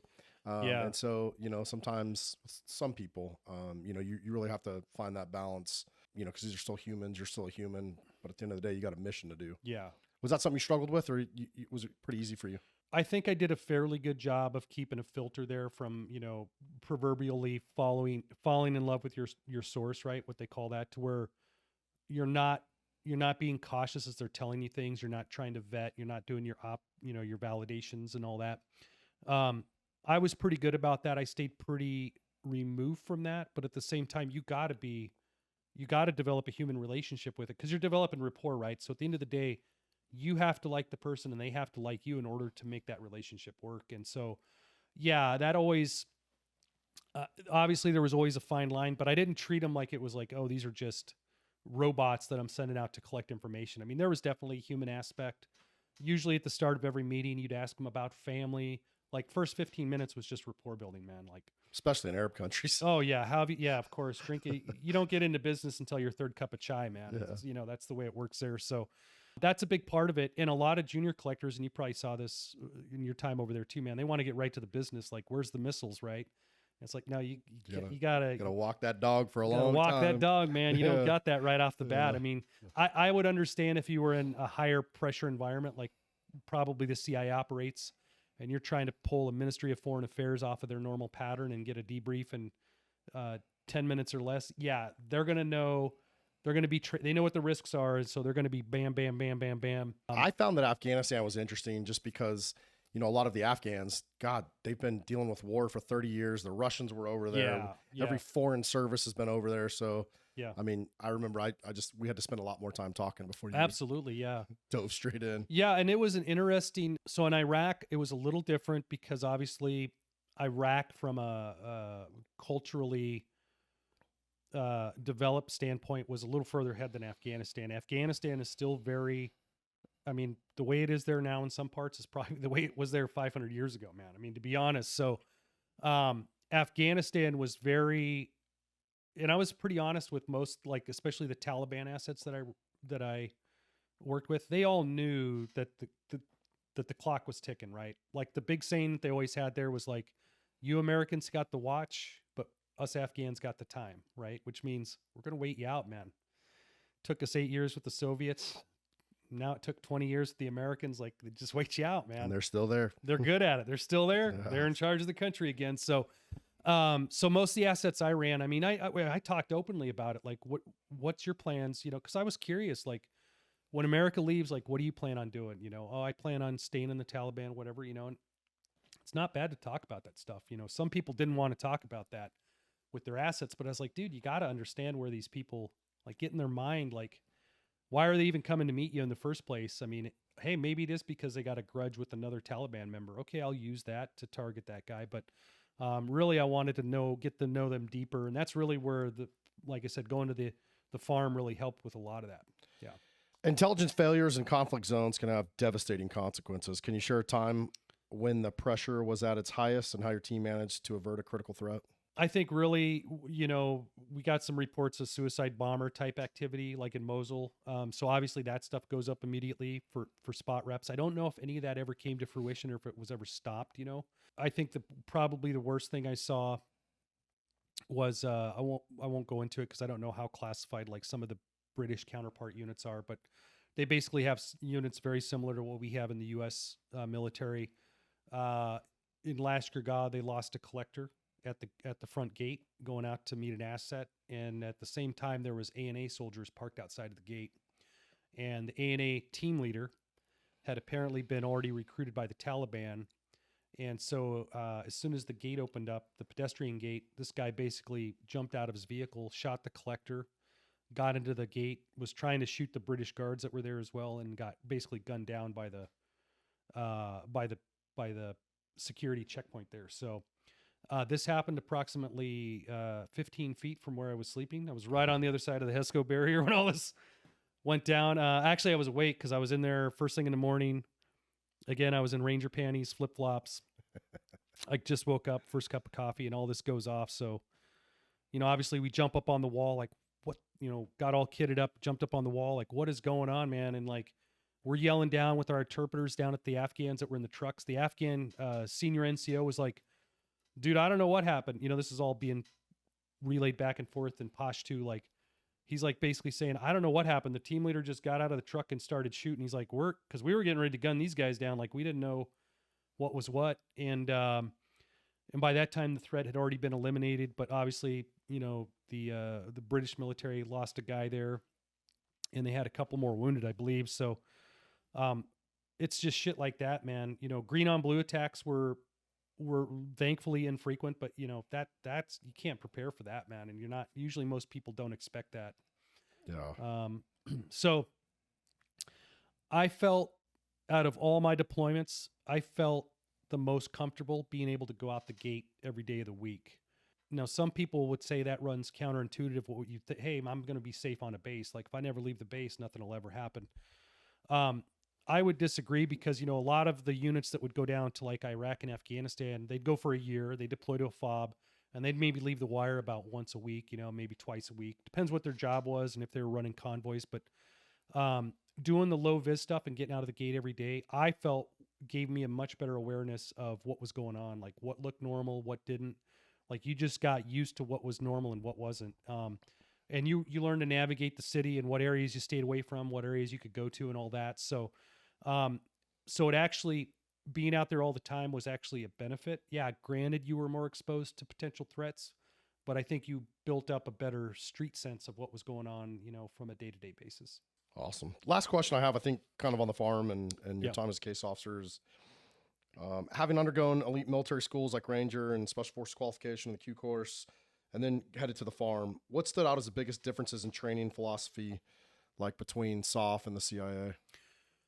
Surprisingly, in those courses, very similar. Obviously integrity is a huge part of it. If you're going to be an operations officer, writing up, meeting assets and giving money out. The biggest thing I saw was like, for there, it was just, you're inherently trusted, right? In the CIA, you're inherently trusted to do your job. If you gave a guy $20,000, you gave a guy $20,000, right? On the military side, and you've seen it where you issue out money, it's a whole accounting practice, man. You got to have receipts and take pictures and all this. And it's, they have a little bit more inherent trust. They treat their people a little more adult-like, I think there. So obviously with that comes a lot more responsibility as you, as the individual, man. You got to do the right thing. So integrity was a big part of it. Obviously quality work. So a lot of the stuff that they do, it kind of transfers over to the special operations community, right? And I think that's why, and you've been in environments like that, there's a pretty tight relationship that developed through the global war on terror and the subsequent operations after GWAT was kind of officially retired, where the intelligence community and the SOF community worked very close hand in hand, right? Had a very close relationship. I think because a lot of those values are the same for both of those organizations. Yeah, and I think the average person doesn't really understand too that intel drives the battlefield. I mean, without intelligence, there is no tier 1 guys hitting houses and all the you got to know where the happen. Yeah, you got to know where it's at. It's some dude for 7 hours typing the report that gives them the ability to get in the helicopter and go get out. Yeah, and that's my shout out. I mean, the analysts actually. So going back to the unit, the analysts hold the most power in that place. To be quite honest, because they're telling the guys where they're going out and what they're doing that night, and they can never be wrong. Again, they're in a position where it can be zero failure every time you go out on that target. What's on that target needs to be on that target. If it's not, that's your reputation as an analyst. So they had you had to be elite analyst to work at that organization, and those guys could never be wrong, right? So, and they had encyclopedic knowledge, man. I mean, some of the collectors or some of the analysts, like I'd ask them about a report, and they would have they'd have 3 screens going, and about 987 different folders, and they knew exactly what folder to go into, drilling down through like 10 layers of folders. Okay, yeah, it's this guy. I mean, they knew that stuff. They knew the networks like you knew your better than you know your family, man. It was crazy to watch some of those analysts work. They just knew that targets. They were so invested into it. And they knew everything about, hey, this guy's this, he's got 2 wives, they knew everything about the targets, man. It was amazing. But like you said, I mean, that's what drove the targeting, man. And that's what really helped the interrogators in the booth, right? Is being able to come up with those pieces of knowledge that you'd throw into a detainee's face to really get them off, to raw, like things that they didn't think we knew. We could obviously, as long as it didn't violate, collection methods and techniques and whatnot, you could throw stuff in there to rattle them that they just didn't think we knew about them. Like, oh, you've got a 6-year-old daughter named so-and-so, really, what would she think about you being detained long-term? Being able to throw stuff like that in was highly valuable, man, to get guys, because the deal, like by the end of 2009, when we were there, dudes came into the THA, temporary holding area. Some of them had been there. Some of them been there more than once. Some of them were 3-4 time offenders. Like, hey, what do you want to let me know what you know? And they're like, nope, you know the deal, man. I'm going to be here 14 days. You're going to give me $20 for cab fare, and I'm going to be walking right out the door. So, And you're like, oh. yeah. So, but they're still there. You still talk to them. And sometimes, occasionally, we could break those guys, those hardcore recidivists that have been in there multiple times. More kill, less capture.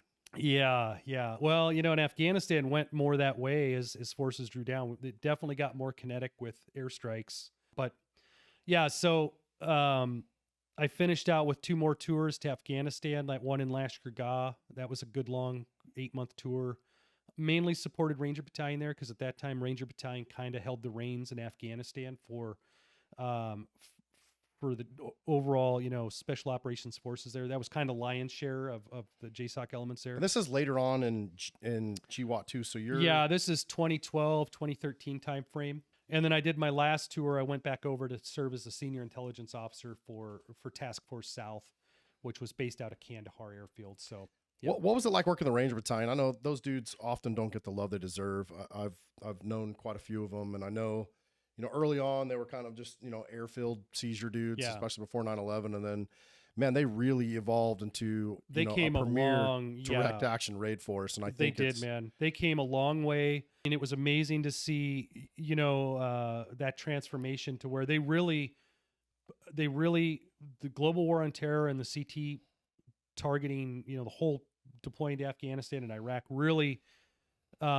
pushed the Ranger Battalion to do additional missions. Now, granted, they're still doing airfield seizures, like that's still one of their bread and butter missions, but with some of the developments they had in the Ranger Regimental Reconnaissance Detachment, and some of the enabler support that they got attached to Ranger Battalion to really help on the battlefield, they really came a long way. I mean, they definitely went from a one-trick pony where, hey, we just jump in and seize airfields, to they were able to do stuff that was very close to what some of the tier 1 units were doing, right? So yeah, and I love working with those guys. Were they pretty appreciative of the support? I know, like, a lot of time when they would deploy on JSOC platforms, you got Delta and the SIF teams, and then those guys, and they're kind of like, sometimes they were the bastard children, and they were. I mean, yeah. So for folks that are not familiar, I mean, you can Google this. Obviously, there's different tiers of SOF.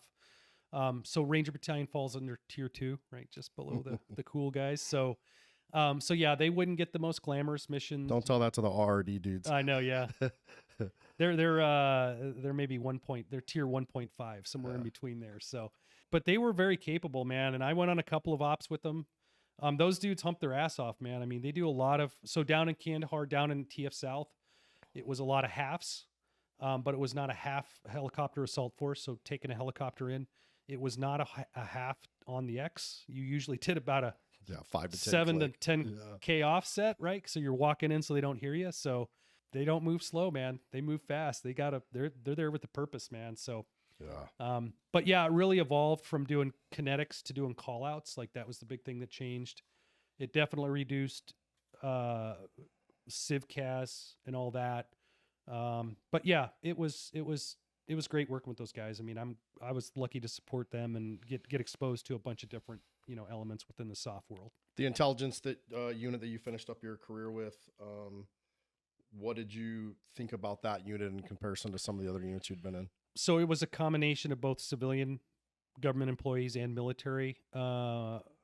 Leadership was lacking in some ways. I mean, I think that's any government service. I mean, I hate to say this about the U.S. government, but believe it or not, a lot of the most talented people get chased out of government because of government bureaucracy, right? Things don't move fast enough. Policies are enacted that don't make sense.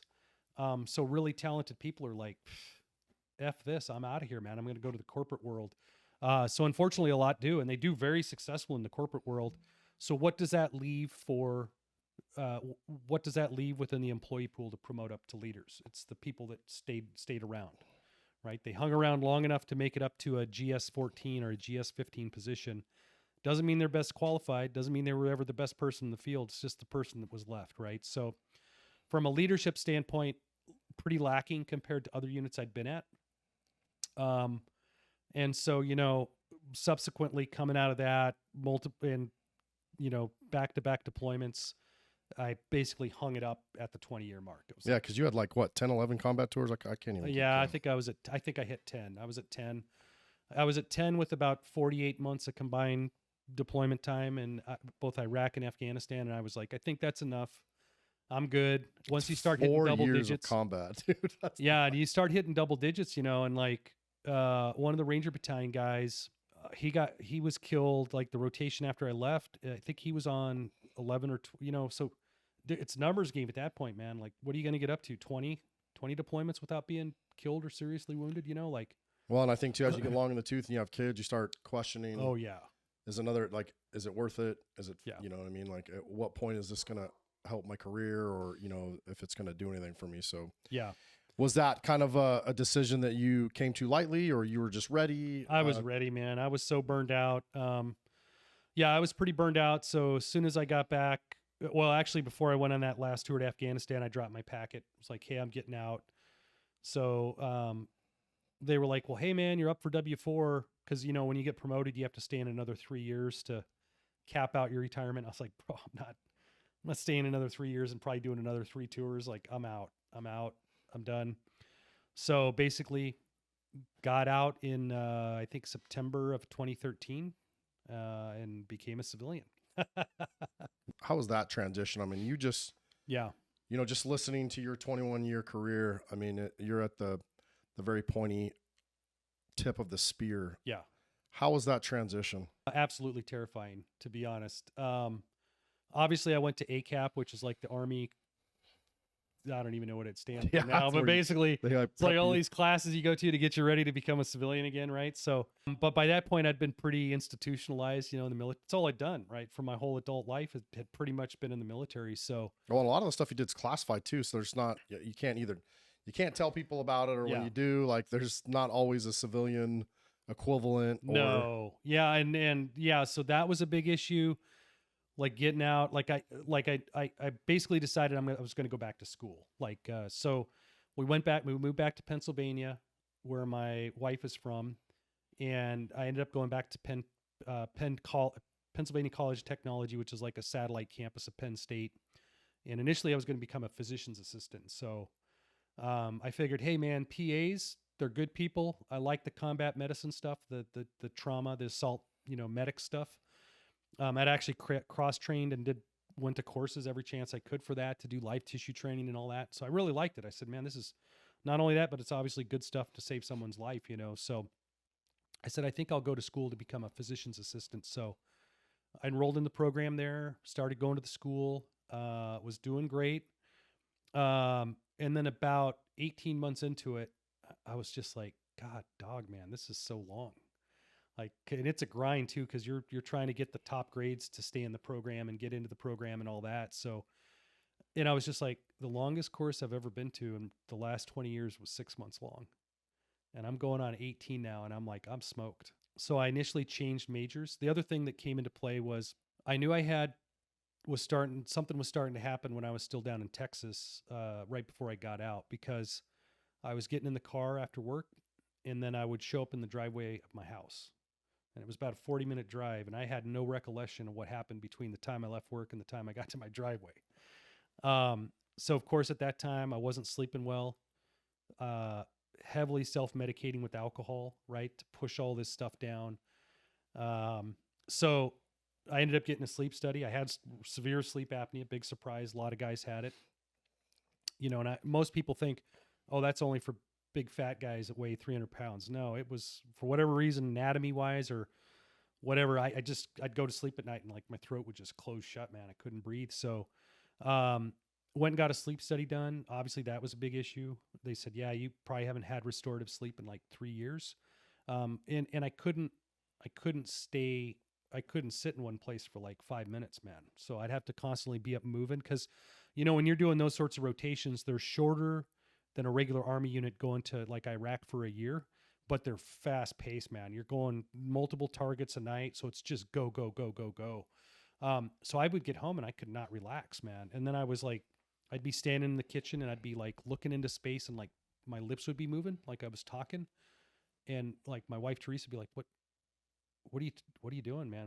Who are you talking to? What are you thinking? What, and like, no clue, like just in space, man. So when I got out and went back to school, obviously I lost all structure that I had. That's one of the things you're not really prepared for is losing that structured environment to go be a civilian, right? Where you do matter, but in your mind you don't matter because you just came from being on the most awesome missions and doing some of the most strategic stuff for national security you could imagine. And now I'm a freshman and going to college, man. Like, what just happened? At all the time I was in combat, man, I was pretty proud that I never froze up or didn't know what to do, when bullets started flying. I had an anxiety attack. The first anxiety attack I had when I went to freshman orientation day at college, because I parked my truck and I see the building I'm supposed to be going into, and the kids that were going into the building looked so young. I mean, they were young. I was 38 at the time, 39, I think. And they were 18 years old, 19 years old. And I just felt so out of place. Like my cognitive dissonance was like, this is not matching up with like, my reality is not matching up with what my brain thinks it should be right now. And I called my wife and I said, I don't think I can do this. I don't think I can go in there. I don't think I can go back to college.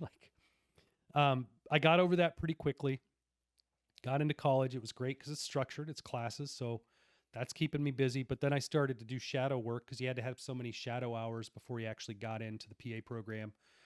So I started shadowing docs and shadowing ER. And that's when I started to learn like, hey, I really didn't have the empathy and the compassion for treating patients, right? Because on the civilian side, you get people that come into like the ER that are they're malingering, or they just want attention, or maybe they want a sandwich, or maybe they're looking for dope, right? They're looking for back then fentanyl was still a thing, or not fentanyl, oxycodone, like they're pill shopping.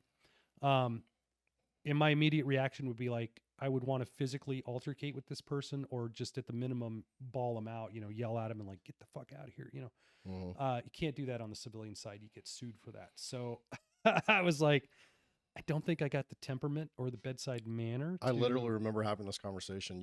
I think you had applied to the PA and Yeah. I had a long conversation just about, how civilian, telling overweight people, and it's like, Yeah. they don't want to help themselves. No, and they don't want you to be honest. They want you to lie to them so they don't have to do the hard work, that they need to do to stay alive or get healthy.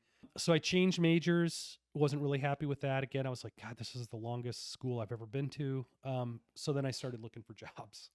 And what did I go back to? Went back to the military as a government civilian. So got offered a job position down at Fort Bragg again, this time with 724th Special Tactics Group. So those are the guys, the Air Force guys, consist of pararescuemen, PJs, combat controllers, as well as JTACs, right? And basically they provide that call for air support and air power and personal recovery for pretty much all across JSOC, right? All the JSOC elements. So that was a good experience. Basically, my job was to be kind of a civilian program manager for a lot of the advanced training. So a lot of the advanced skills, I helped stand up and train a lot of those guys on that, manage those programs. Great experience, great community. Still have a lot of good friends that I worked with there.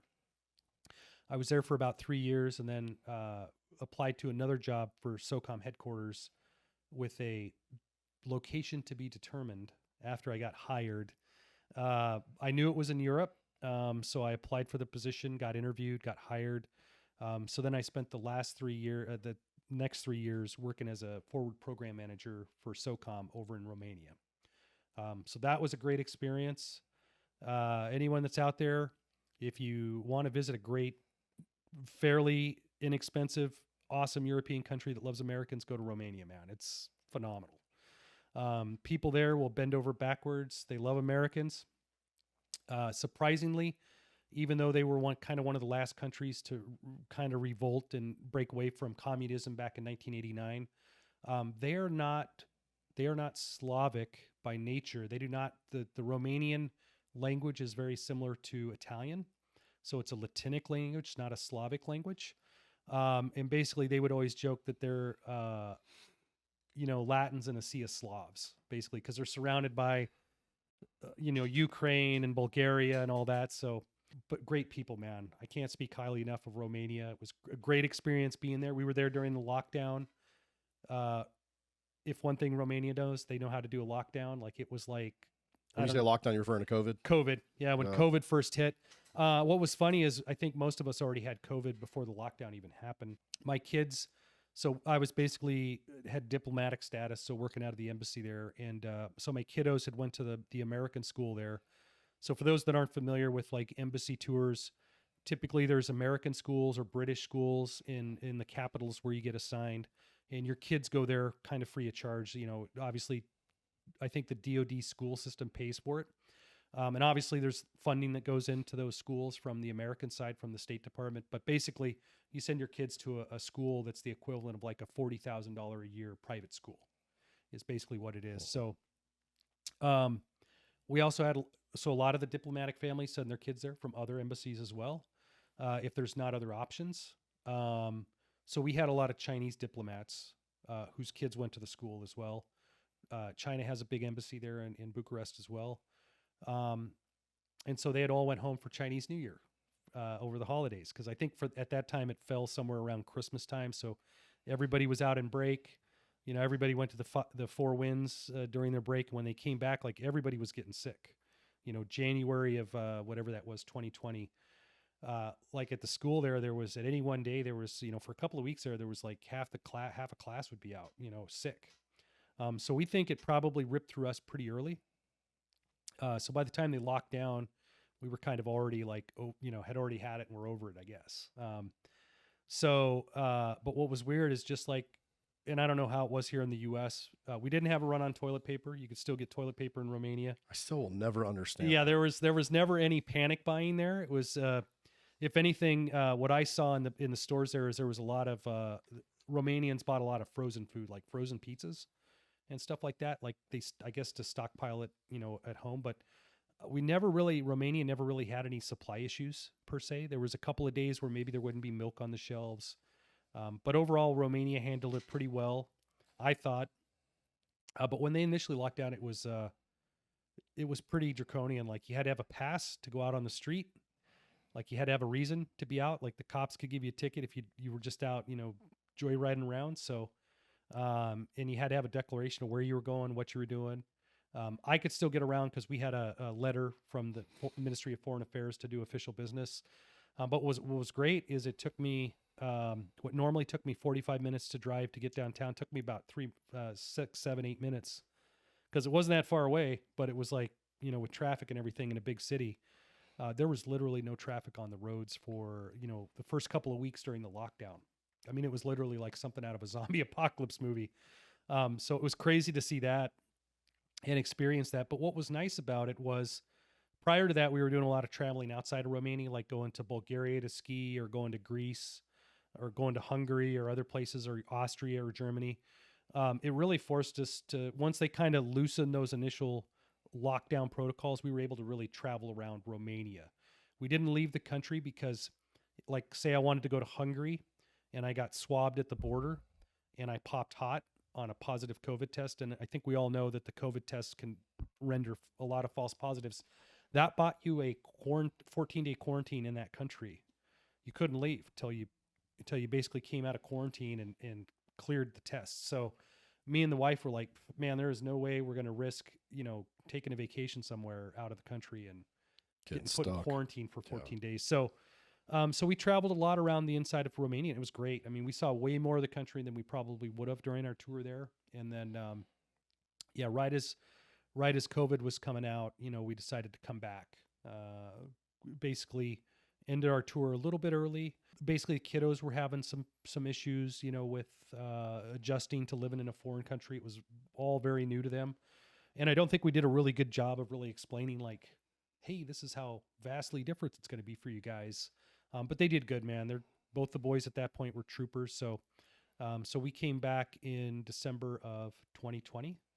And this also coincided with a friend of mine who was in the same community, his job. He was getting ready to vacate to move on to a new job. He's like, hey man, I'd really like you to apply to my old position in the corporate world. And I said, okay, what's the position? What does it do? Oh, it's all commo stuff. It's all related to 5G cellular technology. And I was like, okay, I'll do that. So it was kind of nice to come back from overseas and fall right into that position. Yeah. Now I think this is kind of at the point where we moved into a topic that I think you and I are pretty passionate about. Yeah. And I think we ended up reconnecting. Well, I mean, we've always kind of been, but I think it's been a little while since I talked to you, and, we kind of linked back up in 2023 and kind of shared some similar experiences. And I know that you were really struggling with PTSDs. Yeah. Can you talk a little bit about when you first really started realizing you were having a problem and kind of what that looked like? Yeah. I mean, I think the first problem was, so when I was in the military, I did a very good job of tamping stuff down, right? Like just tamping stuff. I equate it to a box with like a spring on it, right? This heavy duty spring keeps the lid of that box shut, man. And this box is just it's just overflowing with shit, man. You can barely get the lid shut, right? That's kind of what I envisioned in my head. And that's all your trauma that you've been carrying around for God knows how long. I mean, sometimes it could go back to your childhood, right? So in the military, at least in the SOF community, they do a good job. You do a good job of tamping that down, man, and hiding it, right? Because one thing you don't want to do is look weak in front of your teammates and not be able to go on deployment and be non-deployable. So there's a little bit of pride and ego there that goes into it. So you do a very good job of hiding it. You tamp it down. You become emotionally numb, which is what happened to me. And you drink and you medicate, right? Ambien's a common one that would help guys sleep. And, like we talked about, just listening to a recent podcast with Gary Brecka, that's not good because when you take Ambien, it basically shuts your brain's ability off to wake you up when you're suffocating. So with sleep apnea and all that, so basically you're going to suffocate yourself, get horrible sleep that's disrupted with alcohol and Ambien for 6 hours maybe, and wake up feeling even worse than when you went to bed, right? So I called it chasing the dragon. Ambien, Ambien and booze to sleep, and then yeah, you got to wake up and drink a bunch of caffeine to be able to function, and then by the time you come home, you're hyped up on caffeine. You got to chase get you some of those. Yeah, you're on your third or fourth monster of the day, and chasing the dragon, man. Yeah, so it's rough, man. It's rough on you mentally and physically as well, right? So really, where I started to see the seams start to come apart was once I got out of the military, right? You don't have that structure. You're not go, go, go. You don't have a team there that's relying on you. So that pressure, that spring on that box, that spring starts to get weak, man. And that box starts to creep open and stuff starts creeping out. And, for me, going back to my childhood as kind of a latchkey kid, I never really had a nuclear family where we talked about, sat around and talked about our feelings. In fact, he pretty much ignored them, right? And growing up with my dad was a manly man that never bitched about anything. Hey, if you got a cut, like just suck it up, put dirt on it and drive on, right? Type of attitude, right? So we never discussed feelings, how you felt. Hey, how are you doing? None of that stuff. So I had no way to really externalize any of this. I didn't have the tools. So obviously the drinking got worse, relationship with the wife got worse. And really, the sad part was with my kids, I wasn't a great father for them, because I was so emotionally detached and numb that I didn't find happiness in like trying to think up ways to go take them out and do stuff like a dad's supposed to do. Take them fishing, show them how to do stuff that the dads normally show their boys how to do. Like, so I missed out on a lot of that time because of this, right? And this is all in hindsight. That wasn't apparent when I was going through this, and it wasn't until around 2020 when I think there's a gentleman by the name of Jeff Dardia, SF guy, former medic, or he's a medic, but he runs a page on Facebook called Soft Health Awareness. And so it's everything, man. They burn pit stuff, concussion, article. It's all literature, scientific literature stuff that's all about what's bad for your health that normally guys like me and you were exposed to on a routine basis, right?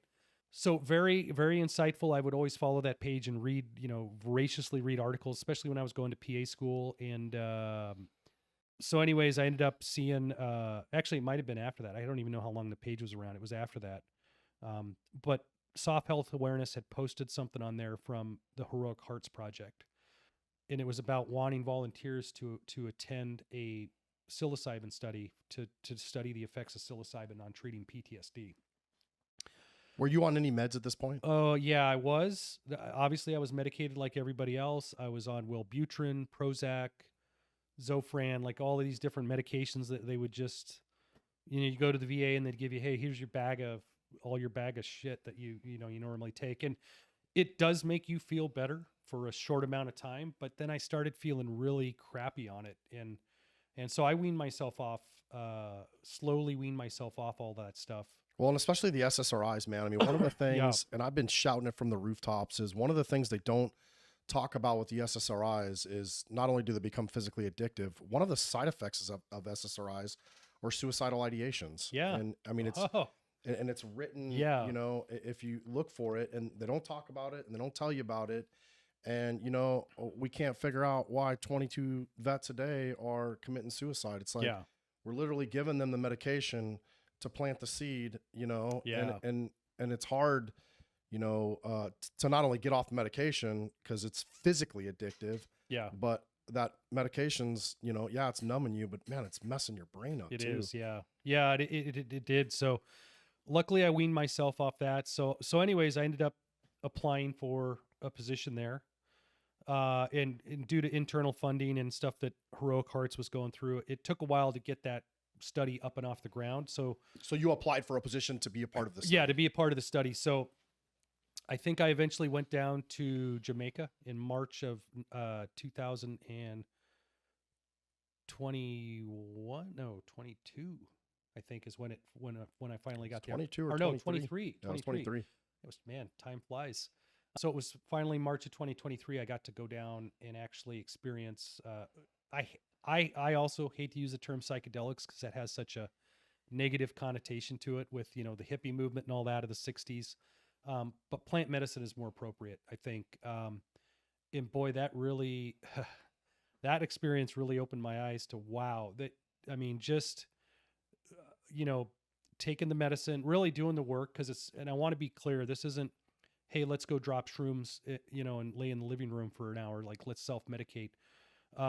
Plant medicine is typically married up with a very ceremonial aspect, really respect for the medicine, how you approach it, how you go into these ceremonies, how the ceremonies are ran, how they're basically facilitated by experienced facilitators and experienced shamans or shamanesses or maestros or maestras.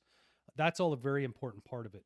Did you do any research initially before you? I did zero. Okay. I did zero because I didn't want to go down with any preconceived notions or expectations, man. Did you know you just needed something else? I knew I needed something, and I was like, I'm just going to open myself up to this and just see what happens. Because I knew alcohol wasn't working. So was your marriage starting to take a hit as well? It was. Yeah, it was pretty rough. And it was just no communication. I mean, like I said, it's hard to communicate when I'm sitting this far from my wife and I'm in my own world, right? I'm locked in my own mental prison where I'm not really paying her any attention or doing anything else, because I'm trapped in my own mind, right? So I think that happens to a lot of people. And unfortunately that spirals out to where they lose everything. They lose their family, they lose their wife, they lose their kids because of this. not necessarily maybe on a fault of their own, but they just don't know. They don't know what they're supposed to do. And I think plant medicine really helps do a hard reset on your brain. Like you said, you've experienced it with Ibogaine. But really what came out of that experience, so that consisted of 2 ceremonies. It really, reconnected me spiritually. Like my spirit, my belief in the spiritual world was pretty much dead at that point. I never really went to church, so I didn't have faith-based faith to lean on as far as the Christian faith. I initially was Catholic when I was born and all that, baptized, but really kind of fell out of church because, like we've discussed, it became very gimmicky and all of that. And Very commercialized. Very commercialized. At least that was the concept in my head. And so the plant medicine really opens your brain up to there's more out there. Like there's something bigger than us.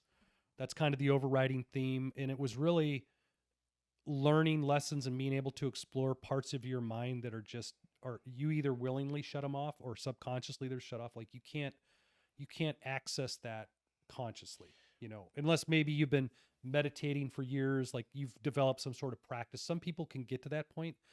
I was not. I had no tools, man. I didn't even know, meditation, all that seemed like hoodoo voodoo, hippie-ish BS at that point. I'm definitely a bigger believer in it now. And I'm a lot more, dare I say, hippie-ish now in my older age and experiencing plant medicine for sure. Can you walk us through? I mean, I know Heroic Hearts is an awesome one, and there's some other ones that we're going to be talking to. Vets with about Marcus and Amber Capone. Yeah, can you just kind of walk us maybe, how it went for you, as far as, you get down to this facility, kind of some of the things you did. Yeah. And then I'll probably try to go into one of your experiences. If that's so obviously everybody shows up at the airport there, and we kind of cave in waves, but they have transportation to get you from the airport to where we were going to actually do the retreat. So this was Beckley Retreats. This is a very well-established retreat. Amanda Fielding, who's like the grandmother of psychedelic research, actually is a sponsor or participates in the research that Beckley Retreats does. So highly recommended. Great facilities, great place. It's on a big old plantation, and the grounds there are beautiful, and it's a perfect place to really heal and do plant medicine ceremonies.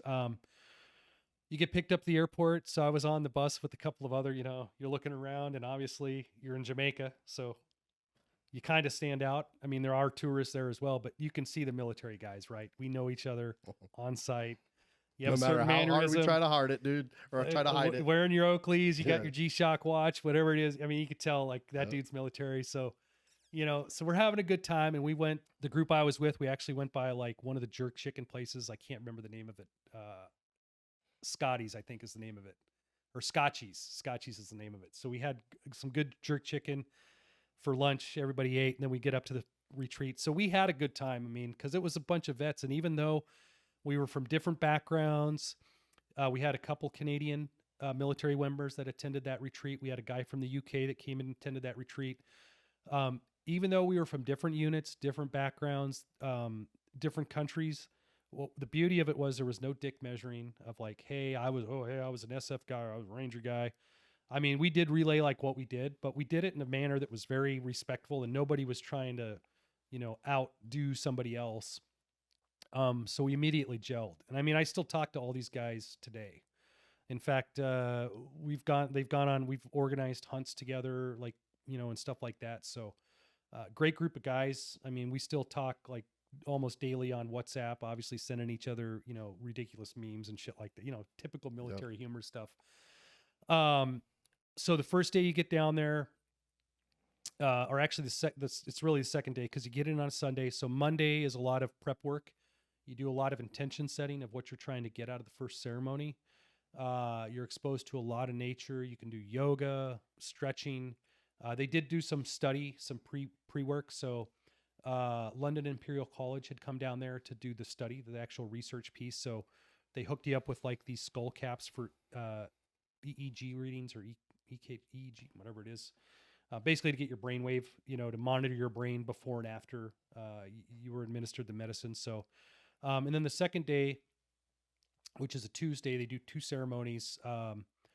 Tuesday is pretty much a light, you eat breakfast, but then you don't have a lunch, you just have a smoothie. Cause they want you on a pretty much an empty stomach, when you go into that first ceremony. And then I want to say about 3 or 4 o'clock in the afternoon is when the first ceremony started. So again, all the facilitators have changed clothes. They're all in their ceremonial clothes, which is typically, it's all very, commonly cotton, white linen, right? Very pure. Cause like I said, there is a spiritual aspect to it, and I fully believe in that. So they smudge everybody with, sage before you go in to cleanse everybody. They cleanse the area. They bless the medicine. And then we were administered the psilocybin with like a tea. So they basically place the psilocybin that's all ground up into like a tea. It was kind of like a citrusy, lemony tea. And then everybody drinks it. Then they'll come around. You can get like a refill of the tea to get kind of the because there's some of the stuff sticks to the sides. And I was like, yeah, I want to get all that. And it didn't taste bad. Tastes, it obviously has that citrusy taste to it. It wasn't lemon teched, because lemon tech is a technique you can use to add citrus to psilocybin to make it kick in quicker and have a more intense experience. It was not lemon tech.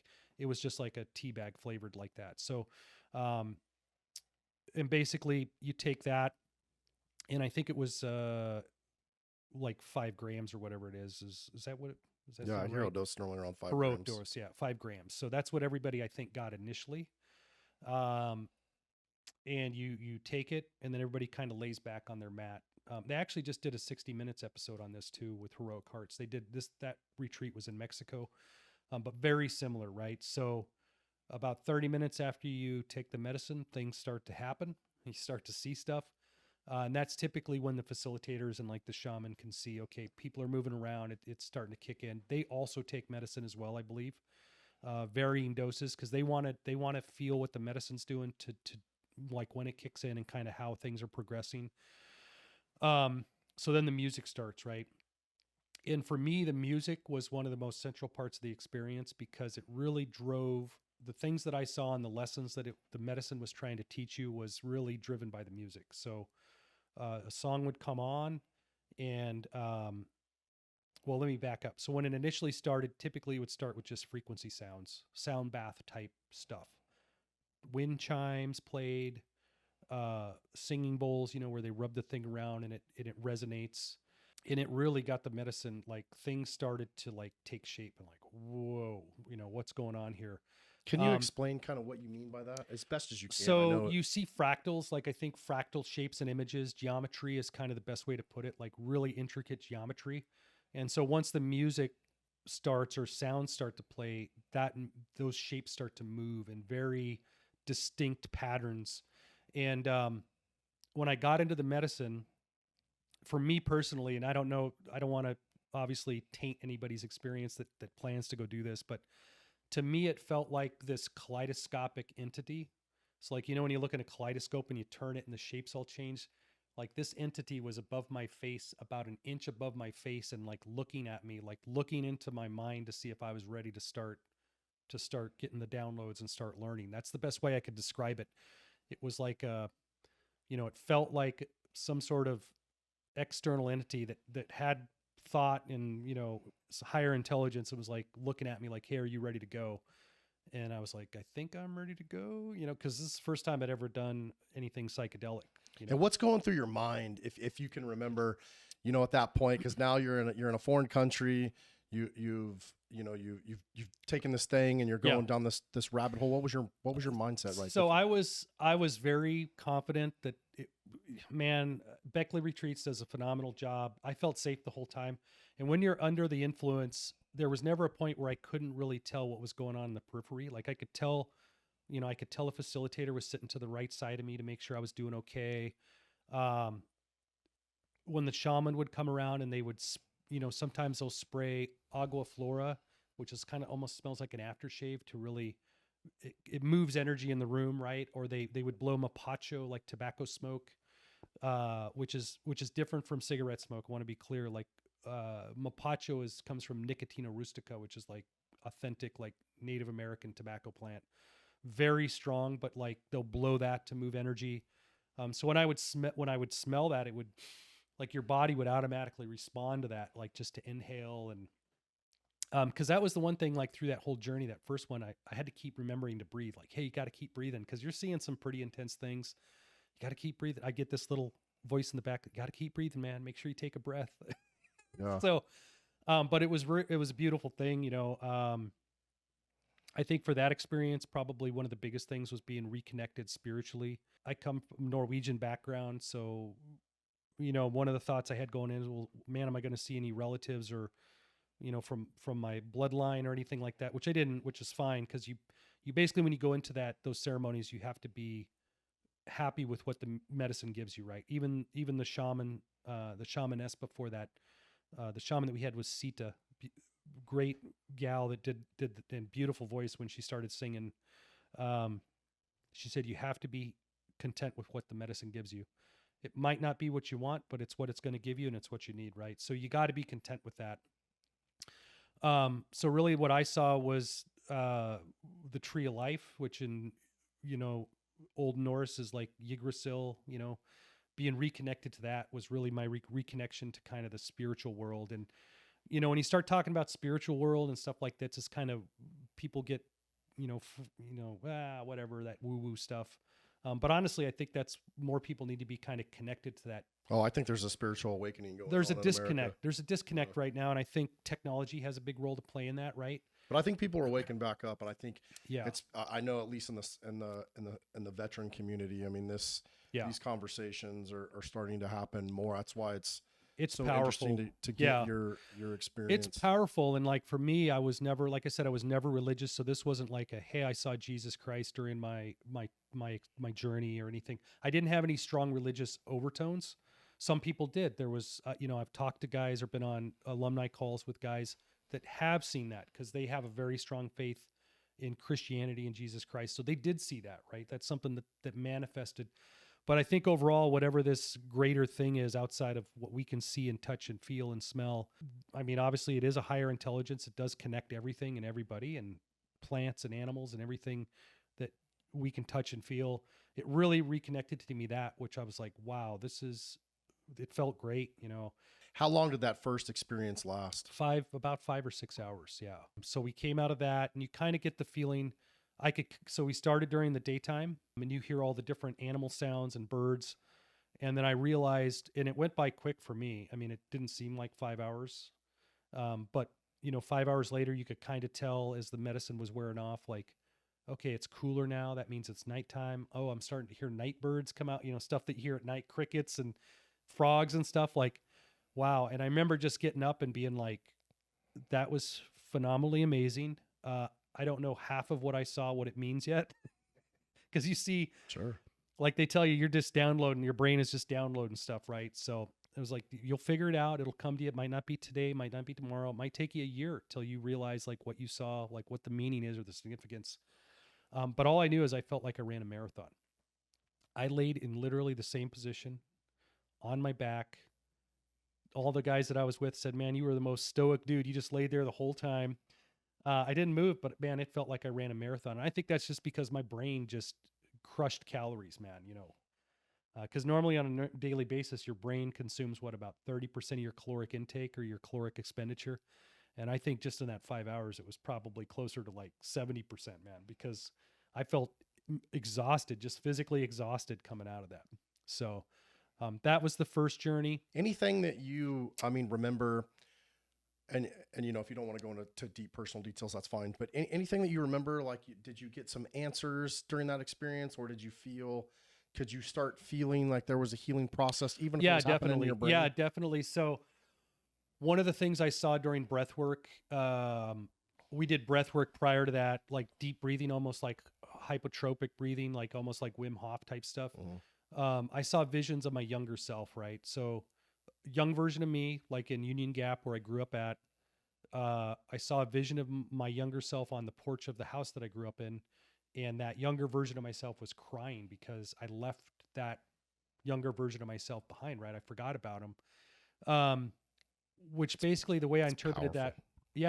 the way I interpreted that was like, hey, you lost like childlike joy that you had in all, you know, things around you in your life. That's kind of how I interpreted that. And so I basically like hugged that version of myself and told him, hey, I'll never leave you again. Like, that's kind of what I saw during that first journey. And then when Sita, the one shamaness that we had, was singing, like, her song was super powerful. And I got visions of like this green, like wispy, ribbon that basically was like coming through my heart and like stitching it up, like stitching everything back together. So that's what I saw. That's what that visually what kind of presented. So that was super powerful. So it felt like I said, I saw Yggdrasil, the one tree, the tree of life, and I was connected at a root, and the tree was still way off in the distance, and it was like this big, gigantic, majestic, like white and golden tree. And I told the medicine, like, hey, I want to get closer to the tree. I want to wrap my arms around the trunk of the tree or climb up the tree. And the medicine said, no, this is as close as you need to get right now. Like, just be happy you're reconnected. And I was like, oh, okay. So you see things like that, and it sounds crazy when you relay it to a person that hasn't done this. They're like, what especially the to hell somebody are you talking about? who doesn't even understand it, or her mind's not, or their mind isn't open to it. So it's highly, I mean, I think there's something there. There's something higher that's going on beyond our reasoning, but there's also something where it's churning on stuff that's deeply buried in your psyche and your subconscious that, we forget about, whether it's back when you're a kid or something that happens to you when you're on the battlefield. Like, it's able to pull that stuff out and tease it out in a way. And I thought I was just going to get my ass kicked during the first journey, because you hear, stories. And I remember asking the medicine, I don't know, about a quarter of the way into the first journey, like, wow, this is really nice. And the medicine responded with like, yeah, it doesn't have to be hard. It can be easy to learn. And I was like, light bulb goes off. Oh, yeah, I think some people really try to fight it, or they try to war game the medicine, or, just from my understanding from listening and talking to people, it's like the medicine's going to give you what you need. Yeah. You may not want it. It may not. And, you may not. Yeah. The next person next to you or the person behind you or ahead of you may have a different experience, but the medicine's going to give you what you need. And I think one of the main things that I've heard people talk about is just submitting to it, right? You have to submit to it. Yeah. So the second journey didn't last as long. They do that. So the Wednesday in between, it's kind of a down day. We went to the beach, hung out, just chilled out, because you're pretty spent after that. You do like integration circles after that, talk about what you saw and maybe what you thought some of it meant, but you're not nobody's trying to sharpshoot or interpret anybody else. You're just listening. You're just trying to be a good listener for your mates that are there with you. You go through the second ceremony. That one's a little shorter, not as intense, because obviously you still have some of that residual medicine in from the first ceremony. And boy, I remember coming out of the second ceremony, it was really windy. We did that ceremony. So the first ceremony we did like in a maloka, or like what would be the equivalent of a maloka for ayahuasca. It was like a open air yoga studio. And then for the second ceremony, we moved out under like a canvas tent, right? Like a big event tent that they would put up for something. And I remember during that ceremony, man, it was super windy. It got really super windy. So bad to where I was in the medicine, but I was kind of like consciously coming out of it. Like, man, is this thing going to collapse on us? Like, I mean, that's how strong the wind was. And then they ended up calling the ceremony. I thought it was a little bit early, but the medicine was starting to wear off. So I was like, okay. And they were like, everybody come out. You've got to take a look at this. And no kidding, it was sunset. And there was all these trees around the property that have these yellow flowers on them. Well, that wind had blown all the leaves or all the flowers off the trees. I think I sent you that picture. So the lawn was absolutely covered with like a sea of like golden flowers. And it was like one of the most beautiful things coming out of that. And the sun was going down, and it was a full moon. And when you're on psychedelics, I don't know if this is for everyone, but I could look, like, we laid on our backs after that, like me and some of the guys that I went through, and we were looking up at, the stars, and it was like, you could see depth. Like you could see stars closer and further away. Like it was, normally you just look up and it's like, okay, there's a bunch of stars, but it's like the stars had like 3 dimensions to them. Like you could judge depth and all that looking at the stars. So at that point, I think if anything, that was the biggest lessons of presence that I'd ever had. Like it felt like at that point in time, I was in the exact right spot at the exact right time where the universe wanted me to be at, and a lot of guys had the same feeling of that. Like it just felt like that was exactly where I was supposed to be at exactly that time, doing exactly what I was doing. of just laying on my back and looking at the stars. What did you take away from that experience in Jamaica? I mean, the biggest thing was I quit drinking, man. As soon as I got back, I quit drinking. I pretty much got rid of a lot of stuff, caffeine and all that in the diet. So yeah, I mean, that immediately had a dramatic effect of just getting rid of alcohol, because alcohol, I hate to break it, it's a great social lubricant. People like to drink it to get, feeling good, but you're putting poison in your body, man. Like ethyl alcohol is poisonous to you. I hate to break it to you, but so I just felt much better, just being clean of that, man. Cause that was a big thing that was really not helping with expressing emotion and any of that stuff. So still had issues, still had a lot of negative things that were in my heart and my mind. And ended up, again, they had an alumni trip that came up. Hey, does anybody want to go to Peru for ayahuasca? And I was like, this was about a year and a half later. So this was September of this last year. And I decided, yeah, I'm going to go try that. Before we dive into that too, I just want to, did your wife and kids notice any kind of change in you when you came back? I think so, especially initially, but I will tell you, and anybody will tell you this, you got to keep doing the work outside of the retreat. The retreat will get you to a certain spot. And actually my first facilitator that I had, my first coach, my integration coach, a gentleman by the name of Diego Ugalde, who used to be a SEAL, a great dude. And he gave me the best analogy I think anybody could give you for the use of plant medicine. He said, because he knew I had a Norwegian background. So he goes, imagine you're Leif Erikson and you're out in the middle of the Atlantic. There's no land in sight. You haven't seen land for months. He goes, psychedelics is basically a tool that picked Leif Erikson up, plopped him down on the New World, America, showed him, hey, there's bountiful game here. There's bountiful fish, forests, and all this stuff. And then basically picked him back up and put him in the boat. So Leif Erikson now knows the promised land is there. The New World is there. But now it's up to you to get there. You still have to navigate your boat and trim your sails and steer a proper course to get there, right? The medicine's not going to put you on the mountaintop or put you on the New World. You've got to get there yourself, but it will show you what is in the realm of possible. So I think that's the best way to say it. So to be honest, I got back, I was on a honeymoon for about, we'll call it the retreat honeymoon for about 60 to 90 days. You've got that really emotional high. And then it starts to taper off. And then that's really where you got to start doing the hard work of daily practices, meditation. And I'll be honest, man, I started sloughing off probably 6 months into it, which a lot of guys do, because you gotta start working that stuff into your daily routine and make it a routine, or otherwise it's not going to stick. I find myself telling people pretty often, especially when it comes to mental health, it's like, you got to want it, right? You do. You got to, nobody's coming to save you, man. You got to save yourself. There's things out there.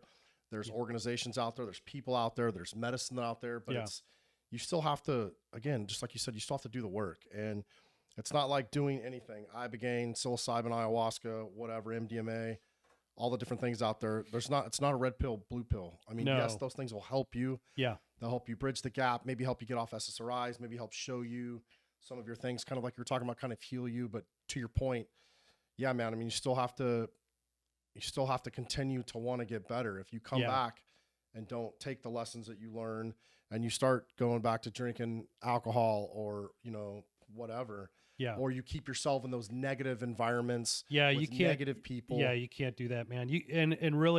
And you can't scuff yourself up. That's one of the biggest things I learned. Like if you fall behind on your daily practices and you're not doing them, or maybe a month's gone by and you haven't meditated or done like a gratitude practice where you're grateful for what and I didn't do that for a long time either, man. And it allows negativity to seep in. Right. And so one of the things I think that I've learned recently is if you let that stuff seep in and you don't pull those weeds out of your garden, like it's going to pollute you, man. It's going to drive you down the wrong path and start doing damage to you and your relationships. And, you got to get a hold of it, because a lot of people would rather take the easy wrong than the hard right. I mean, that's what it boils down to. We as humans seek comfort. We seek to be comfortable where we don't want to suffer. We don't want to be, have any sort of struggle or challenge in our life. And I would say do something at least once a day that sucks, whether it's getting up early to go to the gym or running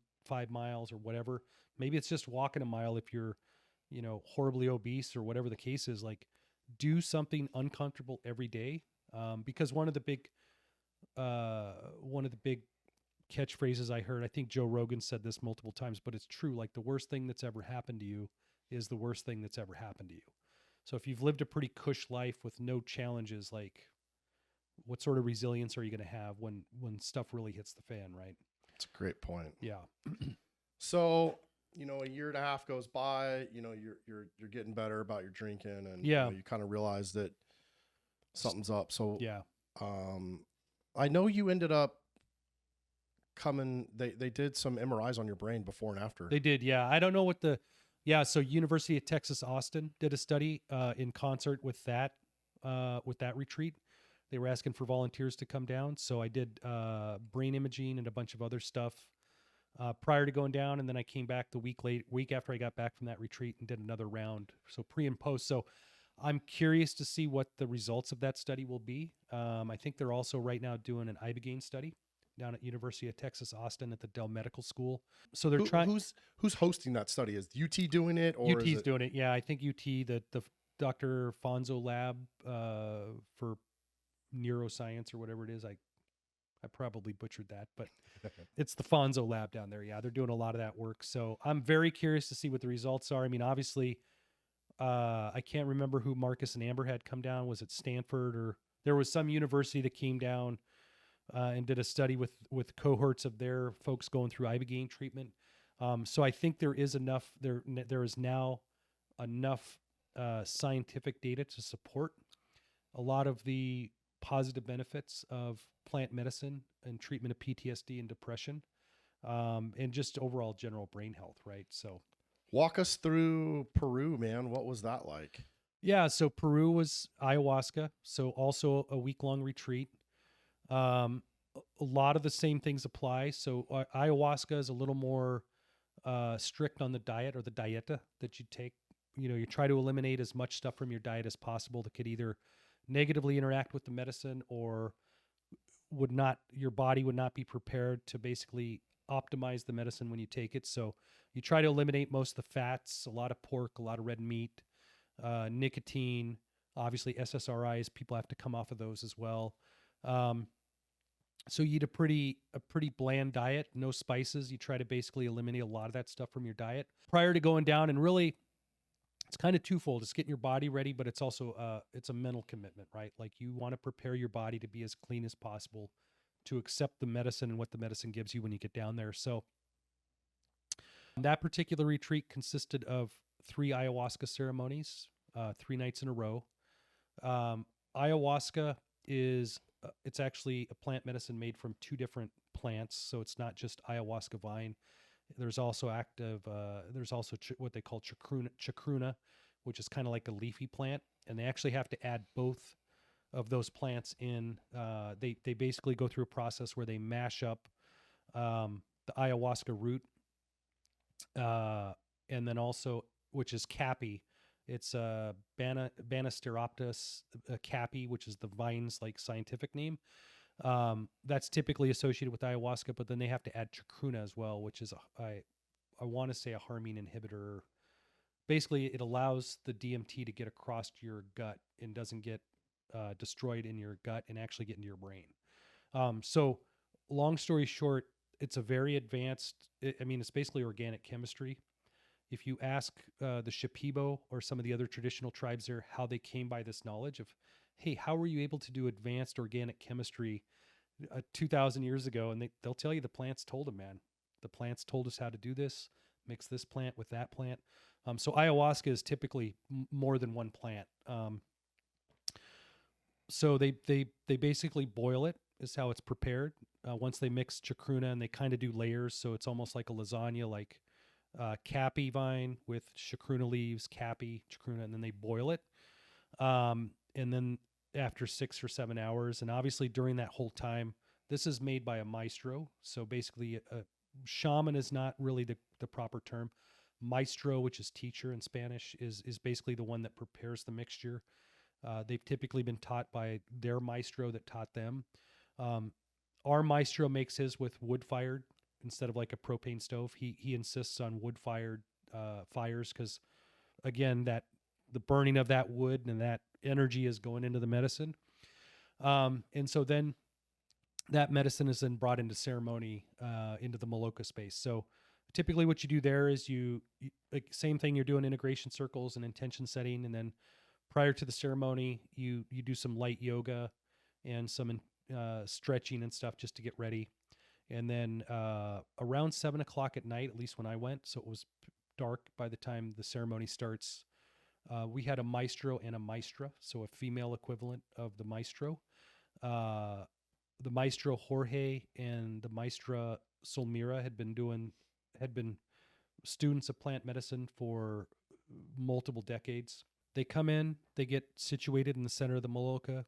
They basically bless the medicine. Jorge would bless the medicine. And then they, one at a time, each individual person comes up to the center of the Maloka where the maestro and maestra are there, and they basically take their shot glass of ayahuasca and drink it, right? I did not know until afterwards that you could go in the bathroom and kind of swish your mouth out to get the aftertaste out, because ayahuasca tastes, it has a very unique taste. It almost tastes like molasses or like tamarind sauce. Like if you take Thai food, it's got that kind of sickly sweet taste to it. And so once you down your ayahuasca and you lay back, that is a horrible aftertaste to have to suffer through for like 30 minutes, 40 minutes before the medicine kicks in. Oh, man. And so some of the guys that had already been down, because I'd done psilocybin, I was an alumni, so this was also Heroic Hearts. I'd done psilocybin, so obviously there's not a bad aftertaste with that. Some of those guys had done ayahuasca, and I didn't catch it till like the last night. Like guys would go to the bathroom after they take their medicine, they'd go in the bathroom. And what they were doing, I thought, oh, they're just going to go hit the pisser before the medicine kicks in so they don't have to stagger to the bathroom under the influence of the medicine. And they were just going in there and just squirting a little water in their mouth and spitting it out in the sink to get the aftertaste. I was like, you could have told me that. Yeah. Didn't have to suffer. But the medicine, in my experience, again, I'm limited. It's just what I saw. It comes on very similar to psilocybin, the way it actually starts moving in your brain and the stuff you start to see.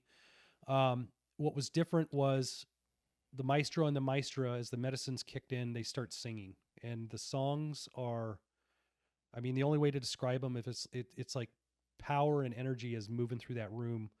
And having a male and a female was phenomenal for me, at least, because it really, I kind of got this vision of like how humans were created, where men have certain roles in life and women have certain roles, and because the maestro and the maestra are singing really to us, but to each other as well, right? They're kind of building up on their songs.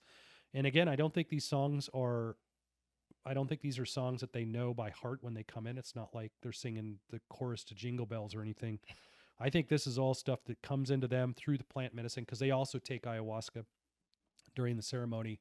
And they're students of it. They've taken ayahuasca probably hundreds, if not thousands of times, with their dietas, learning other plants and all that.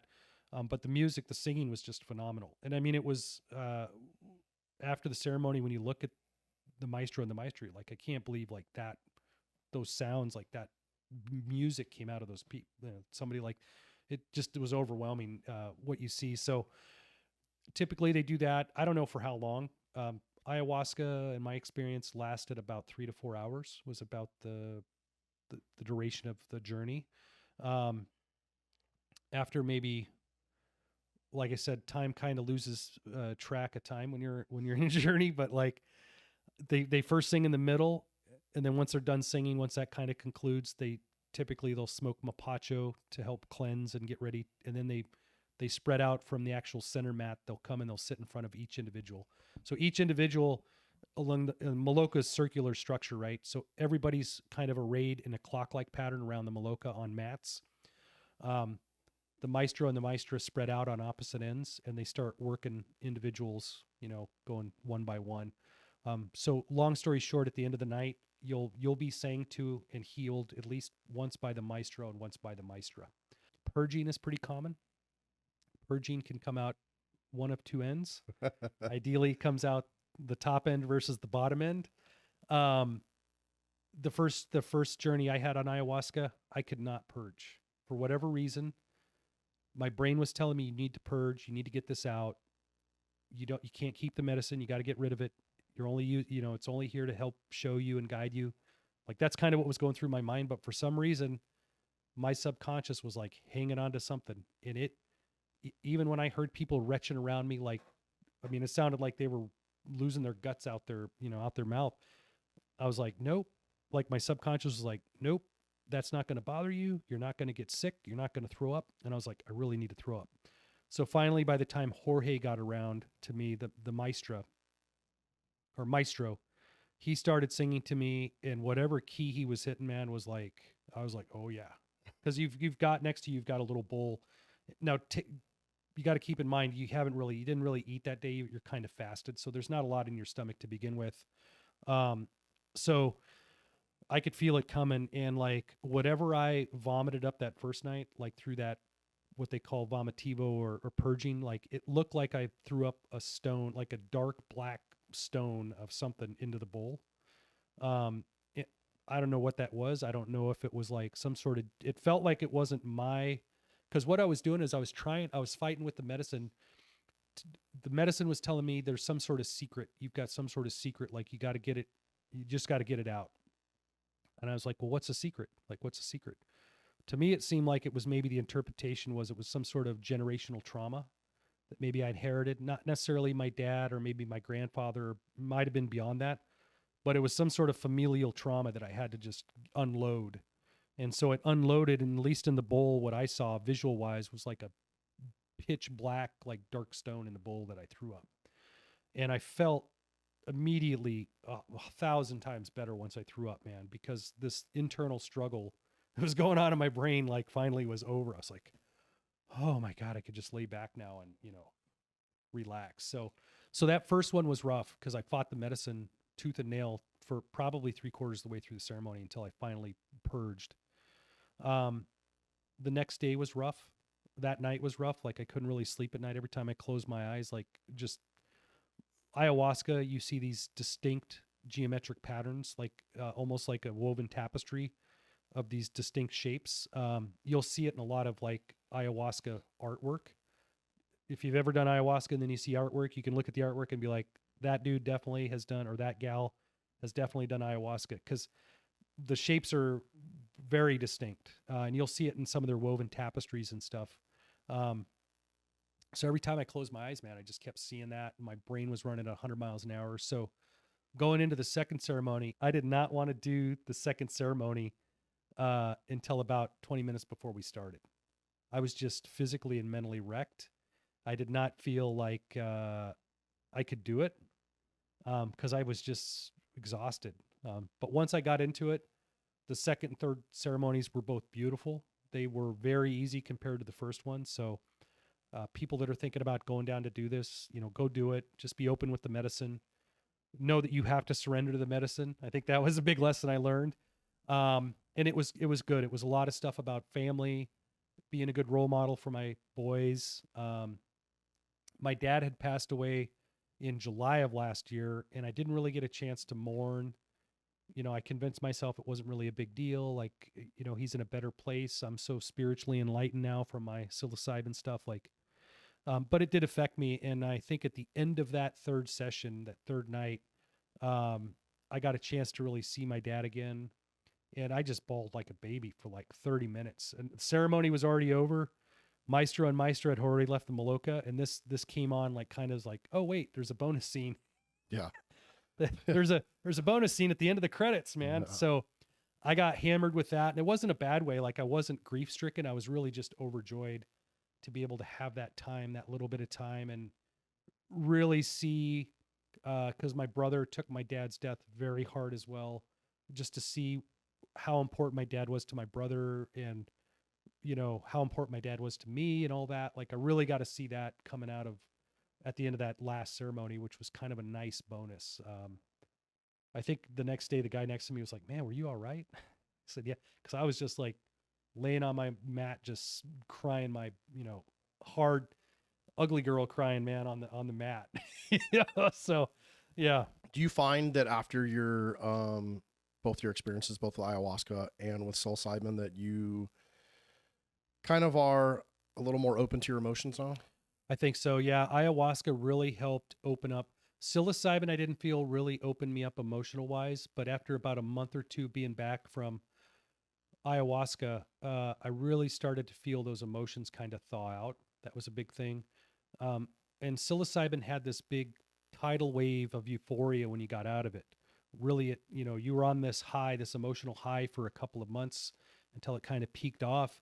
I felt ayahuasca was more measured. Like you got back and you definitely felt different. You definitely felt more positive. But it was a little more of kind of instead of an exciting ride like a roller coaster, it was more of kind of just a steady, moving down a slow moving river, type of afterglow that you got from that. So I will say, yeah, you got to keep doing the work once you get out of it. And you can misinterpret stuff, that you see. That's not uncommon. There's stuff that still churns in my head that I thought it maybe meant one thing, but then as life progresses, another thing, you experience other things in your life.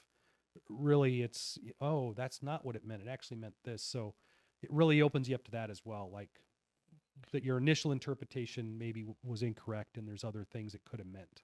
Before you got involved in psychedelics, do you feel like you were in a pretty dark place? I mean, I would not say I was going to be suicidal. I think if I would have lost my family prior to that, I probably would have been suicidal. Because what a lot of guys don't realize, or gals out there, is family is a bedrock. Even if you have shitty days or a shitty month or a shitty year, your family's there for you, right? You're together. I know a lot of people think the easy way out is just jump ship. And unfortunately, I don't think that could be further from the truth. I think at the end of the day, couples just forget how to communicate. And for me, it didn't help that my wife was very open and receptive, and I was shut down and emotionally numb, right? Like I don't think I'd felt an emotion for 5 years prior to that, unless it was anger or irritation, right? Yeah. That's what all veterans feel, man. Unless it's that. I didn't feel happy. I didn't feel gratitude. I didn't feel any of that, man. I just felt angry and irritated all the time, man. So What do you say to that veteran who's listening to this right now? Who's going through it, man? don't give up, man. Don't give up. Just like I said, same advice to guys going through selection or any tough thing in your life. Don't give up, man.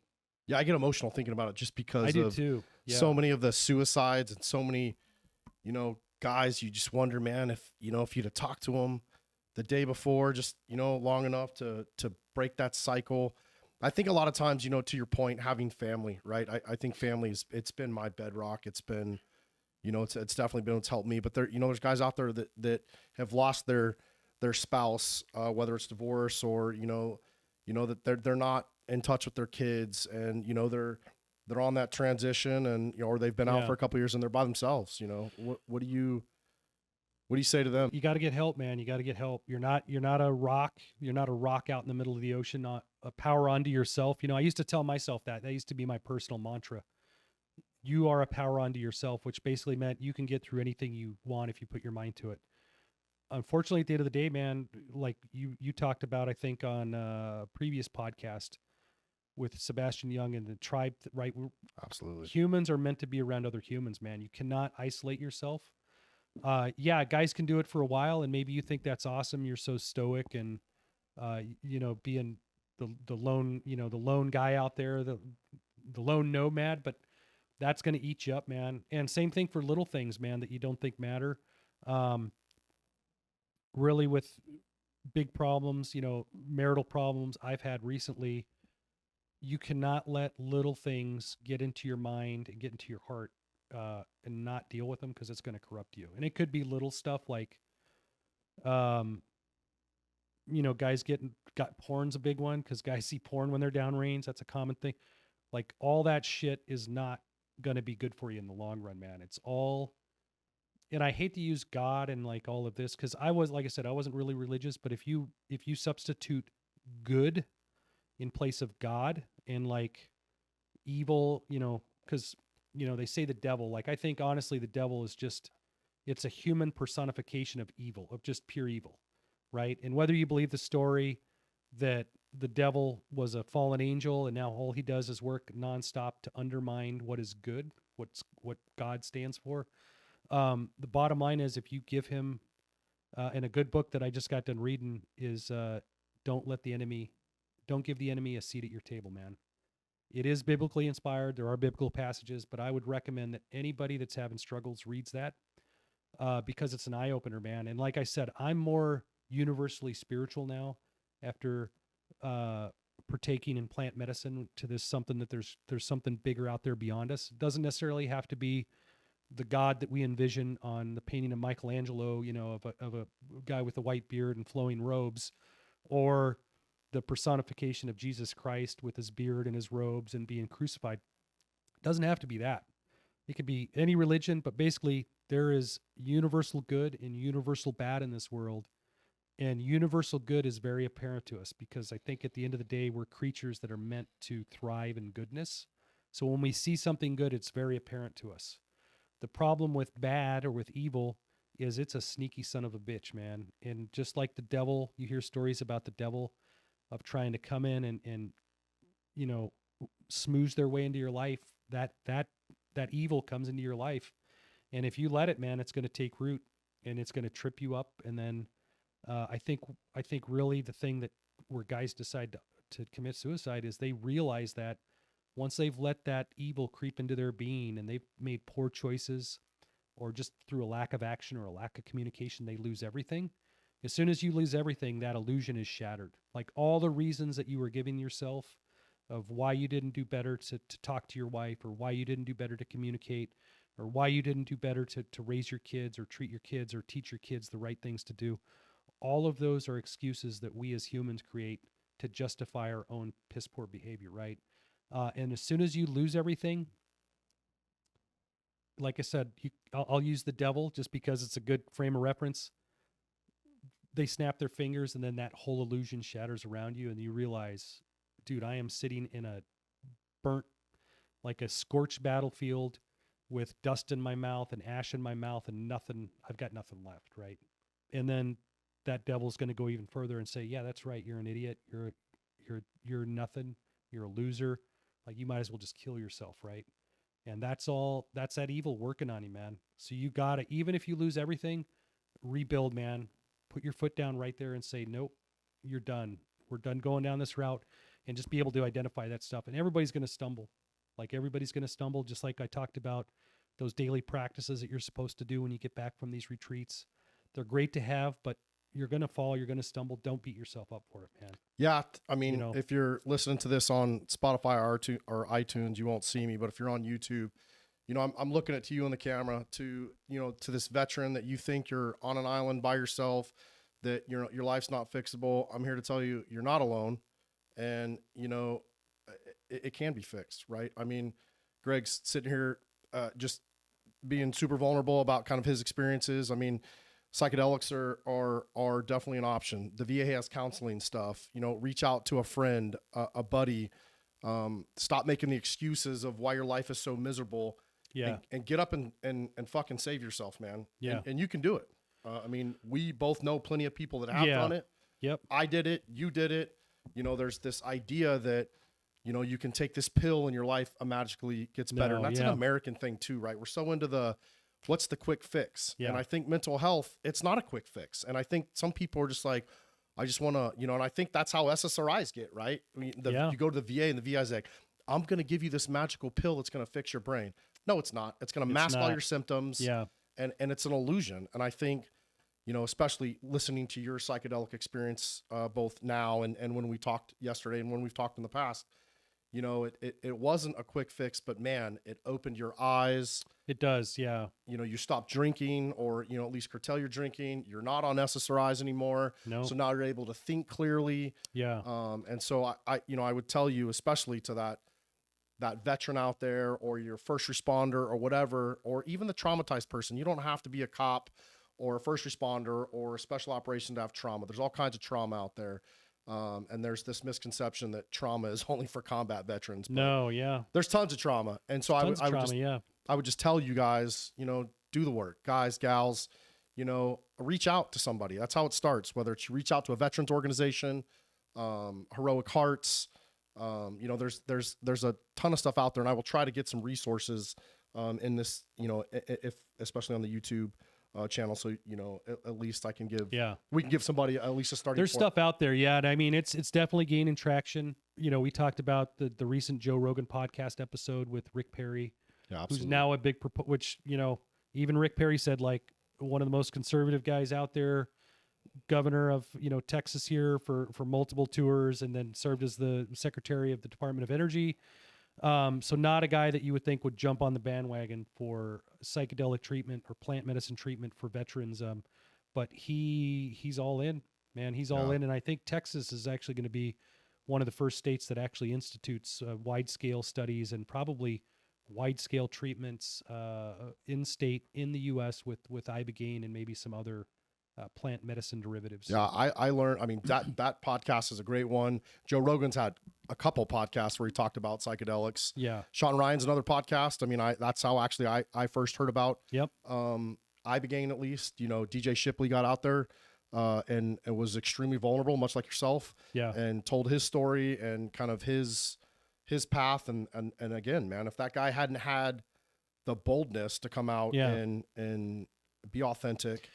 And tell people about it. I think a lot of people just shit can the stigma, man. I mean, that's the biggest part. Like, there's still older generation, older than us, that are like, that think, marijuana is a gateway drug to everything else. Yeah, it is. If you're in a situation, you're in an environment that's unhealthy and you're around a bunch of other drug users, yeah, probably it is.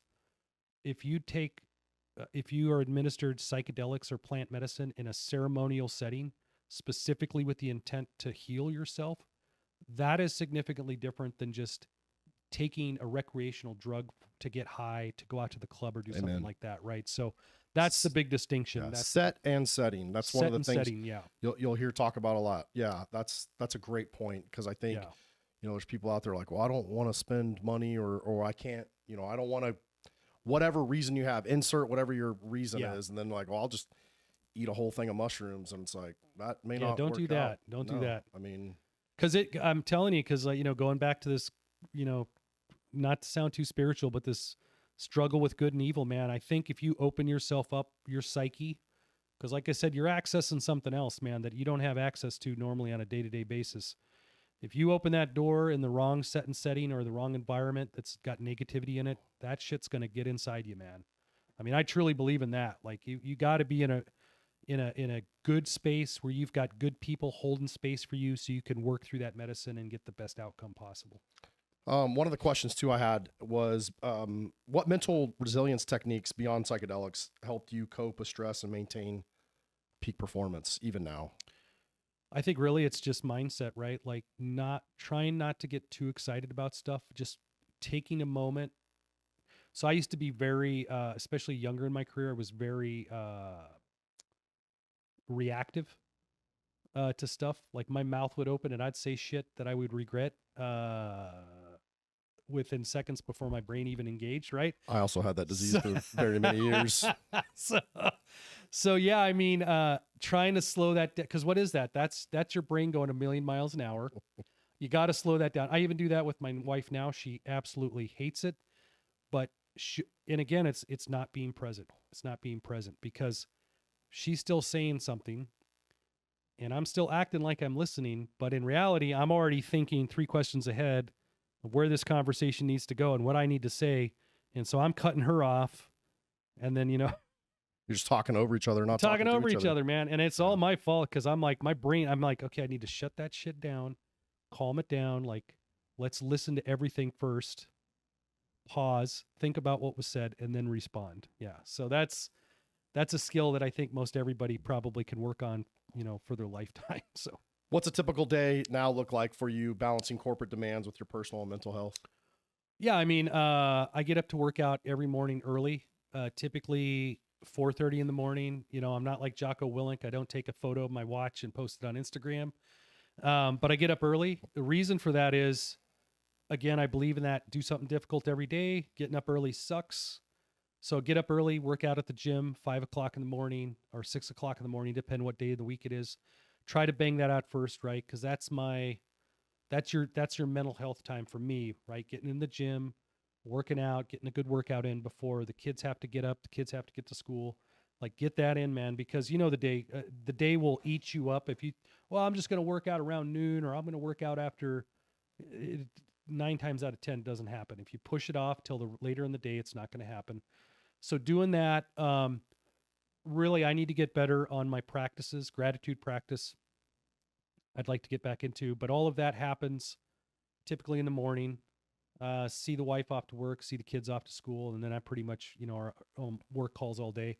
I do get time to take time out.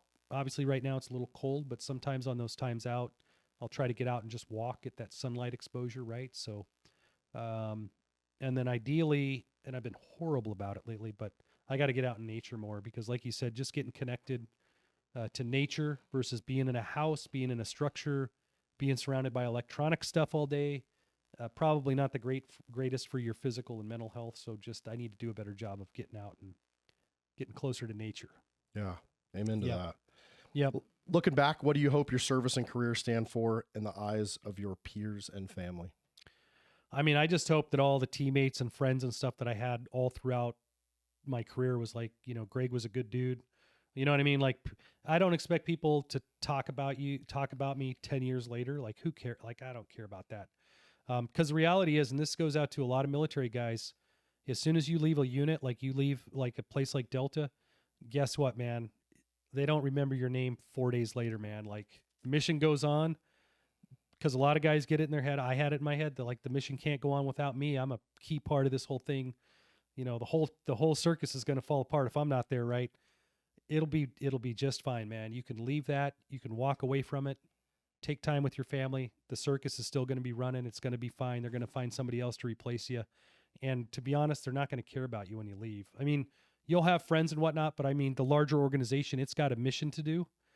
And once you leave that place, you'll have fond memories and good friends that you met there. But like, it's a machine, man. It needs to keep churning. And whether you're a part of that or not, it doesn't matter. So, know when to walk away. Know when, and they're going to replace you. So don't take hard feelings over that. But yeah, I mean, ideally at the day, everybody I worked with and all my friends, hopefully Greg was a guy that was a hard worker, guy you could depend on, and got the job done. I'd be happy with that. I've said that plenty of times. Yeah. You're a good dude, Greg. Thank you. You've tackled military challenges and corporate projects. What does the next chapter of Greg Burrill's story look like? I think for me right now at this point in my life is just working on my family. Like I said, just recently I've had some just strong revelations about what I should be doing versus what I have done over the past 10 to 15 years, maybe longer. So just basically trying to become a better version of myself, be more present for my wife and my boys. Because, at the end of the day, I think my oldest one's 2 years from college, right? So shit goes by in a blink of an eye, man. You got to be there. So obviously try to maximize that small amount of time I got left with them to make the biggest amount of impact. And same thing with my youngest one, who's, will be out of the house in like 4 years. So 25 years. You just celebrated not that long ago, 25 years anniversary with Yep. your wife. If you could say anything to her right now, what would you say? We've had ups and downs. I've made horrible mistakes in the past, and thankfully she's not given up on me. Amen. Yeah, and I love her dearly. I hadn't always realized that, because it's really easy to take people for granted and don't give people their proper due respect in accolades. But yeah, I'm glad she stuck with me for that long. I put her through a bunch of bullshit. So thank God she's a strong woman and put up with all that, put up with me for that long. I know we love Teresa. What about your boys? Do you have anything that you want to say to your boys? I mean, I think the biggest thing I could say to them, I say it to them all the time, whether they want to listen or not at that age, is just, we're very proud of the young men they've become, and just keep doing what they love to do. Keep doing the best you can every day. And really, I hope they both find something that really just makes them passionate, that they want to do for a career or whatever they want to do with their life. Because they'll be successful no matter what. I'm not worried about that, but just find something they love to do and they're passionate about. And, of course, we'll always be there no matter where they're at in the world. I know a lot of parents have reservations about that, about once their kids leave the house, of them being so far away and all that. And it's a big change, but wherever they're at, I mean, they'll only be a phone call away. And, I definitely plan to travel more if they're going to college somewhere out of state or whatnot. Like, yeah, but they're good boys, and I'm proud of where they're at now and the men that they'll, shortly become. They're almost there right now. We have it's been a marathon interview, man. I cannot thank you enough. It's been eye-opening. I've known you for 16 years. I learned a bunch of stuff about you just in this podcast that I didn't know. Yeah. Do you have any final thoughts? No, I mean, I think the biggest thing is, I don't know, for the wider audience, like, just be good people, man. I mean, I think that's the biggest thing we can say today. You see all the divide. I mean, even in my neighborhood, we've got divides over politics and who's in charge and who's doing that. And hey, man, guess what? At the end of the day, it doesn't matter one bit. Whether Trump's in charge or Biden's in charge or whoever comes after Trump, like, we've had it. We still live in the best country in the world. We got ups and downs. At the end of the day, don't believe the hype, man. There's too much bullshit that's being spread on social media and news media. Like, don't believe any of that. Don't buy into it. Whether you're on the left, you're on the right, get unplugged, go outside, say hi to your neighbor, talk to people face to face. Don't bury your face in Twitter or X or Blue Sky, I think is the new one. Get out of those echo chambers and just go be nice to other people, man. Amen. Yeah, that's it. Don't keep buying into this 3-ring circus that's social media and all this stuff. It's not good for you. Well, I just want to personally say thanks for your friendship. Thanks for your mentorship. Yeah. Thanks for your honesty during this interview. Thanks for your openness. And hopefully this podcast will help some people. So, I hope so, man. Thank you for having me on. I appreciate it very much. And thanks to all you guys for tuning in. I think we just hit 3,000 subscribers on YouTube. Our social media presence is growing. We're starting to get a bunch of downloads on Spotify and iTunes. So I just want to thank all the listeners. Everybody's tuned in. Without you guys, I don't have a podcast. So hopefully this message that Greg just brought will inspire you. If you like it, leave us a comment or, subscribe to the channel or whatever it is on iTunes, follow us on Spotify. All that helps us get the broader message out. And again, if this was helpful, just share it with one person. I'll just leave you with, stay safe out there, guys. The world's crazy sometimes. And if you can't be safe, be violent out here.